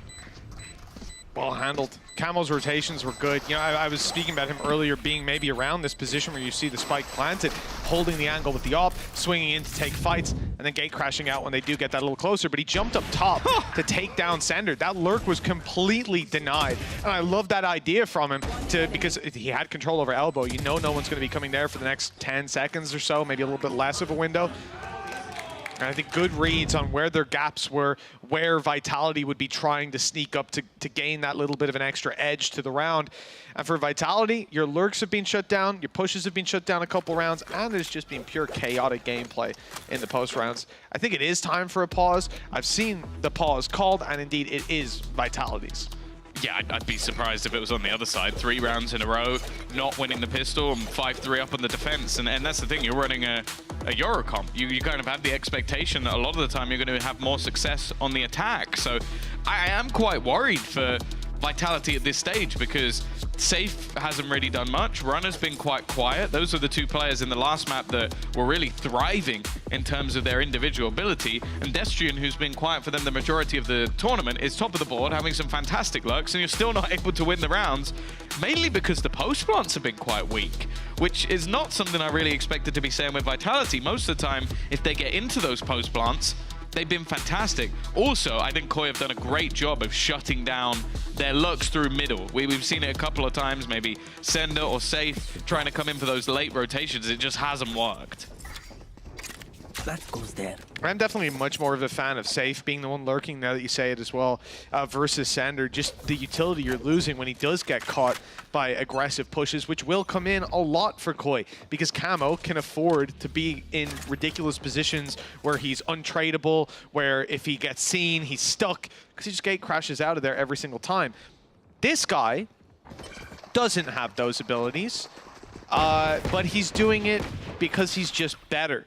So Starzo's gotten way up. He's hearing so much noise. He's getting all this information. And most importantly, guess who's going to get caught yet again? Completely unaware. It's Sender. It's the Viper down. Look at the A site. Look at this Viper wall that's now not going to be in play for this squad of Vitality. That's a lot more space for Koi to fight back into. And with pistols like this, that means that ranged angles can now be taken by Koi much easier. to fight back through, and then obviously post-plant utility is naturally going to be a massive loss for this squad. Shados, one of the nastiest lurking positions I think I've ever seen, one where you don't find a lot of value, but he has, and it leaves it all onto Kicks. A good kill from Runner to pull it to a 1v4, but, well, great shot. Couple more of those are still needed. Good flash, but there we go. Oh dear. Not really much else he could do. Time getting a little bit low on the clock, but yeah, it would have needed to be a miracle. And you could see, again, the response from Koi of, okay, you're going to try and put a lot of pressure in towards halls. We're just going to have someone basically fight you on it throughout the entirety of the round. They know they want to play this position in their post plant, so just almost completely denying it. Of course, in this round, there's a lot less in terms of the weaponry to really deal with that player. Seems like having a great time. 6-3 up as well. Obviously, the first map went awry, but we've already said if Koi managed to turn the tide, they can get the victory just by winning their next match. It wouldn't be down to round difference or map difference or anything else. They just have to win their games. Vitality op is back out.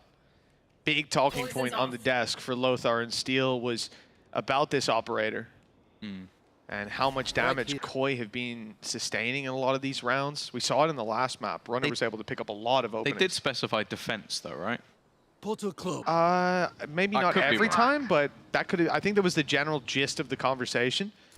See if he can have that impact on the attack side. That'll be, because if he does, then fantastic. But I almost feel like this might be more of a last-ditch effort. Like, okay, we're 6-3 down. We need something. We're not getting anything on the entries, and Camo has been farming us. So let's see what we can do. Yeah, I think it is very central. Like on that attack side, there's a lot of long-range angles, but it's not as easy to catch them pushing into you. Certainly not till the post plants. For Runner, his entering ability on that raise was massive. Yeah, you have to feel like as well, it must swap over to somebody else, because otherwise you don't have anyone who can take space for you anymore. Don't think he'll dash in with the op? If he's insane, maybe. But at this point, 30 seconds left. The rest of the team are doubling back in the other direction. He's still holding it up, and Starzo just goes walkabouts, though. He's given them the kill that they needed. Still Camo is here, but there you go. With the rifle in hand, Runner has found that entry, and there's no escape for Camo this time. Managing to isolate the jewels, the entirety of this defense has just fallen apart. Yeah, and the op has nothing to do with it. It is very much down to individual duels taken. Patience by Vitality as Starzo got a little bit overeager. It opens up the gap. Good night, sweet dreams. Oh no! He's pulled out the knife. That's just disrespectful. The mind game's in play. Hit the morale. Hit him where it hurts. Only Shados left, and he's quickly dispatched. Destrian having a nice game, and Andalucia flawless for Vitality, and a 4th round acquired. That has been the weird thing with Vitality so far, is the rounds they have been really clean, other than, I think, Destrian's 1v3. Like, they've had a couple of Andalucia flawlesses, and then just got boomed in the rest of the rounds. It's been peculiar. Well, at least 50% of the rounds have been flawless, but 2 of them, yeah, I don't think the other 2 were. But either way, the fact that a lot of this round just came down to Starzo's unfortunate timing. Like, him walking into the double doors, which just happened to be the place where the rest of the players were, completely changed the round. He waits a second. I think they take that round. Player caught close. It's safe. The op trained in. Maybe a little bit too close to that cage. Couldn't see him emerge from the side. Tapping it now as the flash comes in from Starzo. The attempt to punish. The spray is good, but he's caught. He's stuck in the corner. 21 HP. Flash is high. Destrian's also not going to be caught by it, but Runner's gone down. Now a problem for the side of Vitality as they've ended up in a 3 versus 4. Recon through, but it's revealing Kicks. It's putting him in a bad position. What? How does he win that? Spamming back for damage and catching Shadow, trying to take the fight in the open. The recon wasn't enough. That's crazy. So low than even expected. It's going to be Cinder to take the round. 3 players surviving, and, well, a little bit of shenanigans in the middle, but it almost seemed like Kicks was just warming up, blinded himself to give them a chance, and then just eliminated everybody on the fights through mid. A break back for Vitality, mostly based off some individual brilliance. I will say at this stage, after the last map of Safe just running through his own smokes, I'm a little bit disappointed that Camo didn't expect that. Yeah, I suppose. He did it like 6 or 7 times on map 1. Yeah, he was, especially, those poison orbs, he's a little crazy with. Doing the same with the cages and the same thing, again, exactly the same thing. This time, unsurprisingly, no result, but Shados has fallen. The operator coming through on middle, caught a quick angle, a quick kill, and they've even seen the push-up attempted by Starzo. Camo tagged to 31 HP. They've taken a lot of damage this round already. Yeah, it's rough. Cutting through. Well, luckily for Camo, he has the operator. No Sky, so no heals available. Just a slow down from the side. I'm surprised they get away with that. A push through the double doors again, but this just allows for a wrap back around. They've completely left the site open, a chance for Shadow, but shots won't be connected, and they're probably going to realize very quickly that this is going to be an A-side take, but they may not realize how far both Destrian and Safe have already got. Just a disgusting position already in play, back towards that top mid spot. And well, no way Camo was looking for that. Maybe having a little peek around, but I don't think the expectation was there. Got your trail. I know you can't even be comfortable in just fighting through those doors, knowing a player can be coming from behind. You see Starzo trained in on the angle, waiting for a chance to take a pick and make this a workable retake. Don't think they'll be calling for a save last round of the half, but the chances are certainly pretty low. Emerging from that smoke, well, only one player made it through. 6-6 at the halftime, and a good recovery from the side of Team Vitality. With Koi already a map down, and now Vitality are moving on to presumably the side they would prefer. I'll definitely say it's not the side that Koi would prefer. No, I think that has been sort of the odd thing to look at here, is that obviously Breeze was a map that went horrifically for Vitality when they played versus Gentlemates. They've chosen the map, and then Koi decided to start on the defense. So it might genuinely just be getting their worst half out of the way. Maybe. For Vitality, it didn't go great. Like, that's the thing, a 6-6 half when last time you got boomed, maybe they have more to show. It is possible that Gentlemates, they are a team that can just steamroll you, especially in that first map. Yeah, it's a weird comp. Playing against a Yoru and a Phoenix, and I would honestly put the majority of the rounds Vitality lost came down to just being blindsided by insane plays. Takas and Natant just running away with it. I don't think that's going to be the same this time around. They get a chance to play more normal Valorant, let's say. No flash to be used, and actually Camo's already out. He used his gate crash to quickly close the distance, and a flash through the cage to fight on the back of it. At least seizes them the control to get a nice safe plant, but very quickly there'll be a duel here. Very late lurk by Shados as well. Keep that in the back of your minds. 20 seconds later, we might see something from him, but there might be nothing left. Vitality already on the site. Corbinho in the corner. He's done so well to find 3. They don't know where Shados is though, and what can he do? What can he do? Done. He can't even make it on time. It's over. Yeah, that's a weird flank to have when you don't actually have the spike planted for also, you there. when he doesn't flank, because he ended up just coming back through double doors, so the impact is negligible, to say the least. I guess they expected a much, much slower retake. Yeah. I guess they didn't expect this battle to go through. I do think something really cool with the comp that Koi are running is the potential. So obviously, when you have a lot of these Yoru plays, they're dictated by the flash, because you often don't run another flash alongside a Yoru, again, or unless it was like a Phoenix, and then it's very difficult to actually have the interplay. The cool thing with having the KO is you can have the pop flashes that won't dictate when you're going to TP, because the sound isn't the same. Like, you hear those flashes coming quite often. Already though, this round got off to a flyer of a start for Vitality. 2 quick kills, not looking to make the same mistakes as they had in the last half with a slip up. And while with now just Shados left, and Starzo already stunned up. Hi guys. Oh, he's got it eventually. Runner's one hit too, but he's got the one-hit weapon, the Outlaw, and a wallbang kill to Shados to close. Well handled. The snooker claps in as Vitality hit an 8th round. Here's the real challenge. Big buy for Koi. Double Outlaws in the hands of Vitality, though. That does actually scare me. Koi have to be very careful about staying behind those smokes, flashing their angles, and not dry peeking in.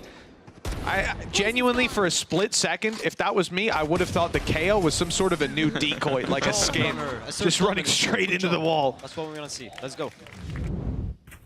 Oh, back in the lead.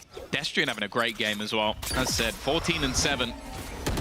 It looks like his job is mostly just keep control of halls and have that re-aggression elsewhere.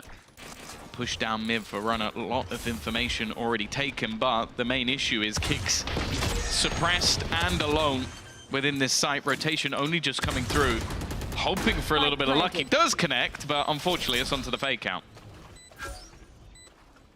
Good little bit of a warm-up routine for him, at least, with a quick practice. Now, we saw the same position actually used by Logan against Vitality time and time again. Shados seems to be bringing back some old memories for this Vitality squad with a quick lurk in, and okay, damage being done across the board. In fact, Runner and Safe combo, and they leave just Shadow because Shados is so far away. It's a bit of deja vu for this man. At least he could scrap onto that angle. Nice shot for Shadow. The spray, though, it's a little too much towards default. The spike was planted slightly left of there. The pings must not have been on. Third kill for him, but it's all for nothing. Because Vitality have found 9-6, and that was the buy round for Koi. Yeah, I think that's definitely the most impact as well. I might have seen with an Outlaw, just a disgusting initial shot from Runner, takes down the player on site as well, and then just has his teammate as cavalry. A nice shot as well coming out from Safe to pick off Shados in mid. But that's the thing, if you don't spot a Cypher at that point in the round, you're going, he's mid. Like, especially with the plant spot, you're going to make the realization that's the only place he can really be. 9-3. Movistar Koi realizing that, okay, we need to try and slow this down because, as we've already mentioned, right now, their life is in their hands. And it will be the case even going into that last match. But if they get 2-0'd here, if I'm not mistaken, which is possible I am, KC will need to just win one map, not even the series, to take this over the line because both teams will have been 2-0'd. Yeah. I believe that's true. It's a dangerous thing to do, Tom, considering our math earlier on. But here we are. We're going to commit to it. I think that's how it rolls. For the side of Koi, man, you saw earlier on that, first of all, Shados' lurking position, I like it. Look, it's a normal enough spot to be in. I think particularly because Logan found so much impact against Vitality there, it does make me believe that's something that they've prepped for. Okay, when we show presence on this side of the map, when we actually take the control out of their hands, they don't clear that. They do just half check up close to the box. Something that I don't expect Vitality to leave that gap for too much longer. You get punished 2 games from that same spot, you start to check it. Well, it is going to be an investment, at least from the side of Koi. Ultimate's not online for their side, but Bladestorm is available, peeking in after being pinged up. You can see maybe a little bit of hesitance. Even going to have to use a drone. A lot of utility being used early just to try and force Runner off the angle. Has a flash just in case there's a quick punish. But instead, he's focused in to make sure that nothing's going in onto middle, and a very early rotation coming out of the side of Vitality to bolster up this defense. Not something we see from them a lot, but so far Koi have been pretty direct in how they take these duels. Already eliminating Kicks, Runner's quick to pull out the blades. He's looking for a target to take down. Still an updraft left to play with. Moving towards the left side. I thought he'd wait for Destrium, or Destrium would wait for him more so, but no. Going swinging into the angle. Runner's able to quickly grab the trade. Shados' lurk a little bit early, and Sender was still trained in on the angle, but a good flank from Shadow. He's made it out alive. Kept this into a 2v2. And the spike will be picked up and planted, presumably. Fabinho at least attempting it. A lot easier said than done. Snakebite's is going to leave him stuck in the mud. Just trying to bait these players in, but they're already looking for the fight. It's going to be the trade out, leaving it into that 1 versus 1. But he sees the spike on the floor. Safe doesn't really need to peek. This looks for a timing and finds it as well. Another clutch going in Vitality's favor. A real chance in this round for Koi. But it will be them to hit double digits first. Again, all this for Vitality. A 2-0 here. And what does that mean? We don't know. We don't know yet. This is a squad fighting for the possibility to move through. And look at what they're able to do. Backs against the wall. Certainly going to wish they were firing on all cylinders earlier on. Sometimes it does just take that game to warm up. And that's another aspect of it. Koi will be coming into the next game having at least played this one. The first one was kind of close, streak of rounds. The thing is, they will have to 2-0 KC. We'd have to have a really weird... KC aren't warmed up, though. They're coming in cold, so... First map, easy for Koi. Okay. I like that you're trying to give some hope, and that it's some sort of like love triangle rather than just one team's better than the others. believe. Have to wait and see if that is the case. For now, though, Koi, as I said, if they can turn the tide, their life is still in their own hands, but that life seems to be dwindling at this stage. Nice work from Shadow, at least finding the opener. Kick's looking to try and take some ground elsewhere. The thing is, that flash, I believe, has been heard by Grubinho. So he knows that there's pressure coming in. If he can find this kill onto Kicks, it gives him a real chance. Oh, no, Kicks is going to win that one out. Not making it back towards the side at least. He's shut down before he can quite complete his journey, but Safe is still around yellow, and he is causing problems kill after kill. Leaving Starzo up close with a choice. He could push Safe and try to take him down now, or he could let him reset and hopefully group up with Shados to take this plant, pull it into play. You can see they're trying to force a couple of 1v1s. Unfortunately, they're not winning them with the spike down. It was a foregone conclusion. 11 rounds for the side of Vitality. The defense is looking good. The rounds cannot stop coming in their favor. That's 5 in a row on this half, 8 in a row total, including the last couple of the previous.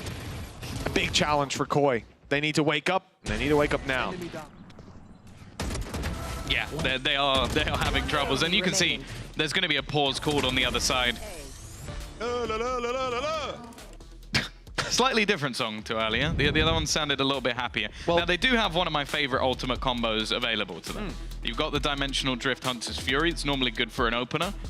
And especially, I think the one thing that has been bugging me a little bit is, I see what your point about like Shados on those lurks, but I feel like he's so late to the party every single round that it's, I don't know if it's worth it anymore. Like either the pace needs to be picked up, or he might as well just be with the rest of the squad. Because you think of these, a lot of these early fights have been traded fairly evenly. It's just that there isn't the personnel there, and he's there about 15 minutes later turning up to try and clutch. Well, I think a lot of that comes back to how you're typically going to want to, or even better point is, a lot of it comes back to how Koi have been playing the attack. They have been very direct. They haven't been faking. They haven't been running it back. If Safe finds a kill on middle, they can potentially rotate back to the B site. But often by the time he's even forcing an engagement, they're already planting A, or they're like deep out on pyramid. They've put their wall in. They're committed. And the problem, I think, is that when they're committed like that, you need that lurker to be a little bit quicker or with the team. Right now, it's been get in, plant, and a breeze back in by Vitality with a flurry of frags. A change must be coming for the side of Koi. They've got a game after this. You want to see them at least come in with some confidence. KC watching on the side, maybe thinking breeze sounds like a nice pick after this one. Yeah, that's the other thing as well, is we've gone into this series with Vitality having their opponent pick probably one of their best maps, and then them picking what seemed like one of their worst, and they might be about to win both. Destrian going walkabouts. It seems like they are well aware. He has been playing in the halls pretty much every single round. And Safe alongside him. Grubinho just caught sleeping. They get both players, and now reveal that the play was over onto that B side. I think it was meant to be a ruse, because the spike was still over on A. Which isn't a bad idea. We said they were very direct in most of the rounds, so this time they throw in a little bit of flair with a fake. Unfortunately, as we can see, that hasn't worked out to start with. Good damage, though. Centered down. Big utility to pull out of the round. If they can manage it, Camel's going to wait out the snake bite. And I still think the plan is to pop that flash, look for the play. Here it is, flash around, swing in, but Kicks was there. It's just too much time passed. Vitality have got plenty of players. The heal, though, the heal is coming through. Shados has a real chance. Oh, no! He swift the first, and the heal back up means that fight isn't as easy as he might expect. 90 HP still on center. He's good for the first, and he'll follow up with more. 12-6. Vitality, one away from pushing this 2-0, from keeping their dream alive, albeit out of their control. And funnily enough, it'll be in the control of Koi, the team that they're currently destroying, that they need to win 2-0. It's a very weird one when you're in a scenario where your opponent can go, I could take you with me. I won't, but Be a shame if I played like this in the next map, wouldn't it? I would like this round for free, thank you. No, I think KC have got to be feeling pretty good about themselves right now. As said, for KC, if it finishes like this, they will need to win a singular map to take them through into the playoffs. have a chance to battle for that top 2. A top 4 spot, I think, for both Heretics and KC. They're going to be very happy with that scenario, and who knows, with luck of the draw, could go either way. Well, look what KC having Martine playing the way that he is. Narrate's had some insane games. I mean, I'm not going to be all too confident in them not winning at least one map out of a series, especially if Koi are playing like this. Luckily, I still have my Why Cry Spanish Casters sign. Bring that one back down. I'm sure they appreciated that. Runner, there's the opener. They haven't been able to deal with this operator. They haven't been able to deal with a lot of things. The aggression paying off. And now 40 seconds left for them to now try and hightail it onto one of the sites. Seekers even going to give them up as well. 3 of the players trying to push up the top of mid. And well, the fact is the Seekers have given all that information away. The one lurk outside of that B site, the one that has the spike. And Safe already getting the reveal. This is all but over. Just one man standing, Grabinho, with 20 seconds to try and clutch versus the entirety of this Vitality side. It will not be happening. From 0-2 to 2-0 in the next series. A dominant way for them to give themselves a lifeline. The fact is, Mitch, though, their life is now in the hands of their opponents. That's the thing. You've just bested Koi in convincing manner. And now the hope is that Koi can do the same to KC. They'll certainly be looking for a win down on that stage. They'll have Vitality in the crowd rooting for them. Yeah, it's a very, very weird scenario that's been created. But as said, I feel like if you're KC, you're probably feeling pretty good about yourself right now. For Koi, that's not the end. They now have to pick themselves back up, brush off everything that's just happened, and go into that next match and look for a 2-0. If they could do that well, then things get really interesting. That's where I stop trying to say what's going on and leave it to someone who's a little bit more knowledgeable than me. But for the side of Vitality, victory under their belt, a strong showing on a map that went very badly for them versus Gentlemates, so clearly showing the improvement over the last few days, because that's how short it's been, with Kickoff being a pretty brutal format. Well, with that in EMEA, Salah's record increases up against Barbar on the other side. That rivalry can live to fight another day.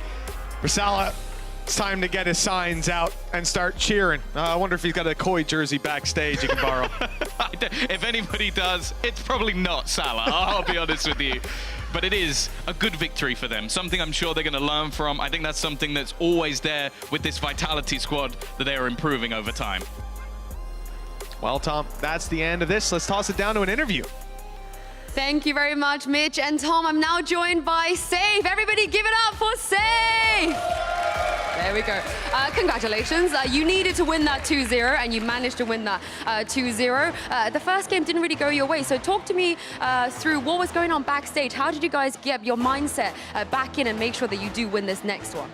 I mean, we just need to activate our players a little. I mean, sometimes we forget how to play defense because we feel like if we just stand still, something will happen, but that's not how the game works, kind of. So we just remind ourselves what we need to do, and I think we did good. Everybody's talking about the vibes. I think even you were talking about the vibes as well.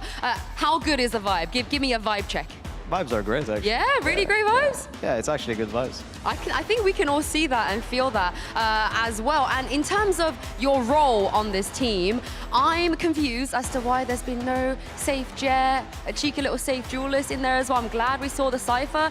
So what was the game plan coming into this tournament? Why have you been playing things we don't normally expect you to play? I mean, it's just for the experience and for the long term, I think, because we're trying to think of like a longer season, basically. There's still, you know, a lot of tournaments ahead, and Kickoff is just Kickoff, basically. So I think in terms of experience and how we're going to play eventually in the future, it makes sense that I'm on these roles right now. Are you happy?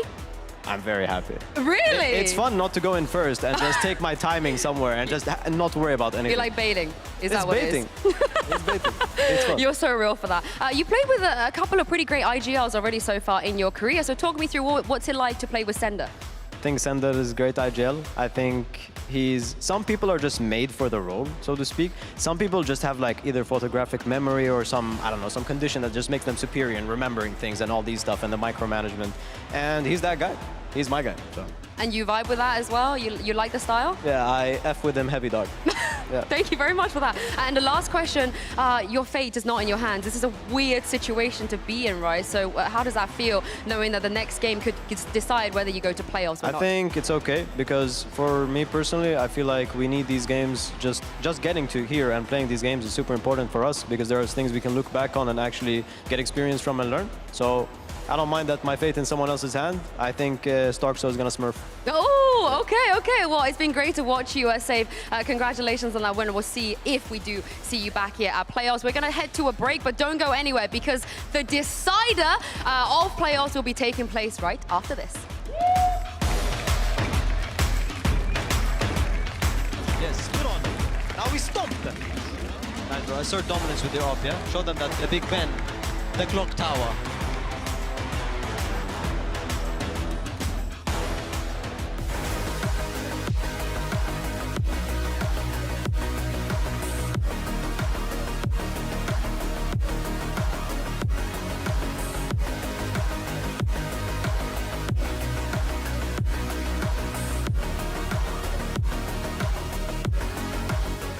I know a place that will break you into 1,000 pieces.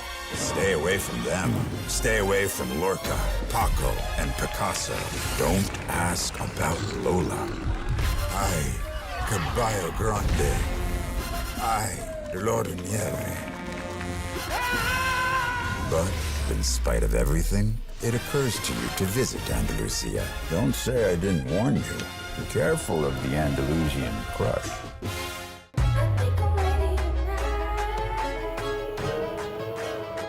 Hey guys, it's Jimmy Lin. In this series, I'm going to walk you through Attack on Pearl. Watch out for the stairs, clear this angle. You're going to be able to fight this.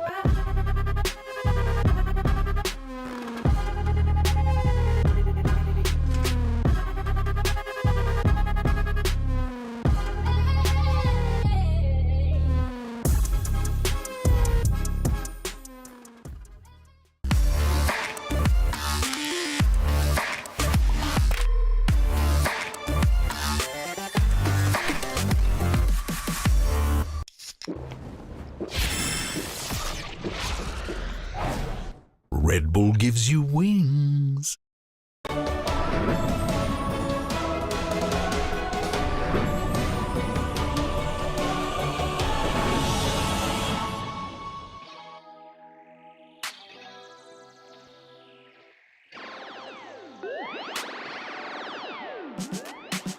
Feeling good, feeling great on my time. Won't let a hater block my shine. I'm just living my life. Too busy chasing good vibes. Chasing good vibes. Chasing good vibes. Chasing good vibes. Too busy chasing good vibes. I'm feeling good, feeling great now. A hater can't play with my day now. Get that negativity out of my face now. In my city, I'm the man of my state now. Yeah, I'm living life to the fullest. Baby girl, you're talking to the realest. Energy and joy, you can't steal it. Good vibes all around. Baby, tell me, can you feel it? I woke up, so I'm blessed. Just another chapter in the test. I know I'm doing better than the rest. Got a smile on my face, showing teeth for the crest. It's no sweat, I'm a vibe in my own right. Go time in the sun, yes, I'm gon' shine. So fine, got a baddie on my phone line. Feeling good, feeling great, chasing these good vibes. Feeling good, feeling great on my time. Won't let a hater block my shine. I'm just living my life. Too busy chasing good vibes. Chasing good vibes. Chasing good vibes. Chasing good vibes. Too busy chasing good vibes.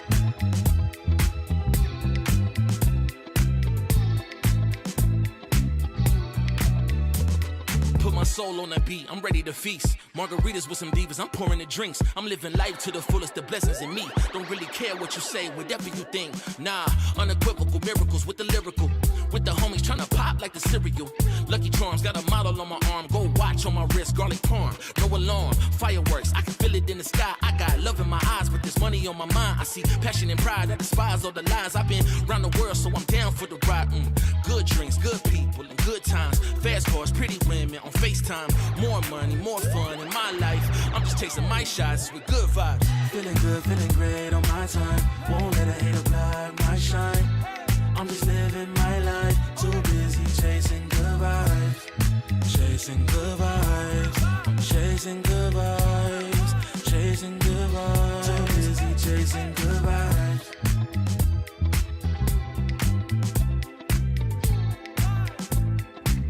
Too busy chasing good vibes. Feeling great on my time. Won't let a hater block my shine.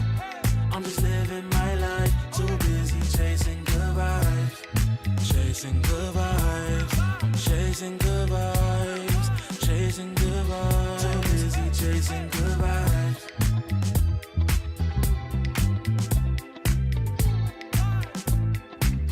Too busy chasing good vibes. Feeling great on my time. Won't let a hater block my shine. I'm just living my life. Too busy chasing.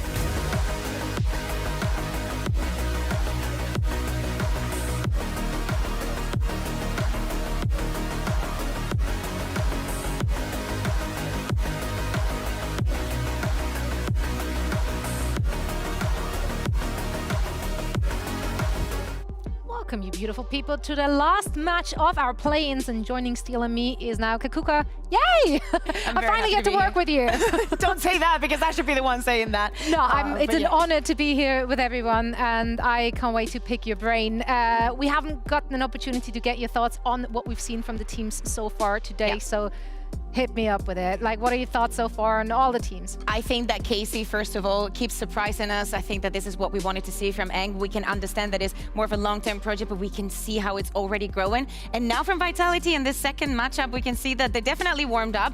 We can say that. And that Koi still was maybe too coy to get into the action, repeating a lot of the mistakes that we have seen already for them this year. But yeah, especially for Vitality, I think that things are changing now, because they had to play those 2 games in a row. Now they have to just sit and watch and actually pray for Koi to get this 2-0. Yeah, I'm not sure if we're going to see that 2-0 from Koi, though. Right now, I think we're witnessing, and not to beat on a dead horse or anything, but like... But you will. But I will. Yeah. Okay, it's a bit of a pun, so if you interrupt, then it ruins the joke, because with Koi having such, just like being able to beat out Liquid there, that was the joke with the horse and all, but it's really good. Please explain the joke one more time. you have Koi that's looking like, okay, they're better than Liquid, but then you have like Fnatic at the top. I think we're starting to see kind of like where all of the teams stack up and where all the big breaks between like this is the top tier, then the next tiers and everything like that. Are you willing to throw yourself out there and make me a tier list right now, just based on the performance we've seen so far? Is that enough intel? I probably could. I don't know if we have the time for that. I'll make the time for that. I'll make the time for that. I'll give you the time. So at the top we have Fnatic kind of in their own tier, right? And I don't know, throw that up on the board. I'll just send that on production. Can we get the board? Get out to work in Overdrive. There's a delay. Can we get the board? And then it kind of goes like, Na'Vi and Heretics, and then we're seeing like Karma Core are kind of like up there right now. They're looking pretty strong. I would say Vitality was probably around there, but then we're seeing like it's not just like SAB right now, like we might have talked about with their player cards. It's looking like there's an S tier, an A tier, B tier, and then like a C and a D tier as well right now. Like I feel like there's a lot of different, like there's a big difference between all these teams right now. Okay. Who's at the very bottom? Who's at the very bottom? Probably like the BBL and the Giant X and... What, are you getting offended, upset about that? I'm just sad because BBL's card was so good that we put an S tier. They have an Unreal pack, but I think that we also need to mention that, of course, because of the teams being divided in groups, it's not until this play-in that we actually see the groups intertwine. I think that also with all of the new faces, I'm just gonna, cut them a little bit of slack. With all the new faces that we're seeing and the new projects coming in from 2024, this is what we could have expected. I want to actually get into the normal season, like the first split, to see if maybe, we have the situation where Na'Vi beats Liquid, but, Koi beats, we can create those kind of cycles, and it's not that separated in tiers, but actually some teams have this strengths and their like and this weaknesses. Scissors. Yeah, we can't really use like transitive properties just yet, because we just haven't seen enough just based on the format itself. So yeah, it might be a little unfair to already throw them into the pit, but I'm all for it. I'm all for it. I like that. But I mean, generally heading into this season, looking at most people's power rankings, I think a lot of people really expected a very hotly contested middle of the pack, but it has split up quite a bit. Yeah, I think we've seen it broken apart. I think a lot of people were kind of going into this year thinking like, okay, a lot of these teams with a good core, like Foot, Giant X, like a lot of these teams are probably going to be middle to top of the pack, and then other teams like Koi or Carmine Core, they're going to be towards the bottom. And right now we're seeing that like flipped on its head. But hear me out. We can say that this happened this year, but this is exactly the same as it happened on the previous one as we were jumping into partnerships. They were like, no, because, you know, for example, Koi, everybody was like, they have Starksteel, they have Shaders, they have Trex. Like, how is this not going to work? I'm so happy. Thank you so much, Lauren, and whomever else rolled it in. You know, if you want to give it a... No, we need receipts just to, you know, mock you for all eternity. So you want me to put it up here yes. so that in like... Put it into writing. So after split one and everything, we can come back to this and be like... Exactly. You know, I predicted this overtime. When it was like 5-5 with this on Ascent, I'm like, we're going to see overtime. You think I'm going to be wrong about this stuff? All right. So he threw like 3,000 balls. He hit one. And he's like, so I actually said. But that one time I was right, though, guys. Remember. All right, S tier, Fnatic, A tier, Heretics, Navi, and Hered. Yeah. Sorry, how do you say it? I said wrong, and I stick with it Heretics. because I have an accent and I can get away with it. Okay. I'm leaning heavily into being that. This is the tier that now, after seeing the first part of the tournament, you're getting, right? So you're just putting the 3 teams that have already qualified for places. So that's your tier list? Well, this is how their current form is, but this is how we're probably going to expect them going into like split one. The teams that are going to qualify for Madrid and do well there probably going to be in this order too. So that's kind of like where I'm going at it. So we need a B, a C. Tier. Jesus Christ, that is a great quotable right there. Please clip it, someone, send it back to us. We're not going to repeat it, but it's out there now, and it will forever live on the internet. So, Kakuka, you played yourself. Right, B tier. What you got for that? Is Vitality really in the B tier for you? Based on their performance, I feel like they've been underperforming. As an outsider coming in with the expectations and the youthful ignorance I have as someone who's not familiar with it, I'm a little disappointed. Disappointed. I want to see who. Yeah, because we're talking about that swap in the middle. You put KC there. Okay, then who's in C? You have Koi left. You have Liquid left. I just Gentlemates. Where is Gentlemates at? I thought he was going to give us 2 KCs. You know what? Liquid might actually be down here. TL, they might be. Yeah, they have to go down. They have to get the D, right? Because I don't have anything to give you. We had one. Okay. We have the technology. I'm putting them down here for now until they can show to me that they can't just walk around and just peek things like idiots all the time, and they can start doing stuff as a team, especially on their defense. Like, they have the individual skill. It's just a matter of they're not deploying any level of teamwork whatsoever. Their flanks are way too early. There's people overheating and overextending. Like, it just doesn't make sense. It's like there's zero cohesion. So I'm putting them down here for a little bit. But they I want to see the mates. These guys are the most likely to move up. Give me some more Frenchies. Give me Vitality and give us Gentlemates, please. I think mates have to go in here for now. It's so unfair that they were in such a difficult group. They were in a They difficult only play Vitality as well. Yeah, that's true. And what? No, I'm just saying. Just they giving did look context to promising. everyone. Okay, I'll give you this. They did look promising, and they were probably on the cusp of beating Vitality. They were 12-9 up, I think, on map 2. Lose that, and then just absolutely get spaghetti. It's unfortunate, but sure. I've never heard that, but yeah, they dropped the spaghetti. The spaghetti all over the floor. It's probably mom's spaghetti too. They didn't, seize their opportunity there, or whatever the phrase is. I feel like they could have done a lot better if they didn't drop the ball in that one instance. Very interested in this one. Foot. Where does it go? A Foot's probably down somewhere around here. Okay, write it down then. We need to take a picture at the end of this so we can hold you accountable for every single one of your words. Wait, I meant what? 2, 3, 4, 5, Vitality, 6, 7, you still 8, haven't faced Vitality. 11, it's just Vitality. I'm gonna put Oh, don't you dare. What do you mean, don't you dare? I'm just trying to throw you off, honestly. Let me think about this for a second, because you really threw me on the spot here. I did not know there was going to be a surprise whiteboard or anything like this. You guys are really putting me on the spot. Yeah, where is Vitality going to go? Because I could kind of put Vitality and Mates on the same level, but at the same time, there's... Can we put them? Can we do a B.5? Like one, it's called a C, and then this would be D, and then this would be like F. We could do that if you want. No, but you have to put them somewhere. Okay. All right, I'm putting them here. Please commit. Okay. All right. So I have a question to follow up with this, but before we move on, who do you think during split one, or not just split one, but the entire year, has the biggest potential to be a surprise? Oh, this I is think a perfect shot. Liquid could jump up here if they get their, stuff together. They can be the dark horse of the competition? They could definitely be at least a blue horse, if not a dark horse. I think they probably have the biggest chance. I think Gentle Mates could probably go up like 1 tier, but I don't think I would see them going up to A or S. Koi do have a pretty good start with their attack side. I don't know what they have to do to fix their defense, but I can't see them moving up more than 1 tier. Carmine Core, I feel like they could move up a tier as well. But most of these teams, I feel like outside of Liquid, are only going to move up like maybe a tier. I don't see anyone jumping 2 or 3 tiers. Well, we'll get back to that at the end of the season. We'll see. And see where we stand with it. Thank you so much for committing. You're I'd welcome. love the improv. I love Thanks to for see really that. putting me on the spot there. You are welcome.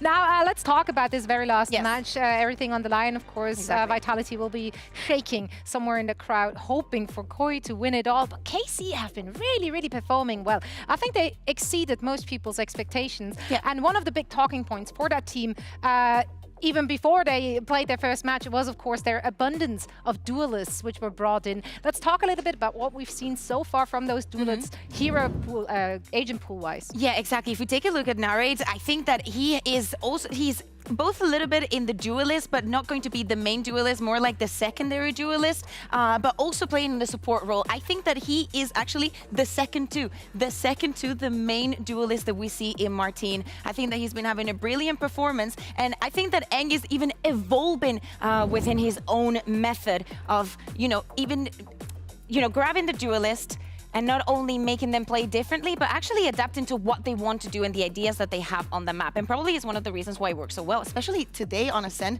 the way that they were coming everything, swifting the meta completely and actually making Shane with them, playing with the Harbor, making the map look fresh and new here in EMEA. I think that composition was played by PaperX a long time ago, but it's PaperX, right? Like, we're supposed to be the tamed ones. Yeah, I actually really like what they were Boring doing ones. with this. And like, obviously, we've seen Viper coming into the meta a little bit. And then last year, we also saw a prominence of the Viper Harbor with the Sky Jet Killjoy on a few maps. We saw that in Pearl. We saw Loud running it on like 4 different maps. So I like that change up to Ascent, where they do have kind of this explosiveness on attack, a lot of opportunity to rock the boat, just going back and forth between either side, doing a lot of misdirection. And then what that composition requires is really good understanding of the game plan on defense, knowing how you're gonna approach the retakes, because you can't hold everything. You don't have a sentinel. You're gonna have to be active. You're gonna have to do things together. So I think teams that have really good teamwork can pull it off, and teams that don't have good teamwork are gonna look so lost if they run that composition. Yeah, I want to pick on something that Jinso actually talked in the interview with Starso. And Starso said, replying to what do you think you're so strong on the attack but so weak on the defense? And he was saying, well, most of the teams are going to be new, and it's easier to have like a micro or very set play for when you go on the attack and have that working to actually have a solid defense. But if people have, their heads where we're supposed to be, and actually, can think of what Eng was doing in Gambit, was the strongest defaults probably in the world. Like, there were maps like Breeze where it was impossible to get a round out of them. You would see him go down, starting on the attack on Breeze, getting 2 rounds, and then swifting the map around. They wouldn't shake even. They were completely fine. They knew that there was no way someone could have that macro understanding of the map and how to move around it and how to regain spaces, because that is what it gives you, that edge that you need on the defense. Now, I want to shift gears here and talk a little bit about Koi's side, as we just discussed the duelists from KC. Camo, he's actually had some pretty good games so far and showed us some pretty good signs of life.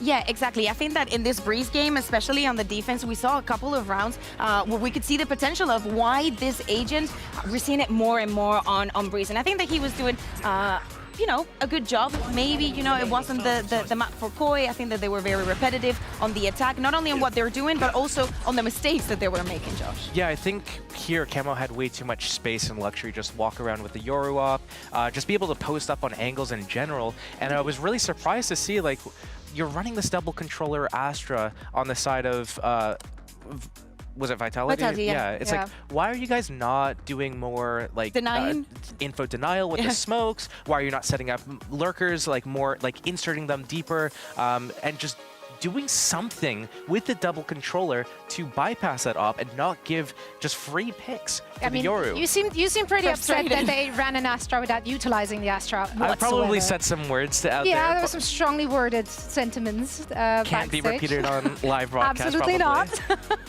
not. Yeah, I mean, you're disappointed and it shows, but it's because you care.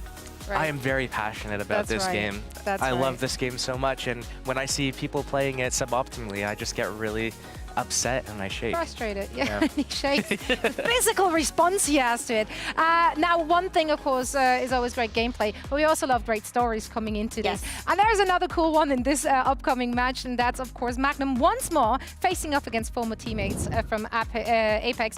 And he's so far taken out 3 of his former teammates. 1 more to go. He's on a rampage here. And of course, this has to be not only a 2-0 win for Koi to stand the chance to make it into playoff, it has to be a very strong one, because if we end up having a 2-0, 2-0, 2-0, we will go straight onto the round differential, right? So we need I like the fact that Shadow was and the rest of Koi was able to take up some rounds on the first map when the difference was so big against Vitality, because otherwise it would have been almost impossible for them to turn it around just based off on that round differential. Now, seeing it on that head-to-head and also thinking that even though both of them are IGLing right now, back then it was Enzo who was IGLing on Apex. So now they've taken out that extra responsibility coming from what most people would say was the top tier or the top team in Ascension.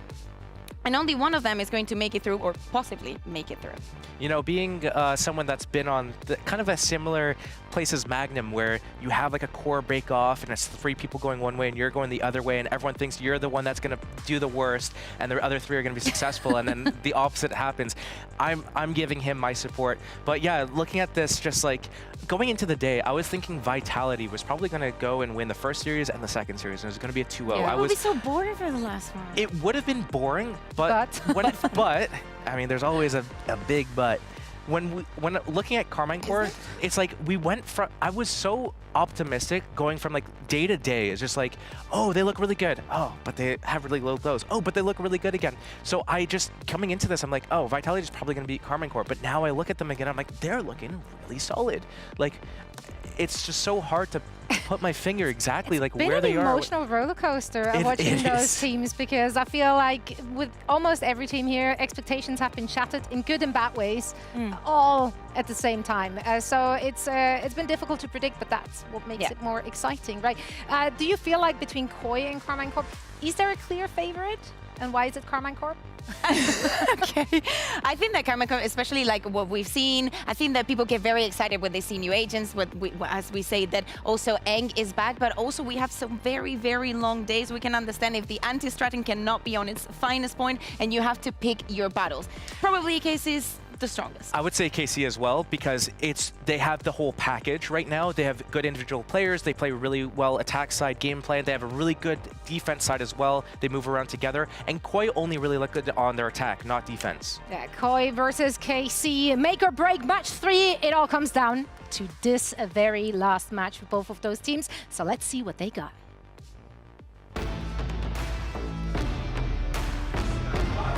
In EMEA, we love a redemption story. It's going to be a tough challenge ahead of Koi, but it is not impossible. It's time to see if they can pull off the miracle run to end all miracle runs.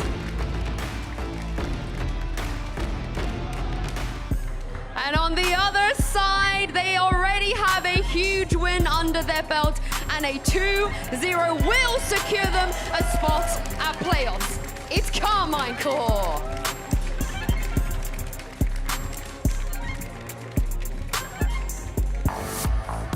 Last but not least, 2 veterans of EMEA going head-to-head in this battle, but unfortunately, only one of them will have a chance to make it to playoffs.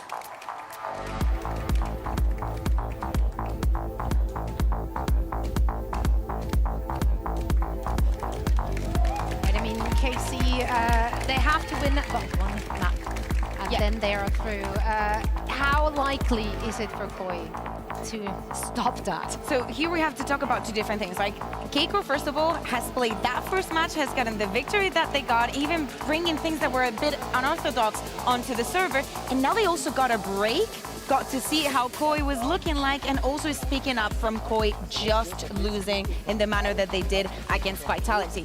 I mean, if I'm KC, I'm hoping that I win the coin toss and I just pick Team A. Just go on my map. Yeah, I'm looking at KC here, and I'm just looking at like what I was talking about earlier, just like the whole package from them right now. It's just like we didn't even get to see them play Ascent until today, and they whip out this, you know, Harbor Viper. Come on, Scott. You think it's gonna be in there again? Sunset. Disappointment, Kikuko. Oh, well, I wanted to see the Ascent again. But maybe, you know, maybe little by little. Oh, and they banned it. They got rid of it. So the first map is going to be Sunset. Now, alongside today and yesterday, we saw Koi play it twice. Both of the times that, you know, they did play today. I'm not. Or was it the first one? I might be losing it. You might be losing it. That was the first map that we had today, but it might not have been Koi. I remember what we saw yesterday. Yeah, it was the first one. Sounds about right. Sounds about right. Yeah, we see a lot of Sunset.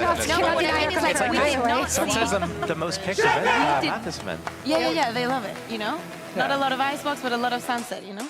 Yeah. Anyway, what I wanted to say is that the plan for Koi has been easy to unravel for the rest of the team. I think that you guys also did a brilliant job on the desk talking about how repetitive some of these rounds can get, how easy it is to counter what they do, how sometimes they're not very aware of that operator or how to deal with it. It can get very frustrating. Now, looking at the side of Koi that of course have a tremendous task ahead, I really hope that they can disconnect from what happened and completely forget what happened against Vitality and just focus on this one.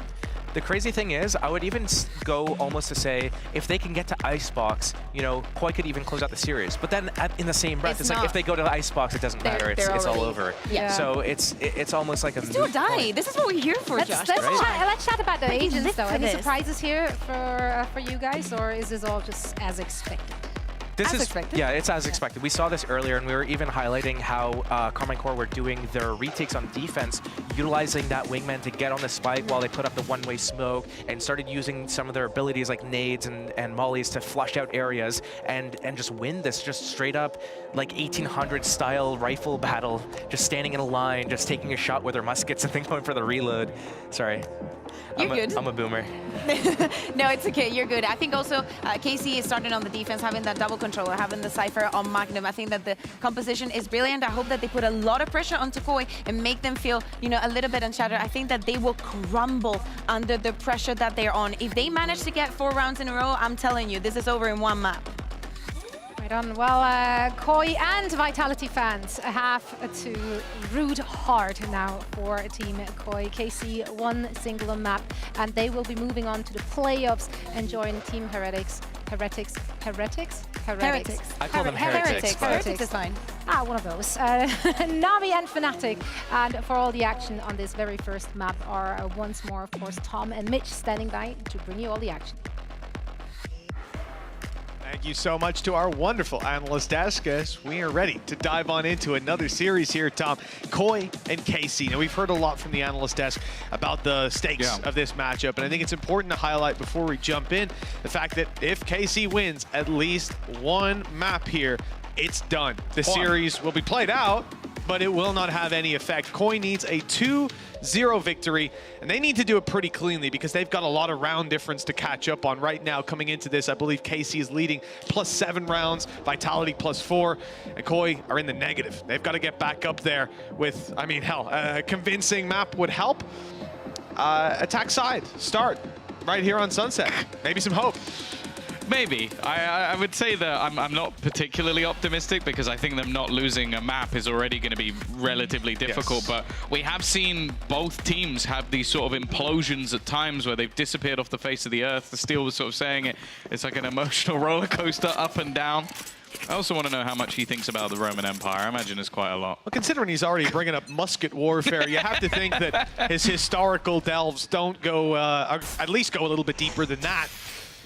We'll see if we get any musket battles here. Everybody has a few more than just the one loaded in the barrel. But that's not true, actually. They've one loaded in the barrel, the rest are in a magazine, otherwise gonna jam. But for Koi, this attack side is gonna be pretty quick. Already breaching through mid into market, but the site still hasn't been acquired. And for KC, I'm surprised it's so passive. They are looking to take those headshot angles, but it hasn't worked out. Losing Tamazi already. No Viper's wall to help them on the way back through. Good nade, good damage. KC coming ahead by a little bit in those fights. Yeah, a few low players, but ultimately, when it comes down to the pistols, a few stray bullets can be enough to turn the round on its head. Time ticking as the 5th man to this Koi roster. And that paranoia is sublime, so blind, but the trade has come through. Kept things even for now. The HP diminishing, and the Ray is just taking over completely. 4 kills in the pistol round. A sublime start for him. And KC are off the mark. Really nice stuff for Narrate. Confidence build around is what and that what's is. their round difference now, Mitch? One higher. No, one I higher. mean, what about for Koi? One lower. There you go. You're welcome, Perfect, Tom. thank you. I pulled it up. So yeah, Koi. Oh wow. I saw Koi was in the negative, and I was sort of hoping that my memory was wrong. It was like a -4 or something. They're -11. So for them to win this is going to be, I mean, you need to stop KC pretty much plus now. 15. I think it's a. I'm not make. I read that somewhere. They need to be, I didn't work it out. So if it's wrong, it's not my fault. So they need to do a remarkable job at chipping away at those rounds. And it is a 15 because Vitality would be +4. Obviously, if they win by a long shot, Carmine will lose their lead. Nice shots by Martin. Seemed like he was still running, but the effect wasn't there. Clicked right on the head. And for Martin, another orb as well acquired. Nice defense to start this off. And with pistols, I mean, I feel like that was a worst case scenario. You swing a corner, you see 4 pistols staring at you. Often that's not going to go quite as well. Yeah, we've already seen a few of those rounds in our earlier matchup. Nonetheless, even just a decent defensive start.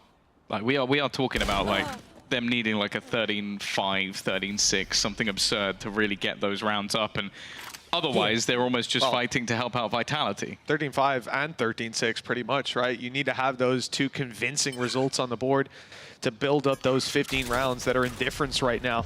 Vitality have that lead to play with. Now, if you're on the side of KC in this round, you don't want to see too many losses. It has been clean to kick it off. But this is where the pistols do get dangerous, and I like it, Magnum. So the reason I was worried, he gets real close to that angle, and you know Corbinho, we've seen him before, he likes to get that little bit aggressive. Clean. And with weaker weapons, you're going to, but they took a few steps back, created some extra distance, let Koi step in, and shut them down. Very nicely played for the second round. Yeah, and Andalucia flawless coming through for them. It's also been interesting because obviously you've got everybody sort of hanging around at the moment. I got to chat with both of the coaching staff of KC, and both of them I was like, really good chance to get to playoffs, and they went, we just want to play. Like we want to play as many games as we can. Obviously the league minimum matches is something that a lot of teams are worried about, and they're like, yeah, we're probably going to get to play like 5-6 matches in this tournament. We make it to playoffs, we get to play another. And I was like, yeah, it'd be cool to get to Madrid though. He's like, not really thinking about it. And there's a part of me that goes, yeah, right. Come on, you're thinking about it a bit, but at the same time, it does seem like for a lot of the teams, like, okay, maybe being a Na'Vi or Fnatic would be wonderful, but they want to improve on themselves. I believe that most with KC and people like Eng. Well, I think I like that element of it for a number of reasons that we'll probably touch on later. I was expecting maybe Magnum to stick around to try and get more out of this position, but once that trap is destroyed, yeah, he's back. He's out of there. Just trying to pick a quick kill. They've gone way in trying to hunt him down. Through the smoke, you're about to see a player emerge. Starzo's swinging in, a triple swing to the spawn. A fight that KC weren't quite expecting. And the stun is dodged. On that side for Tamazi, he's a dangerous player, but he'll be forced back by the cage. They've bought some time to get into post plants. I believe as well, yeah, they've retrieved the Thrash, so they can throw that ult in for a second time. They know that there's been players pushed up into the spawn. Well, I don't think that's going to have caught anyone, but it has given the information. A little bit of a recon dart thrown out. A lot of different flashes and utility being expended. Shin's done well, leaving it down. Starzo getting decayed every time he goes through and left on to just 40 HP anyway. They're in a great spot. He's got to hope that he can spam through and get something here. In the meantime, he's trying to fight Shin. They've just defused. Nothing that Starzo could do. An easy round for KC in the end. And they're going to try and take this gun away. And while they will. They had enough bodies to throw it at, that's for sure. The 3-0 start, that's a devastating blow to Koi. Again, a team we're talking about, and they know this. They're very well aware they need to be dominant in this victory with the format that we're in. And for them to start out 3-0 down on Koi, losing out on an important round, the one upside that we can draw from it, as we'll see once we get out of these replays, they are able to scrape together another bye. And with ults almost online, in particular Starzo and Shadow just one away, they could recover this round and attempt to play hyper-aggressive. It worked in their last matchup, but it will not work here. But that's the thing, because we've just seen Carmine Corp have the map off, they just watch them play this. They know exactly how they want to be explosive on the attack. And Martin's like, you know what? A 50-50 duel on the defense, I'll have him. I've got this one, no pressure. And that's the thing, you can have the utility set up. I almost feel like as well, the utility support for Camo wasn't particularly good. It was just that he was winning a lot of the fights anyway. Like, you'd see a stun, you'd see a paranoia, neither would hit, and he'd get 2 kills. You go, yeah, it was kind of good. This time, nothing hits Martin. He wrecks him. I think if you go back as well and look at some of the setups that we saw in the last game where players were hyper-aggressive around A main and B main with basically being caught in what I'd call the danger zone. Somewhere that once those barriers go up, when you've got blast packs to play through, you can easily close the distance, take those fights up close, and decimate your opponents. And you don't want to be in that danger zone early unless you're ready to fight. One thing we've seen here is, oh no, okay, just the one. Just the one and he's out. So that's an advantage for the retake at least, but Rolling Thunder is online for Koi. They'll have to get so much value out of it if they use it. But in a round like this, Tom, you'll be tempted to. The economy is on the line. Yeah, the fact is this was a retake setup. All that was needed was to confirm that advantage, and yeah, I don't think Shadow's even going for this. It might do now, though. Getting a kill back again, the Dizzy is just sublime. The utility out from Narrate is great. They're going to use it here. Shados has to go huge, and he gets nothing! Absolutely nothing! Magnum finds the kill. The stun's still there, at least up to Narrate. I can't believe how little they got. I at least expected them to get 1. Yeah, I mean, the Rolling Thunder's used, though, it catches one player close. Nobody can swing on them. There's only 2 players alive. One is using the ult, the other's closer. They hear 2 players pushed up into the air, stunned up. It should be easy, but Magnum is there. He's further back, and that ult, the Rolling Thunder, as you can see, it just doesn't reach him. It doesn't even come close. So he's able to cover them, take that kill. It could have snowballed. If that first frag is found onto Magnum, things fall apart. But the thing is, when you hear that player, close left corner, land on the ground, you go, oh, I'm swinging. I know where my crosshair's going. You're not ready for Magnum to be in no man's land taking the fight.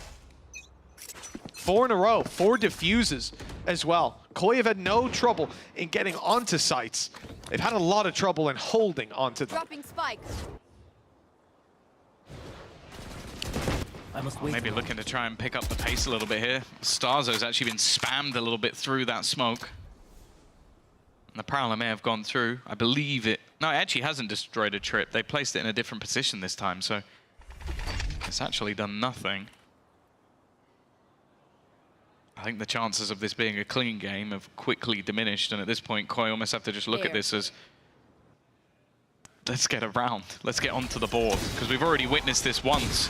But this time they're on the attack. This is the side they were better at last time. Right now, they are being bullied by the side of Carmine Corp.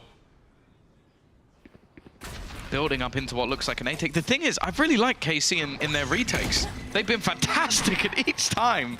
These Dizzy flashes from Narrate have been perfect. Some of the best Gecko I've seen throughout the tournament. Spike planted. There.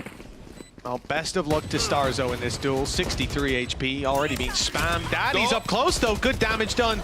I didn't... Well, it's not quite gone according to plan. The numbers are thinned out. That's not too bad. The showstopper trade +1, but then the kills come KC's way. And a big performance needed by Shados. 2 opponents to take down. They could be defusing. He doesn't know. And with the reveal, he was pushed back. Good shot to follow up, though. He will not find it. Tamazi just about gets that across the line for the side of KC. It looked like it was going to be a much cleaner round, but with 5-0 on the board, they won't be breaking any sweat just yet. I want to know, like, this would be someone absolutely wasting their time, but Is this the most times in a tournament we've seen people kill themselves with a showstopper? Because I feel like it's up there. Like we saw Zipan do it earlier. We've seen a few other players do it since, and it is very funny. I also feel like that kill in particular was completely unnecessary. Like, he could have just kept going and try and get someone on the side, but he was like, no, my teammates now can't run in because I'm going to turn around and showstopper right at them. Yeah, that was my thought.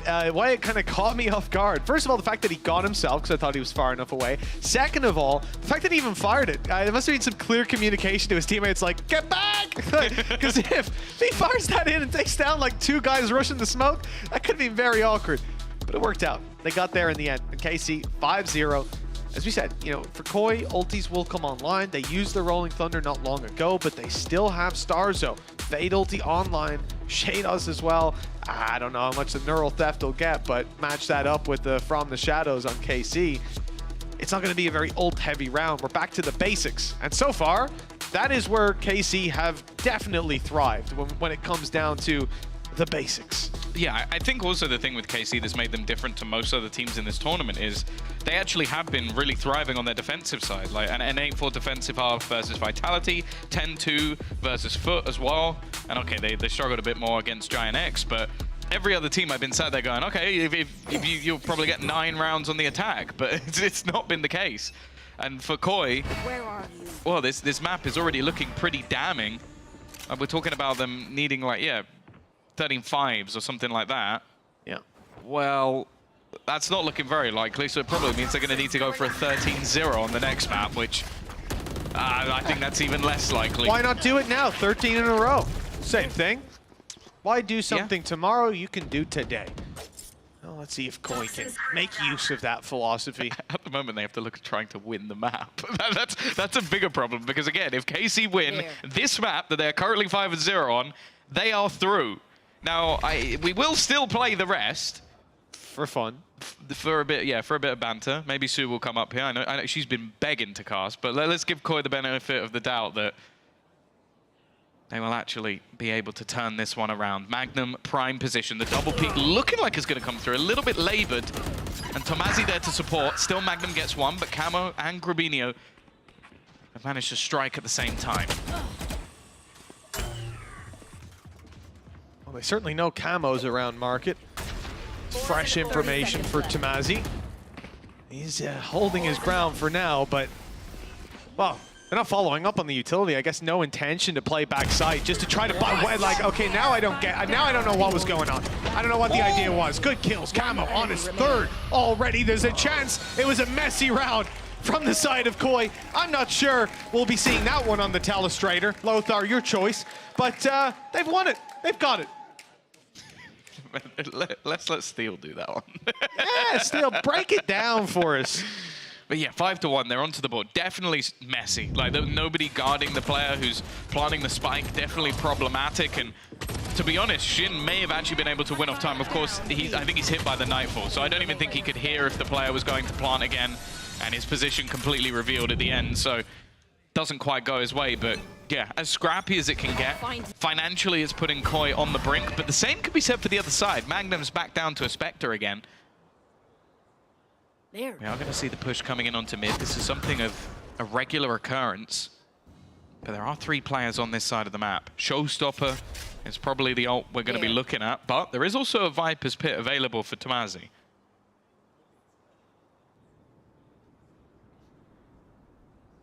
Good safety net, at least. Koi adopting a slower approach. The mid control will be fought for. For a second, I thought maybe Shin was throwing a paranoia, but he's just going to pop a smoke.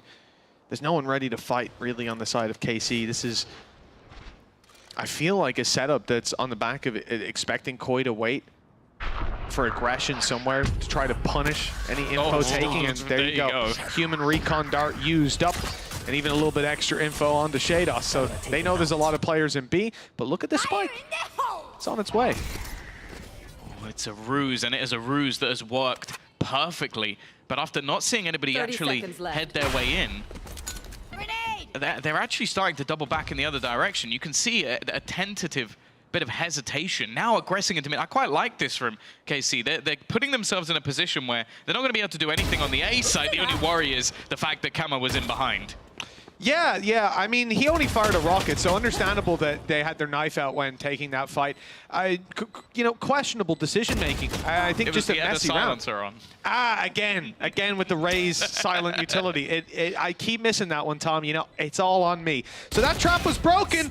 Feel free to turn around, Shadow. Again, this is messy from both sides. But Koi, hey, they're in a 2v3.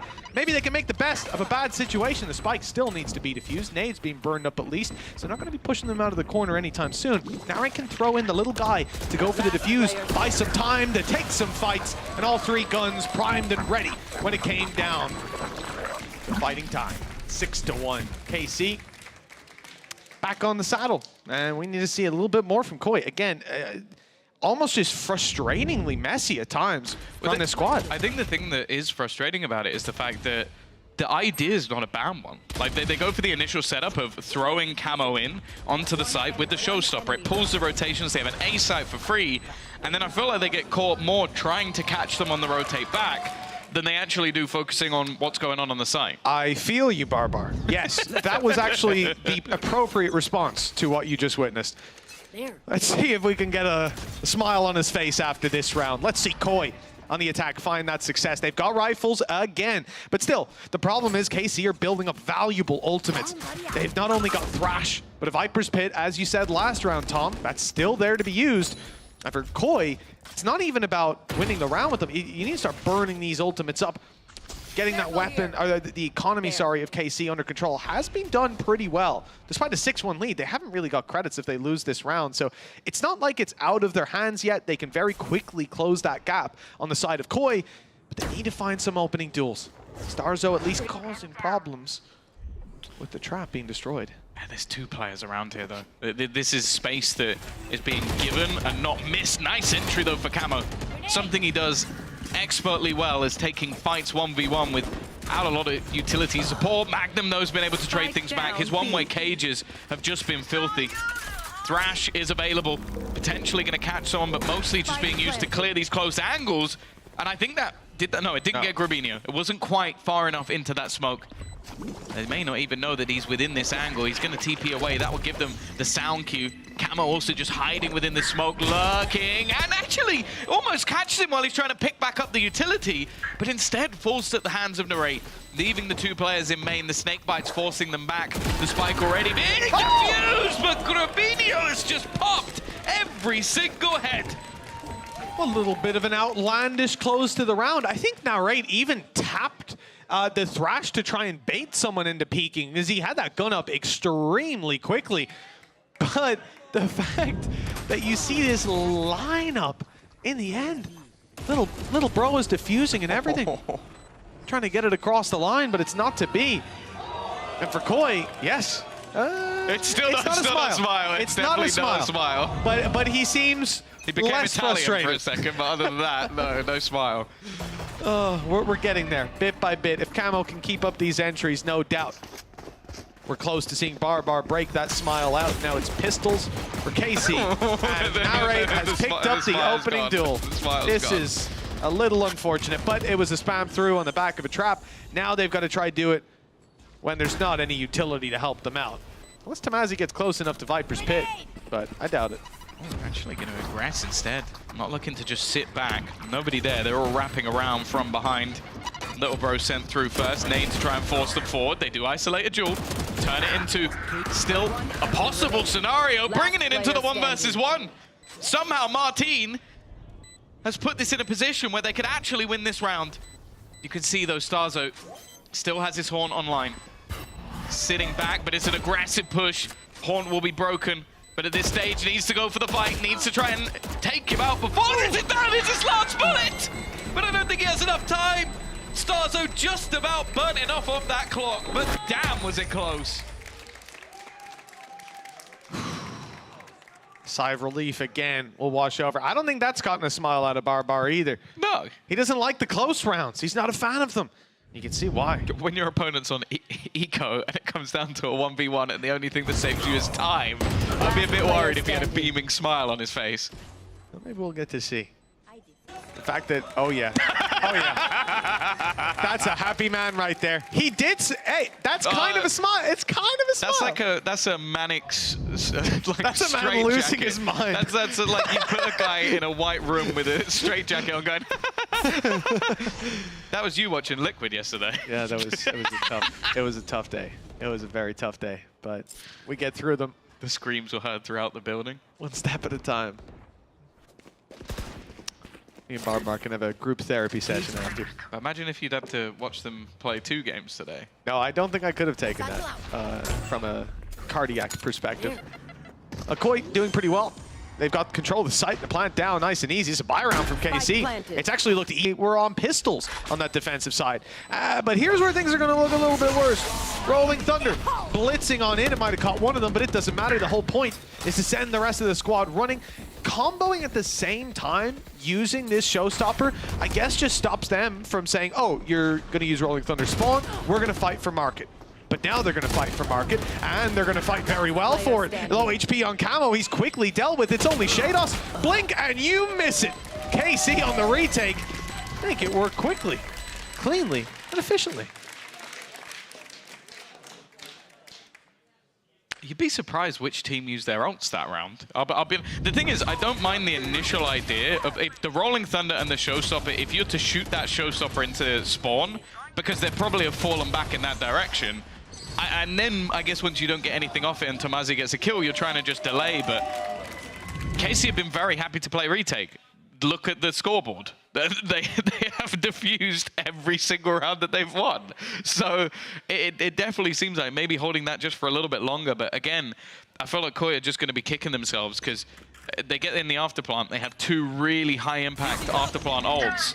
Viper's Pit. And KC used nothing. Like, they have all of their ults, and, well, the last one they don't have from the Shadows is 1 away. Oh, this is such a nasty setup, man. Not only the Viper's Pit, but the trap inside it, so far away from the Viper. No way that you're getting close enough to deal with him. Now they can solo play the A site, an angle that normally needs 2 sets of util or 2 sets of eyes, only has 1. But it's Magnum, who's under a lot of pressure. Oh, and he's hit the shot! Stunned up! Somehow he makes that work! That's the luckiest thing I've ever seen, and followed by the unluckiest! Caught with util in hand, the hat off his head for sure as Tomazi closes that one out. A clean round for KC. Devastation on the side of Koi. Yeah, I don't think that was the player he was aiming at. No, not quite. Not quite. The worst thing is as well is I feel like in that moment, Koi reacted going, we have a chance in this round. They use Nightfall. Show me. Show me. I swear he's aiming at his fastest reactions you've ever seen. But yeah, they used Nightfall and didn't expect Narrate to still be around that angle. Now, Narrate has been playing around mid almost every single round, so it's quite surprising that he ends up using that, and now they don't have it for this round. No ultimates even remotely close. Koi have used them all over the last 2 rounds, and they barely got anything for them. Now, on the other hand, Showstopper and Thrash available. Again, we're going to see this push through mid. This time there is a cam literally just sat waiting for them to try and go through. This has been such a high pressure point for Koi with limited success. In terms of them getting the round difference, we'll talk about it when going into the next map, but that's if Koi managed to win it, which at the moment, look unlikely. Camo, though, he has been that one glimmer of hope. The one guy who seems to be able to turn some of these rounds on their head. And he's given them a double opener here. I think there's about to be a trade back. What? He didn't even see the player close. Instead, he takes down another Magnum as also even things up once again. But it's left all onto Narrate. He has the info, has his ult, but while using it here, not going to be easy because he won't be able to move while he's doing it. Would need a spot where he can catch both players. Instead, he's wrapping around through the spawn. Planted. It's nice. So much info, but he's actually been blinded. He can't even peek the corner just to grab the information. He might have seen them both. That flank from Starzo is perfect. His timing couldn't be any better. Can Narrate expect it? Oh, he's just about dodged him. Up in the corner. Here goes the little guy, but he swung. The timing perfect on the side of Koi. 4 rounds. 4 rounds found. Tom, it's not over yet. A convincing map 2 with a map 1 win makes it doable for Koi. But they're 4 rounds down at the half. KC already have 8. And the conversation from the desk and from us has been about how this needs to be a clean win. Well, yeah, I think even from this point onwards, they'd be able to lose something silly like 3 rounds. I think that's genuinely where we're at. So if they lose 3 more rounds in this map, I think they're already, well, they're basically, if they win 13-11, they have to 13-0. Yes. That's where we're at. So you can do your own maths from then onwards, but if for Koi to qualify... That would tie. Yes. For Koi to qualify, it's bleak. And we're talking about if KC don't win a map. If they win a map, it's done. In every regard, same for Vitality. If KC win 1 map, it is over, and they are 5 rounds away from doing just that. They now go on to the attack side. Koi's defense, well, let's put it this way. Last time they played it, a few hours ago, they were 9-0 down before they got a round on the board. So hopefully they've learned from their prior mistakes. Or for their sake, hopefully KC have a worse attack. Not convinced of that one. Great flash on the way through. Slide by it, but it's okay. No one was there. And Koi are playing this one in a very similar way to what we saw from KC on that defensive side. The full retake setup going to be attempted, stun in already. They attempt to slow down the players backing from sight, and they can catch them by peeking into market so quickly. So they know someone's still stuck on site, but here comes the Dizzy yet again. The flash through, the damage done. Everybody on Koi, or at least 3 of them, are below 50 HP, and Narrate's making that look very easy. Camo was full, and he's now being dropped, making it 20 HP in the difference. Good night and sweet dreams to Koi as KC pick up a 9th. 1 step closer to sealing Koi's fate. Yeah, Narrate has been superb. Like we talked about the sort of one America's import. We spoke to Magnum in our interview, and he basically said that this guy played his practices, basically his trials on 100 ping, and was still better than everyone else. And with not a lot of experience playing on Mad Lions, and before that, not a lot, he has looked like a standout for this team. Great pickup, and, well, you expect nothing less from someone like Eng, from Zaysh, both at the helm. A spot in playoffs may not be a thought on their minds, but it is a huge upgrade. Think about last year. Think about what KC fans had to go through. And they might be making top 4 first time around with victories over the likes of Vitality, Koi, if they can close this one out, but also fighting tooth and nail throughout their group. For now, at least, they found the opener onto Starzo, a 10th round looking inevitable. And although we've been talking about round difference, it's getting to the point of irrelevancy, because there needs to be some sort of catastrophic disaster or a massive improvement from Koi once they get that bye round out, because right now, well, I don't blame them. I think they're just looking to die to the spike. Playing the numbers game, the percentage game, even this far behind. 10 rounds on the board for KC. Like you said, Tom, tying it up with Vitality for Koi means winning both. 13-10 here, best case scenario. You're gonna need a pretty convincing map 2. Have a 15-round win difference, plus 15 in this series. That's what they're looking for. Some damage, 1 weapon dropped. That's worth it though, because that's Narrate having Thrash online. Yeah, like, even if he hadn't died, the 2 kills would have actually done it. But yeah, he's coming into this round with an ult. And honestly, at this point, yeah, I was about to say, he might as well buy up a rifle, because I think even though it's a little bit audacious, a little bit risky, I don't know what Koi have got to do to turn this around. They are being dominated. Well, yeah, there's if there's one simple solution, then if you can find it, I think there's a team willing to pay you a lot of money to come and find those things more frequently, because there's a lot going wrong on the side of Koi right now. And this map, like we said, for KC, picking this, it just makes sense. You just watch them play. You got to sit in the crowd, watch that game, take some notes, and they're not going to change a lot in a couple minutes, are they? Gonna go backstage, eat, P and get ready. Oh no, good night. Hello. That's one of the more awkward fights we've gotten to see. Shadow as well doesn't know what to do, to go forward or backwards, loses some HP to the snake bite, but he might get his reward now, peeking around tiles clean onto Tamazi, who had no idea he was being followed, pursued, as KC get the plant down. It's a 3 versus 3. Some weaknesses here. Narrate in particular, he's got a big rifle, but very low health. But he might just have the timing on the way through. It's going to be checked surely. Oh, nice shot! He's out as well. He's made it back around the corner with 18 HP. Sure, Shadow gets him, but it's ball time for Shin. And now the peek back through. They're not expecting another. Surely, there's no way you anticipate Magnum's position. 2 players already from that spot. The defuse being stuck to half now spotted. Magnum stopped it before it even touched the halfway mark. Another jump peek to confirm. And then the kill to close it out as well. KC, one step closer to victory. This map win will put them in the playoffs. Yeah, a huge story. You were asking if there was anybody you could think of who might have a fix for this. Funnily enough, I think he might be on the KC side. We've talked about Eng and the fact that he hasn't had a team within EMEA for such a long time. Went missing for a bit, went over to Americas, and well, he's brought someone back with him, that's for sure. Sat right at the top of the board. The contrast between Eng just giving a high five because it's requested, a little write down the notes. Yes! This man has made it to a Champions final and won a Masters. You think, yeah, top 4. But now he's 11-4 on Sunset, Tom. Yes! Yeah. No, I like Zeiss's energy. I like Eng's brain. Whatever's going on in there.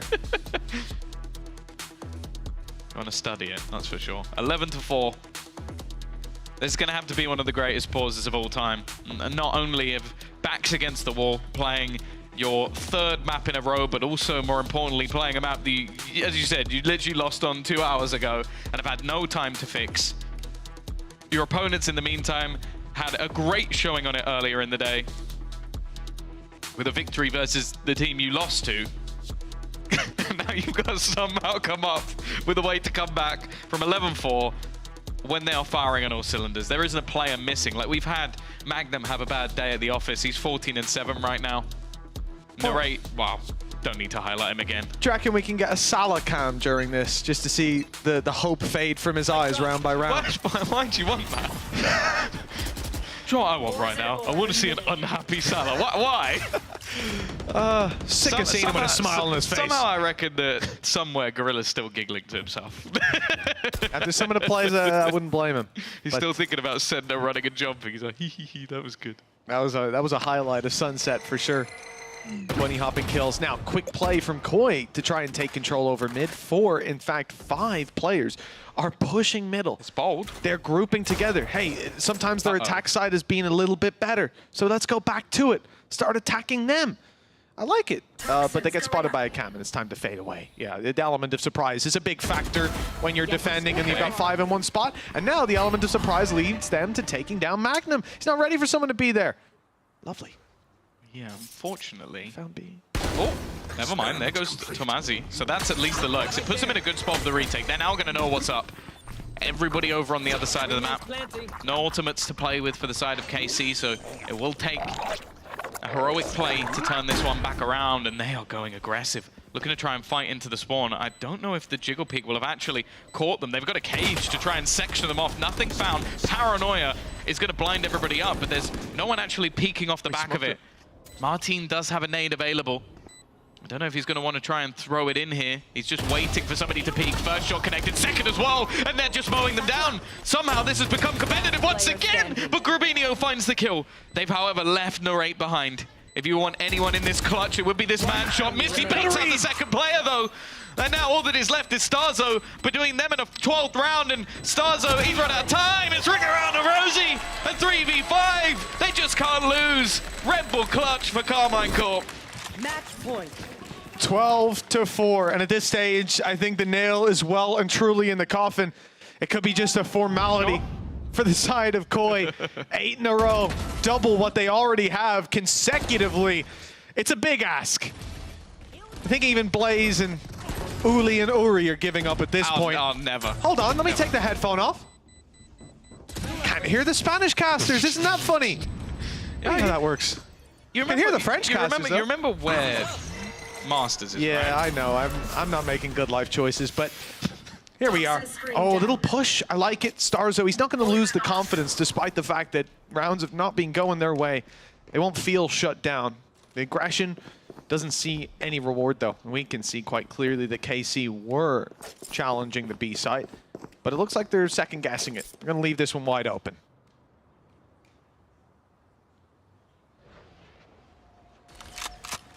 We spotted the trap, but it doesn't even destroy it anymore.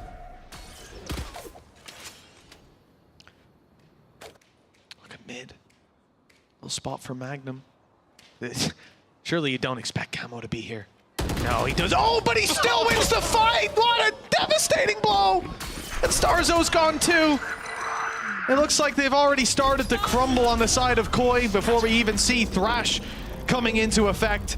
Shin's gone to look for info. Stun hasn't hit Grabinho at least, and he's able to catch Shin. There's still some life left in this Koi roster. Still some hope to be found. Although I think Martine's just about to steal away the last sliver of it. That spray is clean. KC, they picked up the map. And on the back of that, shut down any hopes and dreams for Koi and Vitality fans out there. The rest of this series will be played out, but the conclusion is already written. KC have booked their spot in playoffs. Yeah, this is a brand new roster. They picked up a big boy coach, a new IGL, and some youngsters. And to make it the top 4, incredibly impressive already, but that road isn't done just yet. Still an opportunity for them later in this week to make it to Masters, of course. They still have another map to play, so we'll be back after the break.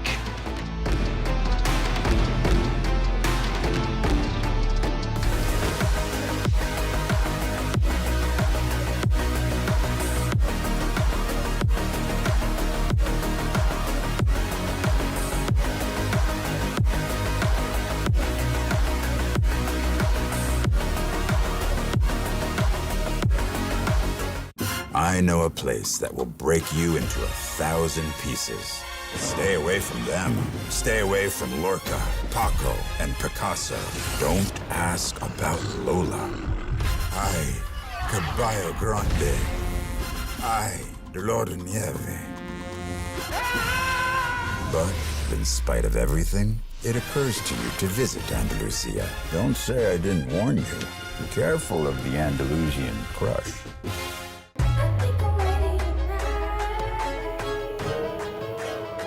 Hey guys, it's Jimmy Lin. In this series, I'm going to walk you through Attack on Pearl. Watch out for the stairs, clear this angle. You're going to be able to fight this.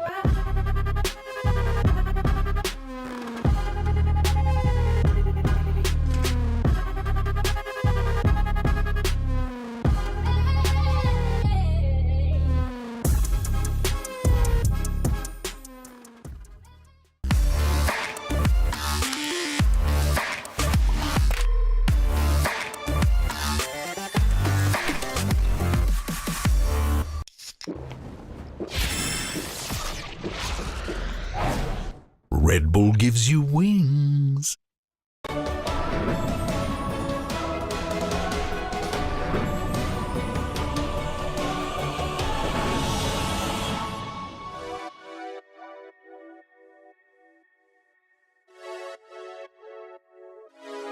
Friday night putting them plays in, but it feel like a special occasion. So let's go out, go blazing, hit the dance floor, let go frustrations.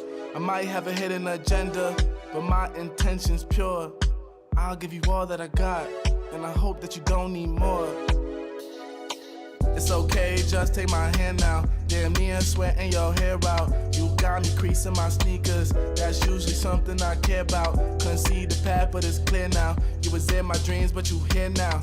And I just want a little dance and a reason to change my plans. All I want is for you to dance with me, with your hands in the air where I can see. I don't know if we'll get another chance, you'll see. So I hope that you'll just come dance with me. We outside, did you hear what? I called the ride cause I'm going up. And there's something mixy going in my cup. Don't say much cause they know what's up, huh? You know it get cold on the late night. We getting all close like it's day night. You looking so fly, you could take flight. Now I got this feeling that I can't fight. Your curves got my urges flaring. You got me by the collar and I'm not caring. You see how the people can't stop staring. I'm trying to make you mine and I'm not sharing. Okay, let's bring it back a bit. She said you could have whatever if you ask for it. Well, I just want to have a little dance and a reason to change my plans. All I want is for you to dance with me, with your hands in the air where I can see. I don't know if we'll get another chance, you'll see. So I hope that you'll just come dance with me.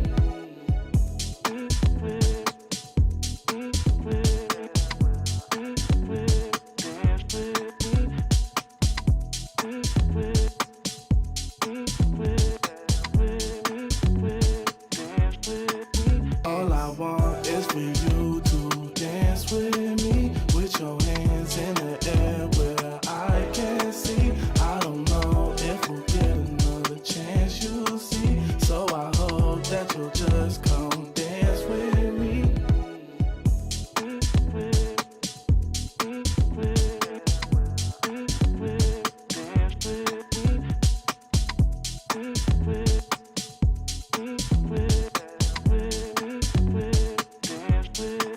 All I want is for you to dance with me, with your hands in the air where I can see. I don't know if we'll get another chance, you'll see. So I hope that you'll just come dance with me.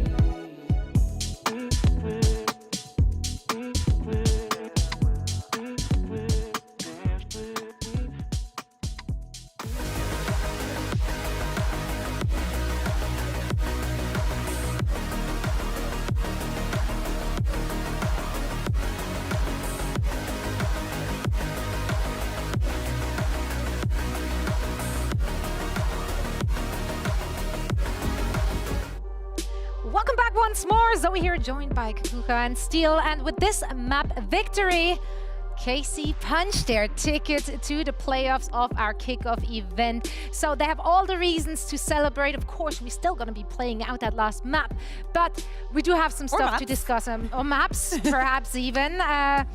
Well, I don't want to say I hope it doesn't come to this, but you know, like I think they can already celebrate because they can already look forward to what they can expect in the playoffs. We have, of course, Fnatic, Navi, and Team Heretics, which will be waiting there for them. Only the top two will advance to the VCT Madrid.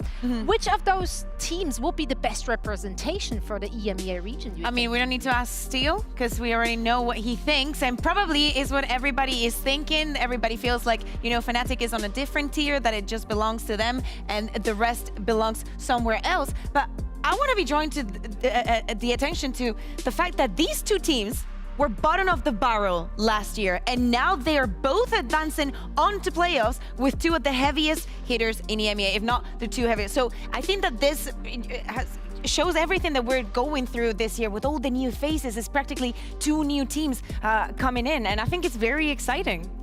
Don't you think, Josh? I think so too. Thank you, Bea. Well, when we look at these teams, it's just like we see kind of like where they carve out their little place in the whole like tier of it, the ecosystem. Where Fnatic's obviously, like, everyone's looking at them to be kind of the stability. They're the ones that everyone's looking up to. Hey, how can we improve ourselves, our own game plans and everything? And they're like, well, we could just look at those guys, see what they're doing, and we can take it from them. And then the rest of the guys here, I think they've all shown throughout like the matches that they've played this week that they all deserve to be here, for one thing, and they all have things that are going really well for them in terms of game plan, player cohesion. Navi looking a lot better with Artist back. I mean, you know, they still got the angel angel things going on. Maybe he can tone that down a little bit, but what? Why? It's an element of surprise too, though. It is. It might work out. He surprises himself. And he was even alive at the end of a round in this game. But also, if you think about the, I mean, I will give you the stat later in the comparison because I don't want to do him dirty like that. I want to highlight also Fnatic, sorry, for making it to playoffs they've only played one match. We're talking That's about true. teams that have to, KC, you know, work super, super hard to get to what they are today. You're talking about Fnatic maybe setting the tone for some of the teams into expectations, how and when to play certain things, or how to play the maps, how to understand them. But actually, if you have to take notes from someone after kickoff, it's not going to be from them, because you're barely going to be seeing them. It's these teams that you're going to be learning the most. Yeah, and because of the format being what it is, of course, those teams couldn't really hold back, right? If you have that many games, you will have to show everything to get where you're at. And KC, not the most lucky first meet there with Fnatic, and Team Heretics will go up against Navi. Do we feel like there's clear favorites here, or do you think like maybe the Navi and Heretics one could be an I think there's potential to an upset, yeah, definitely, because this is the first time that we're showing this match now that we know that KC is going to be making it through, and also they cannot go up against Heretics because they were on the same group. So lovely to see that this is what we're going to be seeing in 3 days. Definitely I think in both of them, there's potential for an upset, especially after Fnatic maybe being a little bit cold at the beginning of their match the other day. Yeah, I definitely agree with that, because when we saw Na'Vi play against BBL, for example, we saw kind of like the heights that Na'Vi can do, but we also saw the lows that they could do. And that is worrisome when they go up against a team that's going to, you know, be just an overall package better than BBL. And then the same thing with Fnatic versus K-Core. Like, we've seen K-Core, they looked pretty good against a lot of the teams, but those teams were kind of like not the greatest teams right now, but against Heretics, they struggled.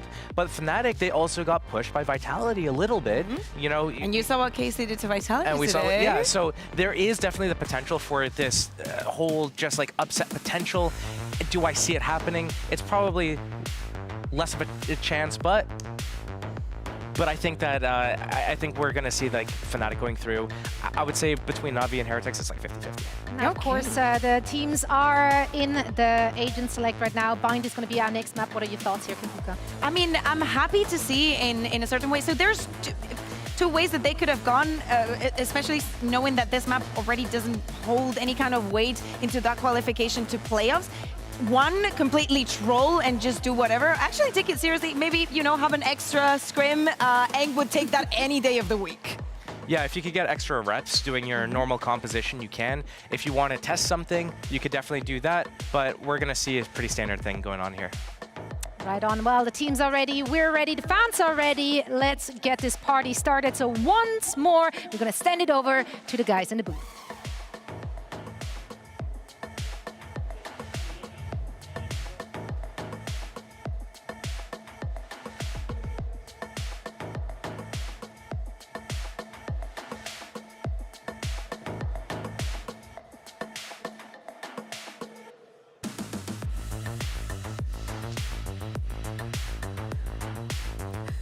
Well, it's looking like we're going to have to take over the cast for a second here, as we have the Yoru sending his TP into showers here early as they're gearing up for a fast, short A play. But the push through from Koi, Sarkso already getting through this Viper wall, getting really aggressive out showers here, getting all the info about what's going on. Here comes the execute into the A site, but there's no defenders on the site. Getting deep in the spawn is the Raze that is Narrate ready for this rotation. Yeah, exactly. Magnum is going to tap that spike, but is not going to go down. Shadow waiting in CT. He's going to get... No, actually, Shin is going to get the kill onto him. And this is just looking like a game of cat and mouse.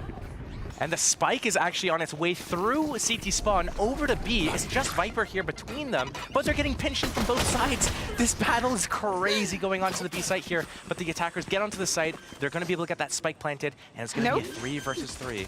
Just kidding. They're not planting it. The walkout has started. One enemy Hear me out, Josh. You wanted them to try out stuff, and definitely running across the map is not one of them. What other way can KC do it? Well, thank you very much for, you know, bearing with us in this first round that we had to improvise, because our casters decided to just take a break. I don't know who I'm tossing to, but guys, please take it away. Thanks so much, Bea. I enjoyed hearing them do some actual work for once. You know, I think that we went to the toilet real quick, and it turns out they're already firing away. No time to waste, I suppose, in a game that, at this point, as we've said, it's over. It's done with. It's all for pride. And KC are getting the pride in that pistol round with the 1-0 up. I want to hear more of Steel casting. Yeah, can we just give it back We to have him a again? third headset, Can we dude, just if you keep throwing it back want to him, one. and then he can throw it back to us, and we can just keep going Round back by and forth? round. Yeah, yeah. I'm down for sure the that. production won't get frustrated by us doing that. No. No one needs a break. Well, for KC's side, I feel like, you know, the opening pistol under the belt, there's not much I'm expecting them to lose coming into this. Koyer on the defense, couple pistols, Sheriff and a Shorty to work with, Camo and Shados. Trying to make something work on the A side. But I have to say, for a game that doesn't matter, they're playing very slow. I mean, this is somewhere that KC want to almost do the 13-0 to them. We're a minute left on the clock, and just look at the positions that we're running right now. I mean, this is a ridiculous carry on. Try harding to another level.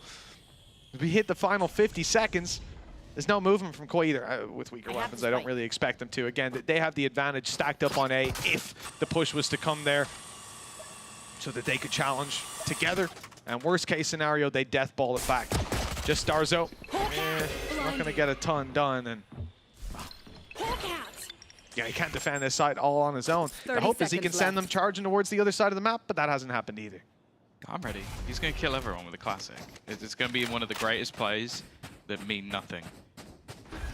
Can put it in his highlight reel. That's what we're playing for at this point. Highlight reel worthy clips, and they've already walked past him. Magnum though. Oh, there's the jiggle. I like the idea. Shados waiting on the other side, optimistic. Somehow, neither of those kills went to Magnum. You can have a frag movie without actually killing anyone, just standing there looking at people, and this may just be an Andalucia flawless. Wow. Well, look, I'm certainly glad they got the reward for their patience on that round. No punishments whatsoever from the side of Koi, but they didn't have the weaponry to really get anything done. So it's rifles and light shields for the most part. And if you're on KC, I'm expecting, I would like something crazy to be called, you know, but I don't know, considering what we saw from the anti-eco. What do you want to see? Straight blitz up B long, TP over to Showers, fight for Showers, put up your Viper wall that's in play, go back Showers, up short, fight short, go TP to Hookah, out B, back into TP, up through back, and plant on A. That's what I would call. Okay. But I don't know if they're going, I don't think they're going for that. So basically we start on B long. Did anybody write that down? Because I got past TP from B long, and that's where I'm lost. I think you just continuously go through the TPs. I think that was basically a whole strat. Yeah, but you have to kind of toy with sight a little bit. Okay. Nice kill by Narrate. That's Camo down. Big player for the side of Koi who's been doing a lot of damage. And to be honest, going back to what Casey said, I'm actually, having actually thought about it without the whiplash of the game starting in 13 seconds, I think that you sort of understand from the coaches earlier saying that we're taking this as an opportunity to practice. We want to see these maps to not only play the maps that you're strong on, but to mainly play the weaknesses and find out what they are. So it's somewhere that they can use this to experiment, to play seriously, run those slower rounds, and see how it works out. Maybe even try some new things. This is like basically a scrim at this point. It is, The only thing will be is, just like in scrims, some teams will do really, really dumb stuff, and they'll win, and they'll be like, damn, we're really good at this map, and then they won't do that in officials, and they'll lose. But for now, at least, everything is coming up Millhouse for Carmine Corp. They are having a great time. But yeah, 3-0 is a pretty strong start for this squad. Again, we've seen this a couple of times where teams are able to punish that third round, and no, you didn't. I don't even know who I'm saying that to, the player or the replay ops who's put that on the screen. That's just nasty, disrespectful. All right. More of that, please. More. I like the idea of going and picking up your opponent's classic just to do that. Oh dear. Well, yeah, Okay. no, Narrate is having a field day. He's looking to pad the stats. I'll just give her mine. No, never mind. Okay, I'm gonna keep talking like nothing is happening. Nothing of note. No, nothing. No. Well, this Mitch is about to do one of the greatest impressions you've ever heard. Okay, listen, this is what Yinsu would say if she was watching this game right now. I'm gonna impersonate you. All right, here we go. Clear your throat. Hello? Am I on? I don't know. I can't tell if I'm on. It's not coming up in my ears. Well, either that was a There really we go. awkward silence that Mitch had to fill, or I'm actually here. Hi. What's up, boys? So what do you think about this round? Hey, What are the odds? What are the odds of Shadow winning this? I'm not. I mean, something is telling me that he might not win this, but I don't want to cast a curse or recurse. However, you guys say blessing. Is that what you call it up here? No, it's I have never said blessing. Oh ever, no, that's a I don't Doug think. thing. I've heard him say that one. We are very similar. Yeah, I I'm do just get as you two mixed handsome up. And tan, you know. NT. We Do you say want to that add out anything here? on the map? Have you tested out the drawing? Oh yeah, you can draw here with your finger. What would you like to draw? Is that? Oh wow. Just a line, Go on. whatever. Oh wow, they're giving me way is gonna too much cross the power cables, for don't this. trip You're yourself giving me over. way too much power. It's gonna come up after the replay, so you've got a second. Okay. I'm just telling you how I feel. I feel it. Oh, There we go. high puck number 1. How do we feel about that? You're goddamn right. I agree. Yeah. You're goddamn I right. just Now draw a wanna- picture of him. Yes. Oh yes. The audience are loving it. Yeah. I just want to give a shout out to one of the greatest color casters to ever bless our scene, Hypok. I wouldn't be here without him today. So yeah, shout out for the opportunity, Hypok. And and the boys giving me this opportunity as well, because I wouldn't be here if they hadn't qualified. But yeah, what do? We just talk now? Is that I what you guess, do yeah, up we here? can. That tends to be what we do. Do you not listen? Wow, this is quite easy. Do you never listen I to his usually cast? mute the stream when you're on, so I just wasn't sure what you do. Oh, understandable. Let me know if this is helping you hear us better. Because you had all of the listen things down. Do you hear our voices in your headphones? No? Really? No? Okay, No. that's good. But Valorant, hey, let's talk about Valorant, y'all. Let's talk about it. So this round, right? Koiv got a showstopper. Odds on Camo actually popping that before he dies. You're asking me to predict the future a lot, honestly. That's the job. That's kind of what we do.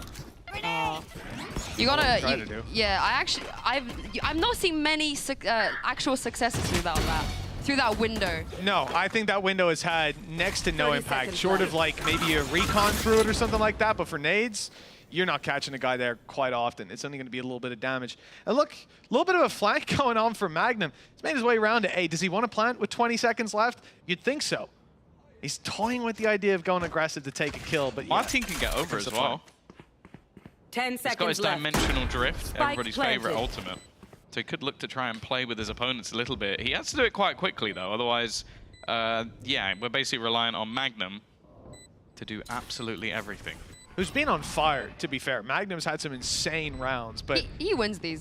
he wins. Okay, the odds are out. Magnum definitely wins these. Magnum in favor. 3 players coming. Snake bite nade pushing him forward. They haven't spotted him. They don't think he's past the utility, and he's missed. Well, it was going well for a moment. For a brief moment. Both players same angle, too far away to actually stop that spike defuse, and right under their nose. There you go. It's done and dusted. 1 HP on Martin, so he didn't really stand a chance. Although he's almost killed them all anyways. But he hasn't won the round. Nice. Thanks for the Thank you, Sue. Analysis. That is, it's a good buzzword to throw in there every now and Yeah, then. just if you just say the word analysis, What do you reckon? everybody knows. So in terms of Yorus that we've had in this tournament so far, Martin, he's up there in my mind. Thoughts? No, I Anyone. think that's aimed at Sue. So I mean, it's a group chat. I think Artis is the Okay, best. how often do you think about Martin's Yoru?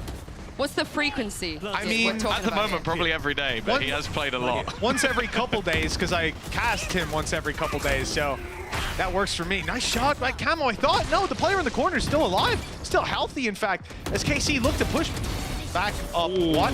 Narrate's got 2. Nice return by Starzo. He's still fighting. He's still scrapping. Seekers going out as he seeks out some players. He's found some bullets coming his way instead. Magnum with some clean kills as a 4v2 develops. Koi on the retake, no ults to work with, barely any utility. I mean, they've at least got the Prowlers from Shadow to try clear out, but I don't know that it's going to help If that only much. Shados was on Sky, he'd clutch this one out. I get flashbacks to that almost every single day. First kill will go his way, though. I mean, they call him Shados, but he needs a Shay Trez here to close it out. Sorry. All right, we're moving swiftly on from that. That was a good one, Sue. That was a good one. I'll give you the confidence boost you Luckily, need. there's That a was player fantastic. behind him who's going to be able to shadow his movements. I love it. See I if love he can it. find anything extra. It seems like the Can time is I gone, leave? though. They're just going to be saving. And we'll leave it to Mitch to narrate the rest of the round. Well, just like Shados, I wish that I could leave. Go through a teleporter and bring me far away from you. Oh my God. I waited my whole life to be here, and I'm so glad Tom is matching my energy. Don't need to be so savage. So glad. What the hell? Trying to keep. Oh, look, poor Shados is So you've been dreaming about this since you were a Martine. Yeah, I actually have. Thanks for that. If you carry on like that, I think Mitch is gonna deck you in the shin. Look at his face. Can we just get Mitch's face in like a little pit as this goes on? Can we just get a Mitch I think cam? we actually have the capability to do that. Just get the picture-in-picture cam, and it's just your face throughout the entirety of the round. I think, Tom, production are busy right now. I wouldn't want to cause any extra They're busy showing. I want a pip of just zoomed in on Mitch's face every time. Sometime we make a pun. Don't listen to it. All good. Movistar Koi. Oh, unfortunately, you'd be put on the Spanish and the French broadcast if we did that. Which they'd probably enjoy, actually. I don't know the Spanish broadcast would. Just your face unhappy, I think they'd like. I went and brought them a little gift because, I mean, Koi, it's been rough, okay? And I don't know if you saw, but yesterday, LVP, the Challengers League, they were being kind of mean to me. I may or may not have brought it upon myself, but that's neither here nor there. So I brought them a little gift, little customized tissues to dry their tears after the last map.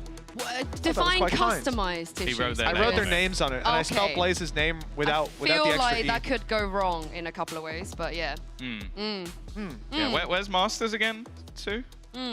Oh, Madrid. Yeah. It would be a really bad idea to like maybe upset all of the people in Madrid.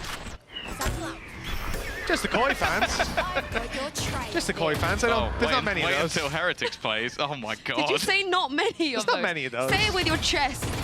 I want you to walk up to Ibai and say it with your chest. Yeah. Say it with your chest, Mitch. Come on, don't just No whisper sweat. it on No a sweat. cast. I'll see him in Madrid. I'll let him know. Orbital Strike going to be used up, and it's forcing them back, but it's not getting the damage. About 30 HP left on Martine. It's a decent bit of damage, I won't lie to you. But no kills. Those are reserved for KC players right now as they're sat 5 versus 3. The defensive side on B is being harassed by Shin, who's teleported in towards Elbow about a minute ago, and he's still going. They're just trying to deal with this Omen while A is lost, the plant is in, and, well, look, an upgraded rifle at least for Starzo. He's lost most of his health, and he can't heal himself back up, and they've lost most of the time because this spike was planted a long time ago. I mean, they're very far away. They're just winning their rounds within the first 20 seconds of each round, right? Get a multi-kill, plant, sit back, chill. Do you know what? I'm really for the fact that one of the best players currently in our league is from NA. That is true. Yeah. That is true. I don't know if I enjoy that quite as much. I enjoy more so the fact that we sent one of our best players to NA. He was hot trash and then has come back and he's really good again. Yeah, but the thing is, Naray said he's got a little bit of beef with NRG. He wants to play at NRG. I feel like we need more storylines like that. Why has he got beef with him? Did he say he didn't specifically? really explain, but I feel like maybe we'll know more of it once and if they do go up against each other. Big if. I have a question for you, Sue. Of the ex-Fnatic players, who plays the best Sky and why is it Mystic? Out of all of the ex-Fnatic, I mean, there aren't many of them that did play Sky. I don't think it was anything to do with Masters Reykjavik when they played against Sentinels. Definitely not that. No, that's I not what I am is referencing. all of the other times that he played. Yeah. You could What say are you Magnum. referencing? I was referencing that. Oh, okay. Thanks for that. Do you know what? While we're at it, shout out to Mo40. One of my favorite ex-Fnatic players for sure. Well, folks, another battle soon to be on our hands. There's a B long take. The quick TP having to be used up by Rubinho. He's now miles away over on the Viper's pitted side of A. What is Narrate doing? How is he winning that? I have more questions, but I'll save them for now because Starzo is right beside that poison orb. There was going to be a player pushing him, but Shin has wisely chosen to go back. They'll send a dog his way instead, confirming his position. Nice nade going through. Narrate's dead, but they've got the Viper's pit up. And once they don't lose Viper to a random spray, this becomes a near impossible round for the side of Coin. Not just defusing the spike, but even getting towards the spike site is a near impossibility. The save is called, and 7-1 is on the board. Good job, we're not going back to Brazil. It's Madrid next. You're just trying to annoy everyone, aren't you? You're literally trying to upset as many people as humanly possible. I just love that you and we only ever upset him. But he chooses to upset everyone else on the planet. Maybe I upset the odd Liquid fan here and there just from making jokes to upset him. But other than that, I think I'm doing all right. Yeah. Anyone else on your list, Mitch? How long is this list? We'll see as the night goes on where we end up. It might be KC if this goes to a third map, but with 7-1 on the board, it's not looking likely. I mean, this is a squad that, like we said, their coaching staff was talking a big game about. We literally don't care. It's not a results-driven team right now. It's preparation for stage 1. If they make it to Madrid, fantastic. But the goal coming in is to get better. They don't think they're good enough necessarily. They'll show themselves that they are if they qualify. This might be building cope. protocols. This might be cope, but if you don't win the grand finals here, you don't get the 3 points. And if you don't win Madrid, you also don't get any points either. So I don't know. I mean, I feel like maybe it is a better idea to look ahead to the next split rather than focusing so much on such a small gap of a reward. Yeah, I 100% agree, Sue. I think we've seen a lot of teams who will literally sit down and go, well, if we lose these next 2 games, which are our first 2 games, we're making roster changes. This is unacceptable. We need to win now. And that's, I mean, some teams can do that. 1 in 100, 1 in 1,000. I don't know what it is, but mostly it's going to take time and dedication. That's what teams like Na'Vi are putting up there, for the most part, at least keeping the core together. Paper X as well. Just need time. I say we import they made more changes, from, no? I say we import more from North America. I heard FNS is free, FNS is free. Steel's looking for a job as well. I'm super down for the import if they're all going to be like a narrate. I think what EMEA needs is not more NA players. FNS any day. So would I, sure. yeah. I mean, IGLs is a low commodity market rather within Europe. Pretty much every IGL that we have, or the vast majority, are players who are pushed into that role because no one else is doing it. Magnum, for example. I have a conspiracy theory. Can I share it with you guys? Go on. So I This think could get dangerous. Fnatic should pick up FNS because they've got Alpha Year, A for Alpha Year, B for Boaster, C for Chronicle, D for Durka, E for Elmer Putty, some reason L next, but then you get F for FNS, and you have the alphabet like basically completed. Yeah, there are more letters. It fits so well. And M for Mini. Yeah, but that's what I'm saying. Like they need an F.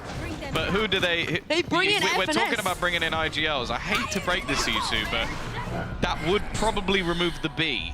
Yes. No, but more IGLs is better. Look at the fragging IGLs we have right now. You want them to play 6 players?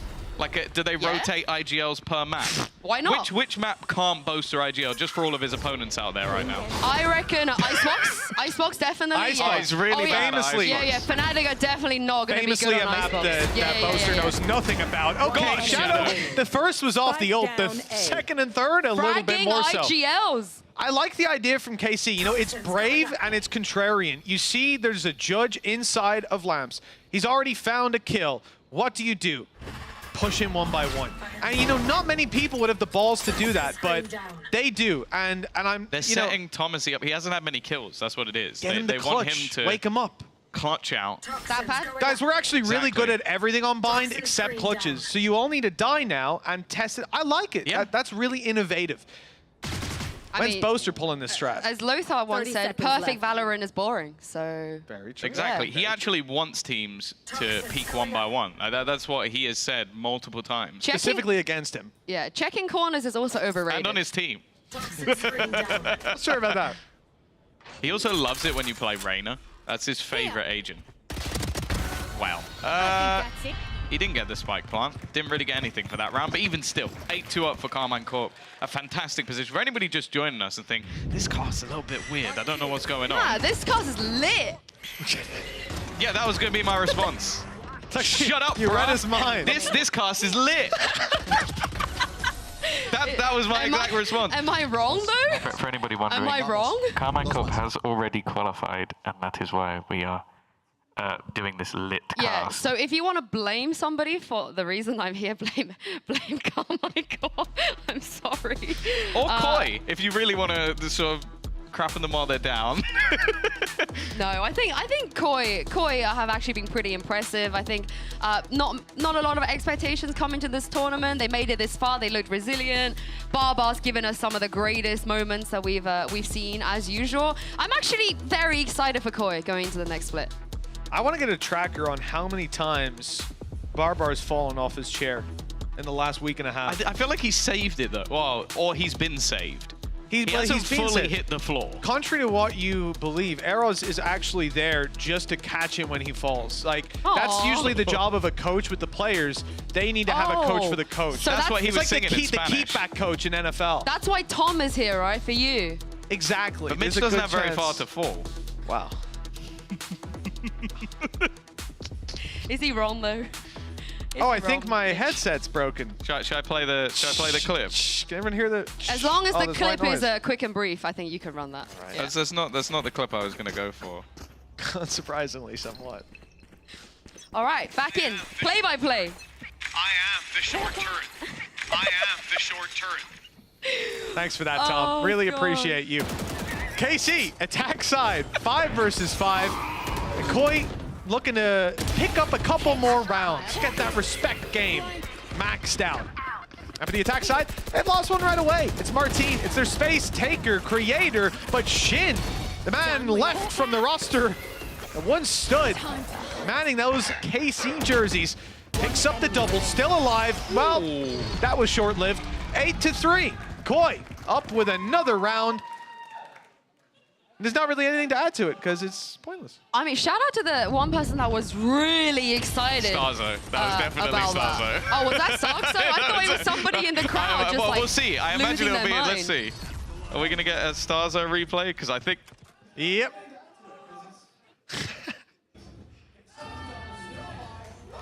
Well, 8-3. 9 possible for KC at the halftime. A recovery on 4 would be good for Koi. And in the same regard as we talk about KC using this to learn, it's the same thing for Koi. Now they don't even have that end game of getting to Madrid. Instead, the conversation has to be about learning for stage 1. He missed his lineup. Did he? Did I have a gap? I think he missed the Viper spit. The one that Sliggy definitely did not invent, even though he says that he came up with it. Who came up with it? So who came up with it? Who's Sliggy stealing the credit for? Because no one in our scene would ever do that. It's never happened before. Yeah, definitely not. Probably someone from NA, I feel like. That's what he does. Are they thieves? Are they? I see. Yeah, There's 100 of them. More possibly out there. KC, 8 rounds. Let's just like say we it said. was created by Sean. I think we can all agree with that. It probably, if there's anything that we're not sure about, that it's probably always we'll just give the created by credit to Sean Gers. Why not? He deserves it. He deserves it. He's so handsome. I mean, talent. I mean, sorry. Moving on. Blast back through for Narrate. Some control over Lamps, but he wants to fight back out, knowing there's players close. He's pulled out the shorty! Well, that's a slightly ambitious play, to put it nicely. Luckily, though, this chaos and distraction has left a wide open gap for KC to push on through. Again, Starzo's left alone, but he's blindsided by the fact that the site is being taken. That is a gap that I don't expect to see much more of from the side of Koi. Now they have to fight back through, mainly because it's the last round of the half. Now we're left in this 3 versus 4 with KC on full control. Martine's still alive with both flashes in hand. Well, both flashes in his back pocket. It's a rifle in hand, as we're about to see, but Grabinho, a couple nice shots from him recently. He's been on fire. He's not even used his stimmy yet. He could use his Stimbicon to get back into the site. His what? Stimbicon! Player standing. I've stolen that from the Japanese casters. It's amazing. If you haven't watched it. Hey, he used it. What did he use? Stimbicon! Nice, nice. The clip where they're going, yeah, is my favorite clip of all time. It's one of the best clutches Surely ever. nobody is gonna throw a nice 3 lead, right? Surely we've never seen that happen in the history of VALORANT. To be honest, I feel like I haven't seen one in a while. Yeah, that's true. And I know Mitch really wants this to go to map 3. I would love that. I love Icebox. Icebox. To be honest, you have been saying that map. you enjoy Icebox now. Mainly because you just played Outlaw on Viper, and he uses the Viper screen for a little bit of damage, and then he just hits them with the 140. Killjoy turret also He's works. basically a rat, is what I'm saying. No more Odin? It's Ode out now? Certain maps. Ode out. Certain maps. Ode out? Yeah. Certain map, but yeah, the tracker is leaning more towards Outlaw right now, for sure. I'm always an Odin, doesn't matter what map. You know, I would believe, but even Aspas is on that 9K Outlaw grind, so... Even Aspas. Even Aspas. Yeah, because he was renowned for his Odin before that. That's what I'm talking about. He's finally caught up with the meta. 46 HP on Martine, but a kill to be found. Opening pistol, strong for KC, and they're going walkabouts. A push straight down through middle that Shados is ready for. He's even doubled up on the angle. The spike plant on A, the kills on short. This is looking like a Koi round. It wasn't even the Koi Classic. He was running the RGX, I think. Disgraceful No, carry he was on. running the Koi one. No, Starkso was. Unlucky. I think Shados was just running the RGX. Yeah, but I mean, I feel like Starkso He needs to be redeemed sponsored. it. That's what it is. He needs. I'm a big fan of the KC capsule. You guys got a favorite? Liquid. Yeah. I think mine's Gentlemates. I really like the neon, classic. the neon. Classic Yeah, is yeah, yeah. sick. It looks like a kind of like an 80s vibe, right? I just like their color scheme in general. I think it's really cool. I also like Koi's player card. Oh, with the koi fish dragon Yeah. coming out. Very cool. I do kind of like Foot's player card as well. Nice colors on it. In the end, Shados, 4 kills to pick up the pistol. Yeah. I mean, you've always been a big fan of Foot, so yeah, understandable. I have. I Ever heard they since made a were... special player card just for him. Pardon me? No, I look forward to seeing it, Tom. Whatever it may be. Yeah, ever since they were so courteous, we went to Turkey, they brought us to the player house, they fed us, clothed us. That's all it takes. That's all it takes. That's all it takes. I'm a simple man. Yes. Yeah. It's, you know, you share a meal with someone, it means something, Sue. Can't relate, but yeah. Yeah, to buy Sue's love, it takes a lot more. You gotta at least have like a 3-11 comeback on Icebox or something before we can talk. Yeah. Nice, Starzo. Pulled out the big gun, the new one at least. Grabbing himself a kill, a follow-up with a classic, and keeping the numbers nicely in favor of Koi. KC, Narrate, and Magnum playing just with weak pistols. Expecting this to be a 9-5. Steps being taken towards that third map of Icebox. Woo. I feel like Magnum's been in quite a lot of these 2v4s, 2v5 situations. So. You're saying he's baiting? No, I'm saying that I'm not counting him out until the round is done, mate. It was a positive thing. Yeah, it was. Player standing. I'm surprised they've actually managed to get it this far. It's only a 1v2. I mean, it's worth. But a classic. It's worth. You take 3 out of the game. Yeah, who knows? We might get that third map if Koi makes a comeback here. The economic butterfly effect. We'll see if it comes through. Koi losing a few weapons, down to their last credits. Remember, KC only need that one little streak of rounds. They'll be running away with this one. Already in the back of their mind, they know there's nothing to worry about. They're locked in for playoffs, joining Na'Vi, Fnatic, and Heretics up there. So they got to play Fnatic next, right? We already know. Is that confirmed? Yeah, it is confirmed. I think Okay. the devs address that it's gonna be Heretics, Na'Vi, and K-Core Fnatic, I believe. K-Corp Fnatic. Yeah, not going to be the easiest of games for them. Not that Na'Vi would be too much easier. I feel like with Fnatic, you kind of know what you're getting, but that's not a good thing. Yeah, and with loss. Na'Vi, you have... yeah, I guess. And with Na'Vi, you don't know what you're getting, which might actually be even worse. I will say, though, we talk about N, how great he is, his record in the EMEA. I'm honestly his #1 fan, but he has never beaten Mini. Mini has always had the upper hand on N. Of course, he stepped down as head coach of Fnatic, but he is still there. He's going to have a lot of knowledge. So basically, what you're saying is Mini will have the excuse if they do. He'll be like, "I have it." Stop beating me, man. It wasn't me. Yeah. You didn't beat me. Actually, if I was coaching, we would have won that. So you specifically. Should we look at alliances? Yeah, let's no, have a I look. was impersonating Mini sorry, okay. for a moment, but thank you for bodying Do me you anyways. reckon if you were coaching, you would be able to go up against Logan? You know, you'd be able to face him? No, because the statistics tell me I would not be able Somehow to. he'd be coach of Fnatic, and they'd still 30 lose. seconds Yep. Yep. Honestly, if Fnatic played Gentlemates, I look forward to that day. Maybe you can feel some of that pain. Nice little blitz into B, you would think, but Koi have changed directions. Looking instead to the A site with 14 seconds left. They've got to be quick making it out of bathroom. Already a close fight. Martine adjusting very quickly, even firing through the wall for more. They'd probably won it on the time, but well, that's another way to lock in the round. Double digits in the ones found for KC. Yeah, Martine do be kind of good. He's all right. He's got plans. He wants to get out of here. He wants to go eat, go enjoy, go celebrate. You know, by the looks of by the way that he's playing. Well, I hope not, because he's got more games to play he should be preparing for. There's no celebration now, Sue. There's only practice.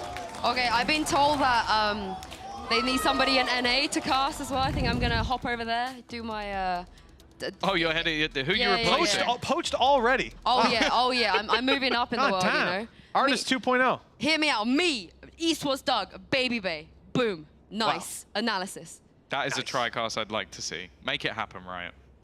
I think it might actually be that Thanks, Sue Tom. has an interview. It's been a pleasure. Yeah, you can talk to my agent Tom. Anyone else and need a caster out there? Yeah, let me know. Thanks, boys. It's I appreciate this. This has been fun. Been nice having you, Sue. Yeah. Enjoy your interview. Who have you got? Who have you got? You got to spoilers. I will tease you. You'll see soon. Depends who wins, eh? Yeah, That's it true. Depends who wins. Anyone's game. Movistar Koi with a timeout. And again, test things here. Find out your protocols, if they're good enough, if everything that you've set up for stage 1 is what you need to be doing, or if you should be changing, pivoting, change the tracks on the train. Well, bear in mind, this has been a pause taken by Barber. High impact moment. A chance to change the history of the next 10 minutes and nothing else whatsoever. What do you say in that moment, Mitch? I don't know I'd be able to say anything. The pressure you've set up is too great. Well, I asked him that once after an amazing comeback in another FPS game, and what he said to his team, according to him, was don't lose. So, you know, hopefully the Koi players have taken that into consideration. They may have been losing before, but now they have been told not to. They've got a good chance, and there you go, already a flying start of not losing as they get the opening pick. And Tomazi, you may have think he killed him with the gun, but it was actually the snake bite. And Camo, again, give this man no utility and full W key. He'll find you a couple of kills. Tomazi, though, has turned the BS meter up to 1,000. I didn't even know it went that high. And has got a triple back. The spam on the back of the reveal, essentially, that is Martine. Now he's out of his ult, dropping down. Shorty in hand, looking for more. Tomazi will not be finding the ace here. Grabinho quickly shut him down, but not quickly enough. Honestly, the damage was done. For not getting the ace, I think we have to deduct 3 rounds. I reckon we just kick him from the event, to be honest with you. No, you've just said that. Congratulations for qualifying. And Zay now you're somewhere's out. going, no, I don't want to play again. Please don't diss me again. Honestly, Zaysh would have got that ace. And that's I'll say that with confidence. Yeah, understandably frustrating, though, as we touch back with reality, seeing Barbar. The frustration getting to him. 11-5. Koi being left in the dust, and the 13-4 previously was tough over on Sunset, but now Koi are on their map, and this is somewhere that we definitely at least hope to see a better side to them. Technically, we did. It's already 1 round better, but somehow I don't think that's the metric Barbar's going for. A super late lurk that's going on. I've not seen a fade in this position all too often, but Shadow is 26 HP. Yeah, I Best think chance to catch him off. It seems like they have an idea that he's there. Planted. They're mind readers. They're mind readers. Yep, in the rain. He's brought those premium American wallhacks with him. As he's managed to take down already and put this into an advantageous position. Magnum has fallen. And actually, they've dropped the Viper's Pit, wanting vision over the extra damage, and while that vision is clear, I don't think they're going to be winning this round unless Grabinho can pull off a miracle. Gets a kill, and he adds himself his ult. Instead, he's going to get shortied by Shin. So, Tom, you mentioned that they dropped the Viper's Pit. Now, I don't know if we will have a replay of it or not, but maybe what happened was Shados couldn't get back in it on time because he was deep in the elbow. He's where he is now. And it looked like he ran towards it and then ran away. And I'm not sure if he just slightly missed the timing on it, or if he did, in fact, decide to drop it. he thought he'd already won the game. You say GG? He said he went to take his headphones off and went, oh, it's not GG. Oh, God. Oh, I love Magnum. At least we're not the only ones struggling with math today. That's good to see. 12-5. 7 chances to close it out. 7 consecutive rounds for Koi to bring us to an OT, to bring us to a map 3 to do nothing. Oh, wow. It's you a tough talked one. about showstoppers. Both of those completely missed. Well, the damage was done at least. Look how low Camo is. That could be an easy cleanup for somebody else if that nade was lookier in its placement, perhaps. Close nade used. It's not forcing Shin back. In fact, he's going forward and taking 2 quick kills. A little more attempted. Damage done. Both players tickled up 47 and 46 HP respectively. Get your gun out, Tamazi. Luckily he has. But Shados, I like this play. A quick reposition towards heaven. It's Oh, he's been seen. He's been seen. Oh, that is a pixel in the difference. But a pixel's big enough. Okay, he's got orbital strike. Oh, has he? That might give him a chance. He's also got 46 HP up against That's the fine, Viper's that's pit. fine. Snake bite. Look, see, orbital strike into the 1v1. Narrate, what are you gonna do? Nothing. Can't defuse. He has used that quite early. Might win this. Now it comes down to the time. The thing is, Narrate is aware, but it doesn't matter. It's gonna be the Red Bull clutch coming through for Grabinho. And Mitch has got egg on his face. I absolutely do. I did not count him into that one. I didn't think he had a chance. The level of sarcasm when I say he's got orbital strike. 46 HP, 1v2. I mean, Grabinho played it perfectly, though. Isolating the first duel as they come waterfalling out of heaven, resetting, running the clock down with his ult. You cannot ask for a better play than that. And I think I've been really, really impressed by Grabinho. This is a player that we've seen play within the lower levels of the scene, but to come and do it within VCT, I think he's been one of the more consistent factors for this squad. He's been good in clutches, he's been good in openings, and he's playing his role. You know, I can't say he's amazing at it. He's doing his role. I like a lot of what I'm seeing from him. Huge potential. This guy Martin, though, and Narrate, they have both been absolutely nuts. I think the cool thing about this team is you're going to see some players from regions that may not have the most representation. You know, you've got players from Portugal, even players from small regions like America have managed to get players into this Carmine Corp team. There. Tiny, insignificant regions. Yeah, there's like 4 players, I think. 4 good ones. KC, I mean, look, it's not a round we expect them to win. They've saved up their credits, so I understand this stack. Going towards one side of the map, playing the numbers, still have... They haven't got the nade on Narrate, but they've got plenty of flashing utility that can make them uncomfortable. Okay, nice. Good try by Martin to try to sneak in, grab a kill on an unaware player, but Starzo was too ready. Well, now Grabinho waiting. 30 seconds left. For anybody to round the corner. Narrate doesn't really have the weaponry for this, and well, Last player I don't know if it would have mattered. Shin might just want to try and hold onto the rifle, but he does have enough to buy into the next round anyway. Maybe just going to see if somebody can aggress. The thing is, when you're on Omen, it's more going to be about damage rather than getting the ult online, because in most cases, you're not going to see the most impact from the shadows, or from the shadows. Thank you. Thank you for correcting that. But then again, you haven't seen much impact from the shadow either. Oh. Once again, there was no need. And earlier on, he was doing fine. No, it's been all right. He's had a pretty good tournament. It just worked too well as a pun. All in all. It worked too well. Couldn't resist. You just don't like him. You weren't there back in the good I don't like old his days. sandwiches, that's for sure. Back in the Fabrican days. Imagine like, I don't know, if you're a brother or sister or maybe a parent of Shadow, and you're like, oh, I'm feeling really hungry. Oh, Shadow's making a sandwich. Can he, you know what, no. I don't want a banana, mustard, whatever other weird stuff he puts in there. He is wrong. Just wrong. I'm not even gonna warrant it with anything else. As a person. Having that as a combination of flavors and textures is just sickening, to be honest. Deep pit, be held from decently far back, and the good thing is you can play around that wall, so no spams can come through on you.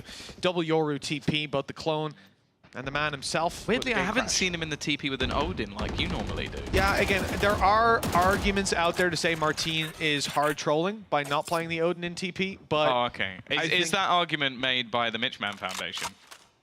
It may be, I may be involved. And not be published anywhere in the world because no one would publish it. Yet. Except maybe like, you know, the Penguin books. But hasn't been published yet. Oh, okay. I think that's the key word, you know, Tom? Where have you applied for it to be published? Not too many places yet. It's not, I didn't say it was finished, Tom. It's still... You need at least 37 pages before they'll allow it. Under creation. McCoy quickly on their way through. A little bit of damage on the camo, but this guy, when his back's against the wall, somehow he's able to deliver. With Shin down already, Camo doesn't need to do too much. He's in a nasty position, hooked up close on their spawn. No flank to come through. Tamazi already dropped. Viper's pick comes into play. Narrate does well, though. picked up one. He's looking for the fight, and that's Shados down. The decay making him very low, but he hasn't got a lot of health anyways. Martin, 1, 2. How much more? It's only Grabinho left in the corner. He's revealed that's 2, and he's looking for a third of his own. Someone's getting out of here with a 3K, and it's Martin this time. The game comes to a close. They had won it after one map, but they stayed to take that 2-0. A strong showing here on Vine. Both teams testing out some things that no doubt we'll see further down the line for Koi and for Vitality. This day was null and void. They go on to stage 1. They have a break, and they'll watch Madrid from home. But KC still have a chance to take it all the way as they move on to playoffs. That's the thing. We've spoken to both the coaches within this roster about what their expectations were for this event, and all they said was that they want to learn. It wasn't about making playoffs. It wasn't about like defeating some of these teams that have been around for a while or have built these superstar rosters. It was to make sure that they were improving, that they were getting better. And the fact is, they've already made it to playoffs the first time out, into that top 4. They've done fantastically well. And now, well, the fact is they are one match away from making it to a Masters, something that for Carmine Corp last year was only a dream. Now could be a real reality if they manage to do something that truly I don't think anybody would have expected. No, not at all. This KC roster, I think we can say, without a doubt, underestimated. Now they've pushed up the top 4 in the region with a chance to take it all the way to the global stage. A huge accolade for them. To their opponents across the stage, Koi did well. They put on a decent show, but there's certainly a lot more to build on from what we've seen. Stage 1's going to be a competitive journey within EMEA. More games and more chances for these players to show us what they've been working on. For now, it's back to the drawing board for them. For KC, they have a few days to prepare before the big matchup. Well, either way, we have got our star tri-caster alongside Zesh, who's going to be bringing us the interview. Thank you very much, Mitch and Tom, for that intro. That's right, I've got Zesh here with me. Last year, you had to face a lot of obstacles, hardship. This year, you are one game away from an international land in Madrid. Zesh, talk me through your emotions. How does it feel? I don't know. Honestly, it's been so rude last year. Like, it was really hard for me because like I was giving everything and like the results were not here. And like, I don't know, this year, I'm just taking pleasure, you know, like seeing the hard work that we do backstage, it's working, seeing like the results, it's like only giving more motivation, like to keep doing like what we are doing with the staff, with Eng, and also like big shout out to Magnum because he's working really hard. Even though we are helping him, like he is on the server, he is the one who is calling, he is the one who is having the reads. So big shout out to him for taking like this IGL role since the beginning and like doing this. I mean, that's the thing with last year, right? I felt like you had to maybe take on the IGL responsibilities. So having someone like Magnum, like you said, who's more willing, who's doing really well on the server, how much does that help the rest of your roster? I mean, obviously, it's like this on every game. When you have a main voice in the team that you can trust, everyone just have to do his job and like just shoot heads. So when you have someone like this who is taking care of everything, listening to the prep that we do with the staff, and like just implementing it to the game, so like as a team and as a player, you just have to focus on your crosshair and like say what you're seeing, and that's it. I mean, all of your boys can shoot heads. I think they're insane on the server. Now, what is the key to success? Because some people are saying maybe it is the end method. Some people are saying maybe the youngsters you brought in. So from your point of view, why do you think you guys have been winning and being successful so far? I don't know if there is like really a key to success, but I think like everyone has his method. The most important thing is like the trust like in the team, and I think like that is something that we really like managed to build well. I think like our roster, like everyone like trusts each other. We just like doing the work. We know that we are all in the same ship, so like everyone just trusting each other and like we're going forward. Like a day like this, we played 2 BO3s today, but we are used to it because like for like months we played 6 scrim a day for like the end thing. Yeah. We played like six pracs a day, 6 days out of 7. So for us, like it's kind of a usual day. So is this a Gambit 2.0 we're gonna see? I mean, I don't want like to go really forward for now, but I mean, I'm really proud of the team because we went into this tournament like without any expectation. What we wanted the most is like play as much game as possible to get experience because we have really young roster. Like our, I think it's Magnum, he's 22, like the oldest one. So we just wanted to play as much game as possible. With the format of this year that is really rude for like the teams that won't perform. We have already played 5 games and we will have a 6th one on the 29th. So for us, like it's insane the experience that we can get from this game for the future. Oh, you can definitely see that. 2 very quick questions to round this off. Your next opponent, the one that's going to be in the way of you in Madrid, is Fnatic. Yeah. I think that's the one that everybody kind of wanted to dodge. So how do you feel about going up against them? I mean, it's always the same that I just said. It's like we are going to get experience. Like we win, we lose, we do not care. We came to this tournament. Obviously, everyone wants to win, but what we want the most is like getting experience, living a lot of situations that we can solve for the future. The season is still long. Obviously, we want to go to Madrid and we want to face them and beat such a good team because like they did insane year last year. But the objective is still the same: take experience from everything. And like playing against a team like this, it's really good experience for us. And last question, VCT Americas, they're about to kick off as well. They're about to go through the day that you just had. Yeah. I think it's MIBR, G2 and Sentinels. Who do you think is making it through? So the first match is EMEA against, I don't remember. I think it's Sentinels, I believe. I could be lying, but they got to play each other, you know. I think from what I watched, G2 were very strong. I watched their icebox with the Brimstone on it. I think they have great ideas. And yeah, for me, it might be G2 or Sentinels. I don't really see MABR doing it. I didn't like find them like really, really good. I mean, they scaled like since the beginning. Like they had like not good games in the beginning, and then after they scaled. But I think might be G2. Oh, okay. Zage thinks it's G2. Congratulations once again, by the way. Thank you for joining me. You're going to be able to find out very soon because VCT Americas has just started. Go tune into that and come back here in 2 days' time for playoffs in the EMEA. And we'll see you then.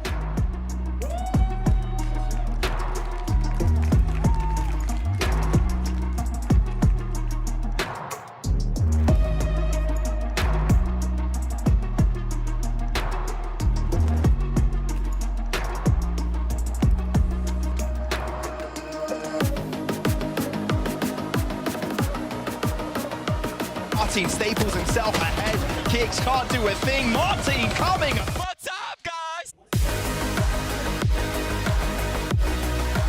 No other recourse, no other remorse. There's nothing else for them. They've got to go for this ace side.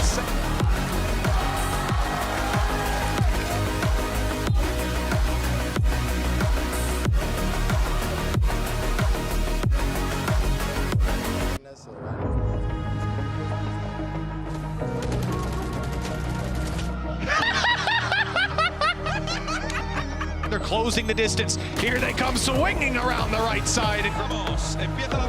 Feeling kicks. It's put him in a bad position. What? How does he win that? Spit on him, bro. I love that.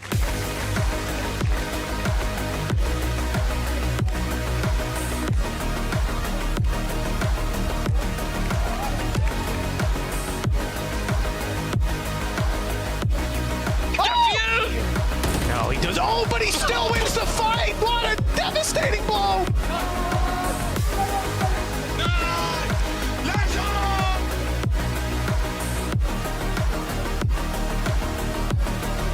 I am the short turret. He wants to fight back out, knowing there's players close. He's pulled out the shorty. Someone's getting out of here with a 3K, and it's Martin this time.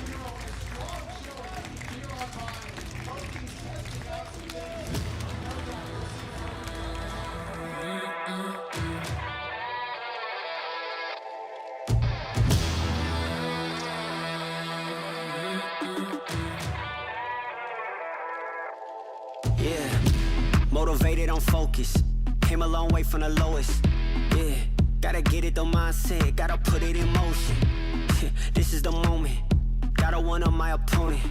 Back then they ain't noticed me, now they know it's me, I'm the chosen. It's my time, yeah, I put that on Bible. No excuses, gotta get to the final. Take all of my idols and turn them to rivals. It's all or nothing, man, the trophy is vital. Game time, bet I'm coming in clutch. No hang time, man, they can't keep up. The game's on the line, seconds on the time. Who can't fight? It's gotta be us. Better under pressure, go ahead.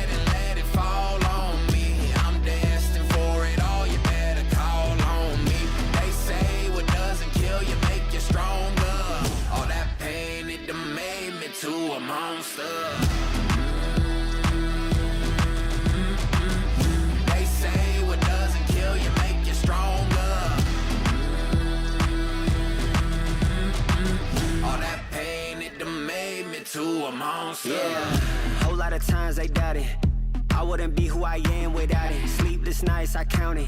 It all paid off, it's really astounding. I had to keep the faith to elevate. Hope for better days, they were coming. Now we can celebrate, knowing every day is abundant. Yeah, it's my time, yeah, I put that on Bible. No excuses, gotta get to the final. Take all of my idols and turn them to rivals. It's all or nothing, man, the trophy is vital. Game time, bet I'm coming in clutch. No hang time, man, they can't keep up. The game's on the line, seconds on the time. Who can't fight? It's gotta be us. Better under pressure, go ahead and let it fall on me. I'm destined for it all, you better call on me. They say what doesn't kill you make you stronger. All that pain, it done made me to a monster. They say what doesn't kill you make you stronger. All that pain, it done made me to a monster.